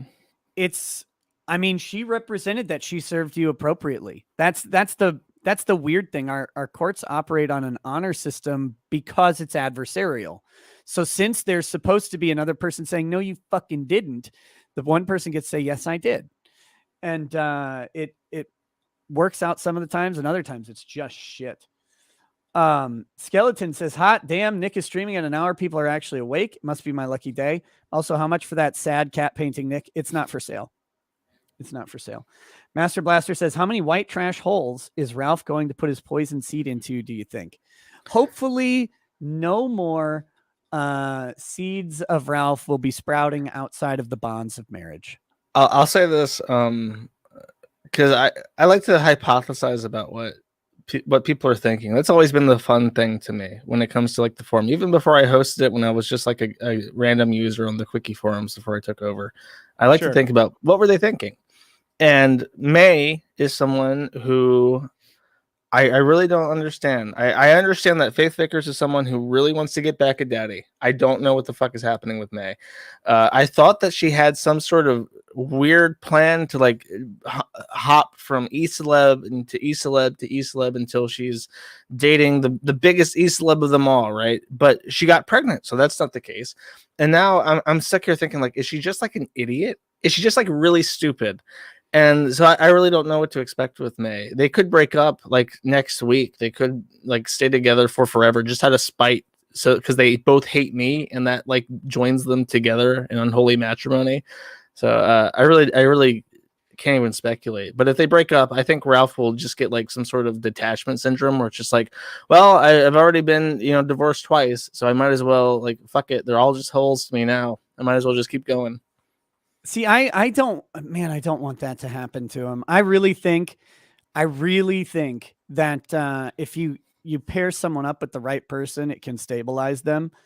And I don't know anything about May and Ralph or their relationships. I'm not saying she's the right or wrong person. I don't know. Right. When they're together, it just feels so fake and strange. I don't know if she hams it up for the camera or what, but there's like a clip of them together in the car after the Chris Chan stuff. And Ralph does like a big hearty, like he calls it his Joker laugh. He does like a Joker laugh, but then she follows it up with like a anime witch cackle. And it's like Ralph stops making any noise because it's like scary. Her fucking laugh. She's weird. She's super weird. So I can't even place bets on her. Yeah. Well, if she's the kind of person who can stabilize him, I think it's good. I think Ralph was in a better place when he was married to Nora. Oh, yeah, for sure. And I think that like I think that women can be, they're not always, but they can be a stabilizing force in dudes' lives. And I know my wife's kept me in check on plenty of shit. And I actually hope that Ralph does better for himself. Nora was a legitimately, like I spoke to her a couple times. I have not a single negative thing to say about her. She was extremely nice. I was with her on the Kavanaugh stream. I was with her and Ralph for 8 hours, and she was just great. She was fun to be around. She elevated the stream, and I think that she had a seriously positive impact on Ralph. And without her, a lot of his restraint has disappeared. So it is sad. And I understand why she left, but it is what it is. The denialist says if there's a modicum of real justice, the prosecutor would be charged for how they're handling Kyle, but government agents are rarely held to account. Yeah, there's no way. Everything this prosecutor is doing is is bullshit, but it's also done in cases across the country every day. Fenrir Lyko says, glad to see you're doing well with the coof. Should troll haters who want you Minecrafted. Love the day streams. Joe Logic for lawyer panel. When Texas constitutional carry stream. I don't know. I think Joe might be on the stream later tonight. Because I'm still doing a stream tonight like an idiot. What? Sorry, I was reading this chat where someone said, what do I think of Joe Biden? Was that the one you just read out? No, I'm about to read it. Guns Down and Hale says, Josh, what do you think of Joe? Better or worse than Trump? Joe's not a real president. He's like a puppet. I mean, I had my gripes with Trump. My thing with Trump is he did. I think he started strong. He ended really poorly. His blaming of Section 230 instead of addressing banking stuff is a huge issue I have with him. But he told his biggest fans for weeks, his biggest supporters, the biggest patriots, people who bled, who were really hurt and they really wanted to fix their country and they really believed that Donald J. Trump was the man who could fix their country. He told them, come to this rally and we will take our country back. And they did. And then he was like, bye-bye, and left, and then just let them all get tried for shit. He sat there for the last few days of his presidency, able to issue a pardon for everyone at that rally, and he chose not to because he knew he would eat shit for it. And I think that's treason. I think he betrayed all of his most hardcore, diehard supporters, and I can't forgive him for that. I wouldn't vote for him again. There you go. But do you think Joe is better or worse? I think President Kamala. I think President Kamala is doing a great job. Heck of a job, Brownie. The Sweep says, shout out to the whole Sweep podcast cast from Don Daddy White Hill. Love you all. It was amazing to meet you at Anime Matsuri, Nick. Can Josh shout out fucking Efren? He's Null's #1 fan. Well, shout out to fucking Efren. There you go. There's that. And okay. Whew. Getting there. Mario Carter says, stream got cut shorter than Ralph. This is from last night's stuff. Forbidden Cat Belly says, I sent how a much super more cat. are them? Because it's like 2:30 a.m. I'm gonna crash. I'm hungry. I got pizza in the morning. Get out of here, man. These are all from. I did all the ones from this show. All the ones from this show are done. So all right, we're all caught up. Well, thanks for having me. It's been a lot of fun. Shout out to the chat. Thanks for coming on, man. I appreciate it, and I'm glad to be able to have you on again now that your lawsuits are basically over. Yeah, it's been fun. Until the next one. All right, buddy. Hope not. Knock on wood. All right. Take it easy. Peace. Okay. It's just me and you now, chat. We're going to finish up these super chats because there's just some from yesterday. I got to skim through. There's not a ton because I got most of them yesterday during the show. But there are a couple. Forbidden Cat Belly says, I sent a super chat early stream. Spectrum sucks. Joel Reese says, it's not the camera, it's your face. Redrick Lasser says, it amazes me that as soon as someone has beef with you without fail, the first thing they attack you for is the GoFundMe, even if they publicly agreed with you making it before. Marsupial Gamer says, here, buy yourself a cup of internet. And let's see, what else do we have here? CJ says, so Nick, you gave your router the coof. Did you wash it with warm soapy water yet? Twice. HP Lefty, what a sensitive little man-child. John Doe says, I can picture his neck jiggling violently as he's screaming this. Mario Carter says, how long until Ralph's dodging fights from his wheelchair? Taco Jones says, Nick, I think Ralph just protecting his brand. Zakin Tawate says, Ralph is an Afro-Saxon. Adrian Jones says, speaking of 24 hours streams, Nick, where's yours? I'm quarantined, so maybe I can make something work out. I don't know. Matt White says the kill stream disappeared into fat air. Jaro Stick says, was it attorney-client privilege that you knew he farted during his stream? He might have a point then. Yes. I read that one. I think I read Cerebral Parasite says, what do you think the real reason the Gunt wrecks every relationship and friendship he's had? Insecurity. That sums it up. Maybe it's narcissism that causes it, but it's insecurity. CJ says it makes it look like Griffception now. Matt White says, redneck voice, please. I don't like the outward. I like the inward. There you go. Nick's read that one. Read that one. Read that one. Wolf Runner says a $5 to be nice. Backout says I'm getting sick of giving you money. Much love. There are worse things to be sick for than that.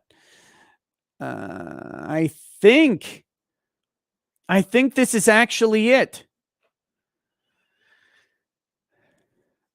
I think DeWall says, you lie. You're a lawyer. You've done way more offensive things. You just cover them up better. If this is a Griff stream, will there be a vest goal from Tina?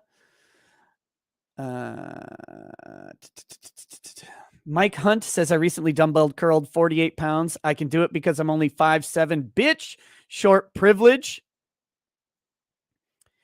Will you address the lawsuit of Rotkill versus Low Tier God? Would love to hear a lawyer's take on it from So Nope Grapher. Yes, I'd love to look into that. I think that's it, guys. I think that is all of the chats that did not get read, except for Mike Hunt says Fireball clears up sore throats. Not even joking, which is disgusting. Which is absolutely disgusting. There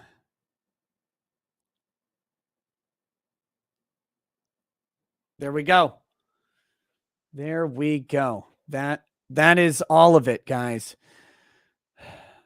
Laughing Kuru, did you miss yours? You might have. It's also difficult for me to say.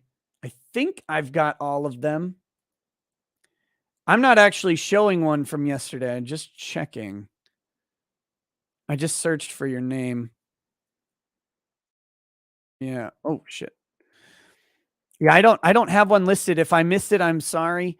Come back tonight and or tag me in it now. What was it? Oh, check Streamlabs. Oh, fuck. Oh, shit. Oh, damn. Oh, no. How many Streamlabs are there? Come on. Waiting for it to load.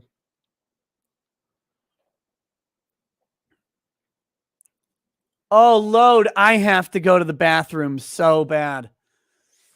Here we go. Streamlabs from, oh man, from yesterday. Guess what, guys? I'll be right back. Just a second. Here, let me play a little clip for you. Let me go ahead and play a little clip for you. Just some interlude music. System, the company store, the paradigm of absolute control. And that's why we're just out here doing simple things, pointing out that we're meant to be in nature and be natural. And this is where we find the source that God made to transcend the New World Order. And that's why they want to try to keep us out of it. I'm angry. I've had enough of these people. They're a bunch of Christian murderers, scum. They're on giant death factories, keeping babies alive and selling their body parts. What more do you need to know about these people? I go out and face these scum. They literally crawl out from under rocks. They have green looking skin and they run around screaming, we love Satan, we wanna eat babies. I have them on video. Hillary's in the creepy weird sick stuff, man. She sleeps in the same room with that creepy weird woman whose mother wears a hood over her head. What the hell? That woman number one is ugly. Imagine how bad she smells, man. I'm told her and Obama just stink. Obama and Hillary both smell like sulfur.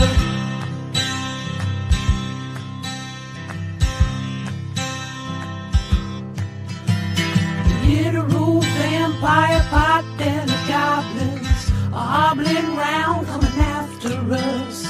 My spirit gets close to that evil and I feel it go.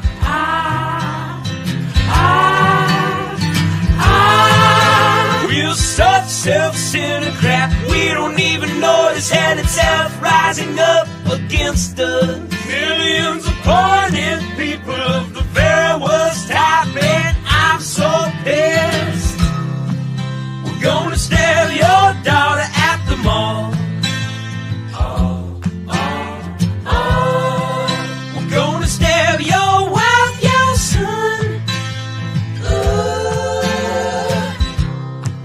We're gonna stab you with a butcher knife, and then the police chief is gonna say, we love our Somalis, we love our Muslims. Oh, they're so good, oh, they're so sweet. I was watching Fox News as I worked out this morning. There we go. Perfect timing. I just got back. Oh, I love that song. I love that song so much. Okay. Here we go. John Cena evil, John Duna evil. Very clever. Sent a big donation yesterday. I didn't see it. Sorry. Says, sending this because I like your show and want to bless you. I also want to piss off Ethan, who loves to brag about how much money he makes in the most pathetic way. He spent more on spilt liquor than you have on shoes, you snake. You snake. Some person says safety is the new mafia. Yes. Yes. Thank you, John Cena evil, John Duna evil. I appreciate it very much. Make Simps great again says, this is what I will say to Ralph. Hey, Ralph, how is your friend with the Trap Boys going? Zidane? Oh, no. Zidane says, God damn it. Brap. Brap. Gator. I didn't shit myself, Gator. Brap. Tell him, Gator.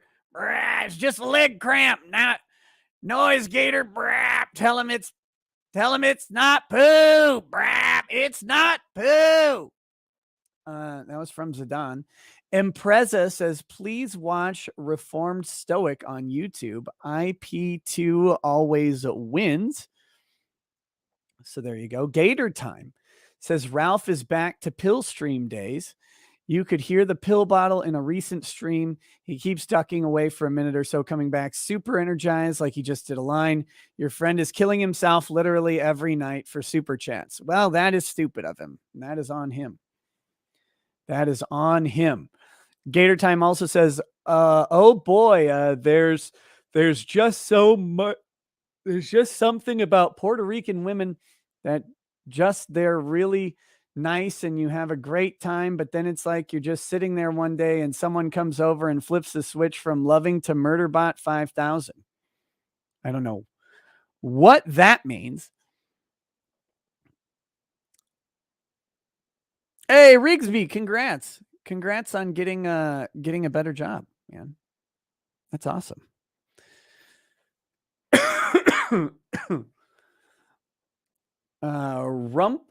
Rump roast Twitch. Rump roast witch says, I can't punt the gunt with all this harvested corn.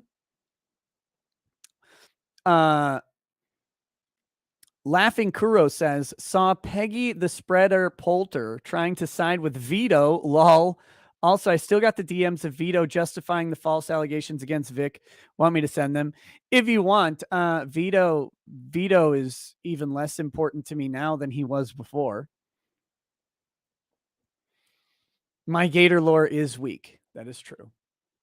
That is true. That one guy says, some fat, angry Ralph sock puppet is in the chat named Kelly Miller. She claims to be a Twitch streamer. You should have her on to scream about why fat shaming makes people fatter instead of skinnier. It might be Gator pretending to be a fat mad. Hilarious. I don't think that would be Gator. I really don't. Gator Time says, oh boy, wait. It's the same thing. Oh boy, there's something about Puerto Rican women that just, they're really nice and you have a great time, but then it's just like you're just sitting there one day and someone comes over and flips a switch from loving to murderbot 5000. The Real You Way says, the WWE is copyrighted Ralph's sex tape. It is confirmed fact. Oh my gosh. Oh my gosh. Random says, I hate giving Susie money, but if Streamlabs got cucked and banned you, they shouldn't get any more money either. Have you looked into alternatives like Entropy? Also, any updates on Kintaro Miura? I'm looking at Stream Elements. We'll get that set up at some point here. The man who sharded the world says, I got tired of Ralph Wiggum's bullshit. This is the man who sharded the world. Says, I got tired of Ralph Wiggum's bullshit. I wanted to root for the guy for making a comeback after prison and then after the pill stream, but I was done after the Faye May arc. Good luck with the world star shtick and modeling your life on Diddler Dax. Jay Caesar says, kills dog, drinks half to death, punches cop, paper aborts his son, chokes Faith, gets raped by Ronnie, marries a pedo, shits on his pants on air, goes to jail, kills Stream Me, releases revenge porn, gets felted by IP2. No one in this sector can do what I do. He's got a point. He's got a point. And that is the end of the show. Except for Lacus 1236547 says, hey, Nick, did you see that Melinda filed an informal brief in a response to Null? Russ also filed 121 pages to the court a few hours back. Oh, Jesus Christ. Oh, all right. Well, guys, that's that. That's that. There will be a show tonight, I believe. Let me check and see. Stay tuned. I'll let you know if there will be a show tonight or not. On Locals, on Twitter, or you can watch for the link. I hope you guys enjoyed this. I always enjoy having Null on. I wish I could have done the stream yesterday. But I think it turned out for the better with Josh here. So we'll see. We'll see. We'll see how it works. All right, guys. If I don't stream tonight, I'll catch you tomorrow. I will be on Friday Night Tights tomorrow. I may be on I may be on Eric Hunley's show as well. I was a real bad guest, and I did not RSVP yet. I'll have to mark myself down as a tentative because it's a little early. But I will be on Friday Night Tights tomorrow, and then my stream like normal. I will catch you guys later. I don't have an outro. So I guess we'll just do this one. Why you think you done it? Okay, number one, Your Honor. Just look at him. He talks like a fag, too. Peace.